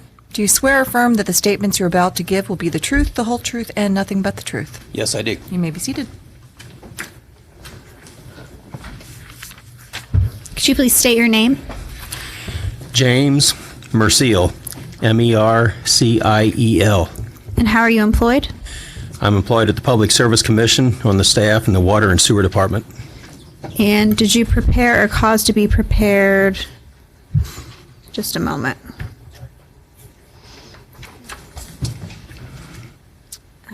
Rebuttal testimony marked as Staff Exhibit 108.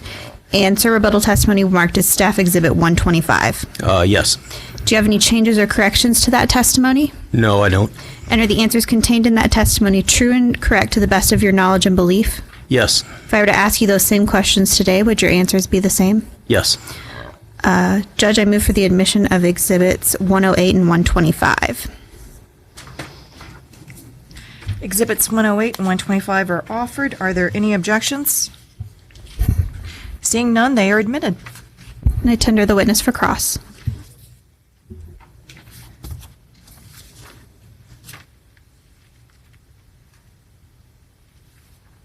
Mr. Mills, did you have any questions for this witness? Questions, thank you.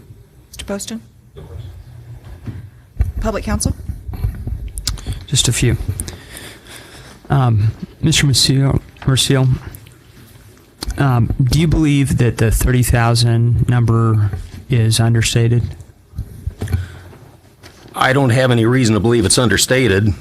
It is an estimate, and I'm sure it's a round number of the estimate.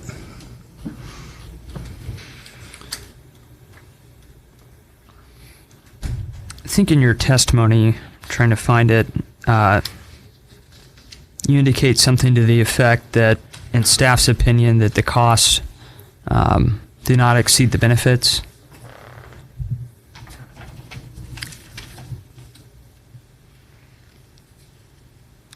Costs don't exceed the benefits. I don't remember saying that.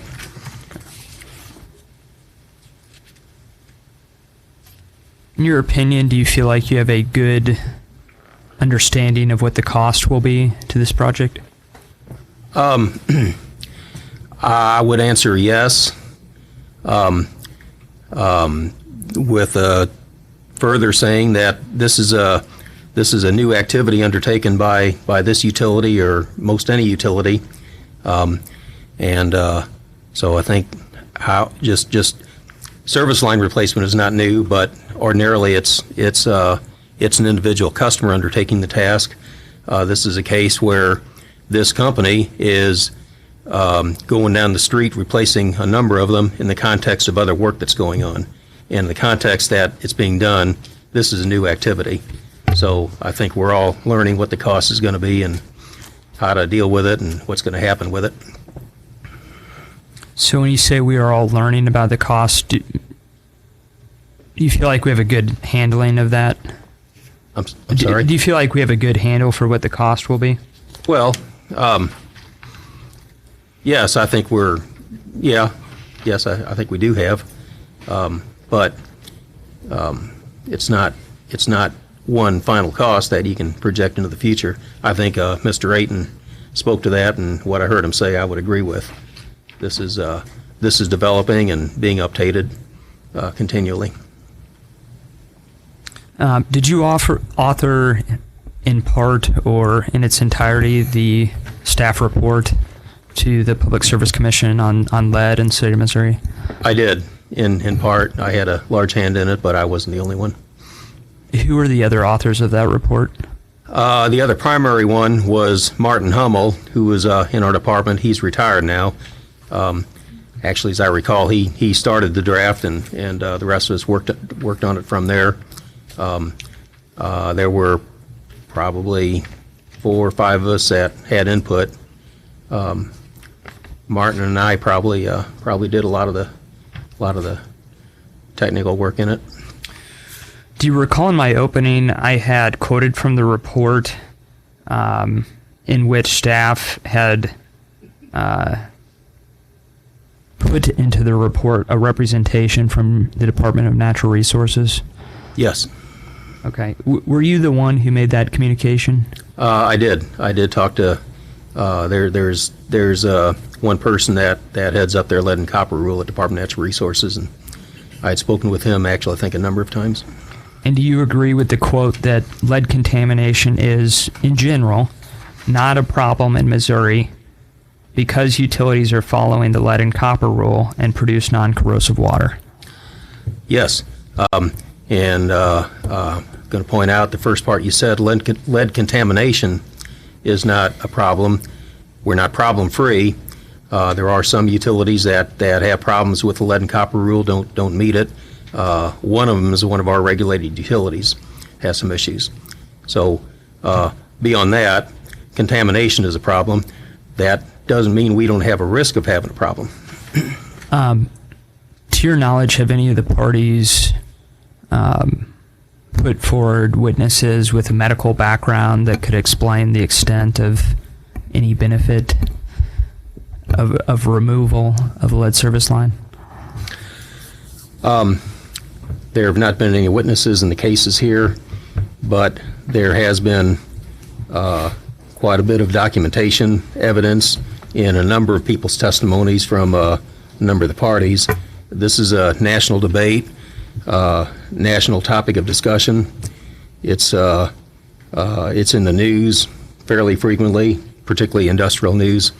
I've never run across anybody who believes that replacing lead, or I should say removing lead from water components, is not a good idea.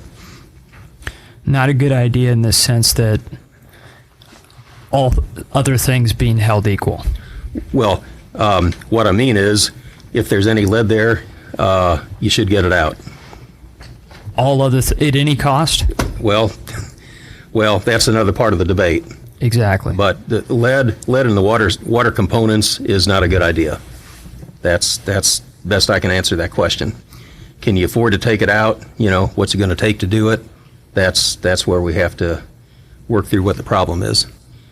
But okay. I've never heard anybody saying, yeah, there's lead there, but it's not really a problem. Don't worry about it. All this stuff you hear in the news, you hear about lead poisoning. It's not a problem. Don't worry about it. I've never heard anybody advocate that. Isn't that exactly what DNR said, and that you put in your report that, quote, I can give you the quote again, but lead contamination is, in general, not a problem. That means we don't have a problem that exists. The utilities are taking care of it. Again, doesn't mean we don't have a risk, but as far as sending contaminated water, again, there's lead components, there's a risk, but as far as sending contaminated water to customers, it's meeting existing rules. When you say it's meeting existing rules, you're not aware of any mandate for the company to replace lead service lines? Correct. There is no such mandate. Okay. I'd like to back up a little bit and just add where we don't have a widespread problem with contamination, and again, there are a few utilities that do have some problems. That's different than some of the other ones that we've been talking about here on the record, such as York, Pennsylvania. They didn't meet the lead and copper rule. They did have a contamination issue, and that's true of some of the other utilities. So around the country, it does happen, and they do have to take some action, and that's prompting a lot of the activity around the country. Not all of it, but a proactive. You know, there are also groups. I think the EPA is looking at it. They haven't made any rules, but there is thinking nationally that anything you can do to get the lead out is a good thing. And there's no mandate? No mandate. Okay. Thank you. Well, short of not meeting the lead and copper rule, that kind of changes the picture. But thank you, Mr. Monsieur. No further questions. Missouri American? No questions. Any questions from the bench? Good afternoon. Good afternoon. So you heard, you were in the hearing room when Mr. Ayton explained the company's main replacement program and how they prioritize that program? Yes. Are you familiar with the company's main replacement program? Well, I would say sort of. I am. This goes back to the mid-'90s, and I was around then when counting main breaks. It was decided that this company needs to ramp up the main replacement program. And I should say this was when it was St. Louis County Water Company, and that was really the system that was being addressed at the time. So prior to that, the company, St. Louis County Water Company, had a rather rudimentary replacement program, fairly simple, no computer modeling. They were doing some replacement, but they started getting more sophisticated with it. And now that Missouri American is involved with that system and some of the other ones, they've kind of tweaked it up, for lack of a better term. Even the idea, he was saying lead service lines is one of their factors now. Well, it hasn't always been the case. That's something that they modified it. So realizing they've kind of tweaked up some of their decision making. I haven't been involved with all those decisions. So you've never seen a document that outlines the main replacement program? Not recently. I haven't seen one since the mid-'90s when we were developing a replacement program for St. Louis County Water Company. I think they probably have one. I just haven't seen it. So the extent of your understanding of that program is really what was provided in in oral testimony here today. That plus my experience with the issue. Based upon what you heard today about their main replacement program, does it seem reasonable to you? Yes. Are there any other factors that you would recommend that the company consider or that the commission consider? Not really. I don't remember if he mentioned critical customers as one of the points. He might have said it, but if he did, I don't remember it. But I don't believe he said it. Okay. Well, I think that's one of their points too. Like, for example, if there's a hospital, and if that hospital is experiencing frequent water outages because of main breaks, that might be one of the factors that they look at. But I think they're doing that. He may not have said it, but I think they're doing that. And beyond that, frequent main breaks, increasing main breaks on any specific section, and now with lead service lines, I think he pretty well covered it. You mentioned some possible modeling that might occur as part of this program. What did you mean? Well, it's a theory, and I looked at it quite a bit a number of years ago. There's a theory that is water mains age, mostly due to corrosion. But once main breaks start, they start, the frequency increases exponentially. In reality, it doesn't always happen that way. A lot of times it does, but it doesn't always. But the idea was to basically plot your main breaks on a map with dates, and just watch the development of it. And at some point, it becomes cost beneficial to replace the main rather than to continue repairing it. There was a researcher, and I can't remember his name, but he did come here either for a meeting or he might have even provided testimony on how to develop a modeling program like that. Do you believe that the company is using such a program? I think they're doing something similar to that, yeah, developed from what was, again, this is back in the 90s when this was being worked on, and I think they're doing something like that.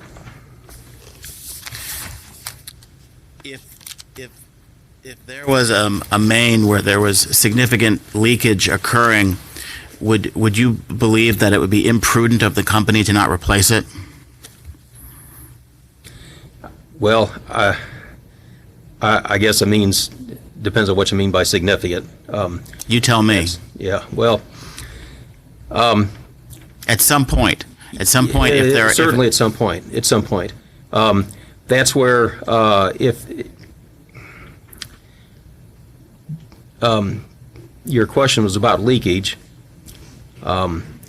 determining an amount sometimes could be hard to do. Most often we count the main breaks, what it costs to repair it, and what the outages for customers, disruption of traffic. A lot of times they'll have to close half a street off, and a lot of times those are the factors where you determine, well, this one's worth it just to make this replacement rather than continue repairing it. Would it concern you if the company changed its main replacement program in response to a commission order in this case, such that it prioritized mains where there is not lead service lines?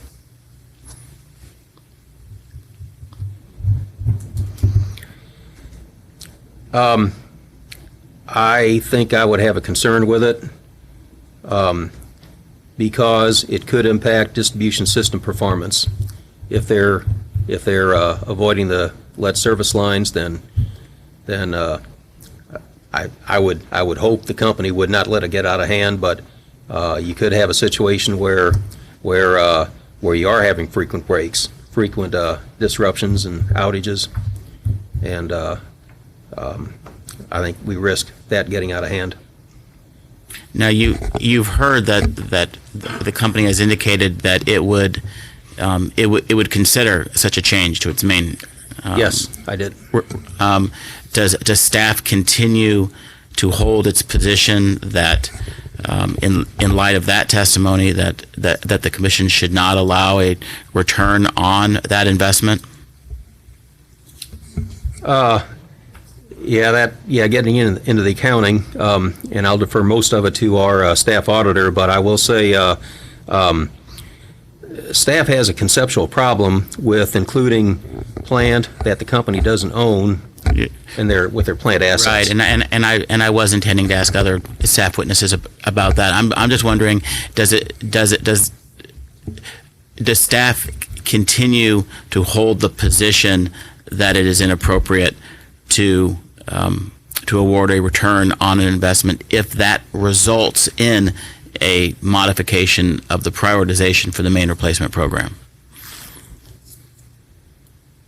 Well, if there's, I'm not sure I understood exactly what you said there. My understanding is that your testimony is that the current main replacement program prioritization is appropriate. Yes. And you've also said that it would concern you if that was modified so that they would prioritize mains where there are no lead service lines. Yes. So now I'm wondering, does that cause staff to change its position on whether or not a return on this investment is appropriate? Yeah. And if that's something you can't answer, then I understand. Okay. I don't think I can speak to that change on behalf of staff. I will say it causes a concern whether staff would change a position. I don't think I'm the one to answer that. Do you believe that $6,000 per service line, customer-owned service line replacement is a reasonable number?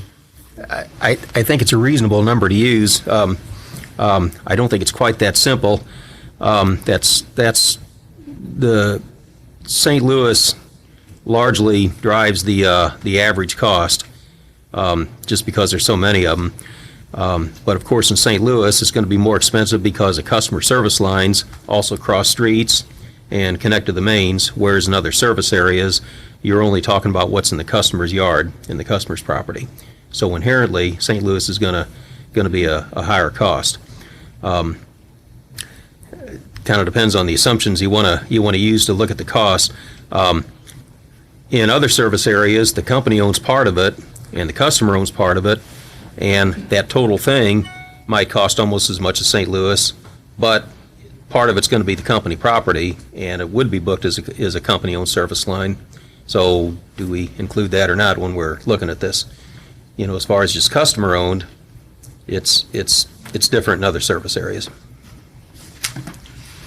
But Okay. that number, from what I've seen, and again, this is a fairly new activity, I think, as Mr. Ayton said, I do agree with him. It's a developing situation, and our analysis is developing.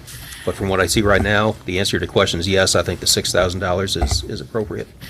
Are you aware of any new technology maybe coming down the pike that might allow for a reduction in that cost, such as maybe some kind of liner for the lead service lines as opposed to a replacement?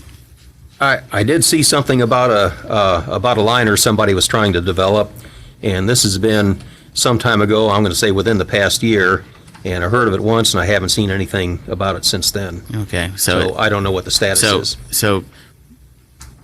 And I believe you testified to that effect in the AAO case, and so since then you haven't received any additional. I haven't seen anything new on it. Okay.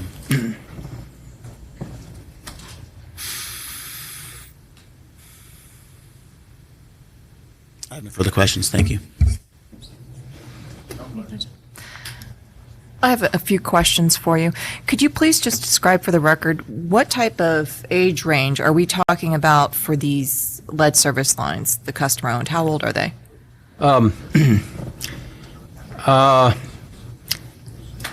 I'd say the majority range from being built in the 1920s up to the probably late 40s or 50s. I don't know how old the newest one is. I've heard up to the 50s and maybe even into the 60s. I think those are probably rare. you could have some from before 1920, but those are probably more rare too. Just from knowing the St. Louis County area, that's just my assessment. No, I don't have any numbers to back it up.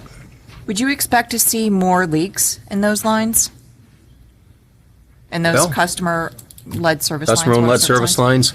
Not really. It's if one for the health hazard, lead is actually pretty good material. It's tough. It doesn't, although we're talking about corrosion contaminating the water, but you see some old ones and they're actually in pretty good condition. And so no, it seems to last about as well as anything out there. And what percentage would you say in the state that our lead service would be in the St. Louis County area versus other parts of the state? Have you done any analysis or just reviewed? No, I haven't. I really don't have any idea how to answer that. I don't have any idea.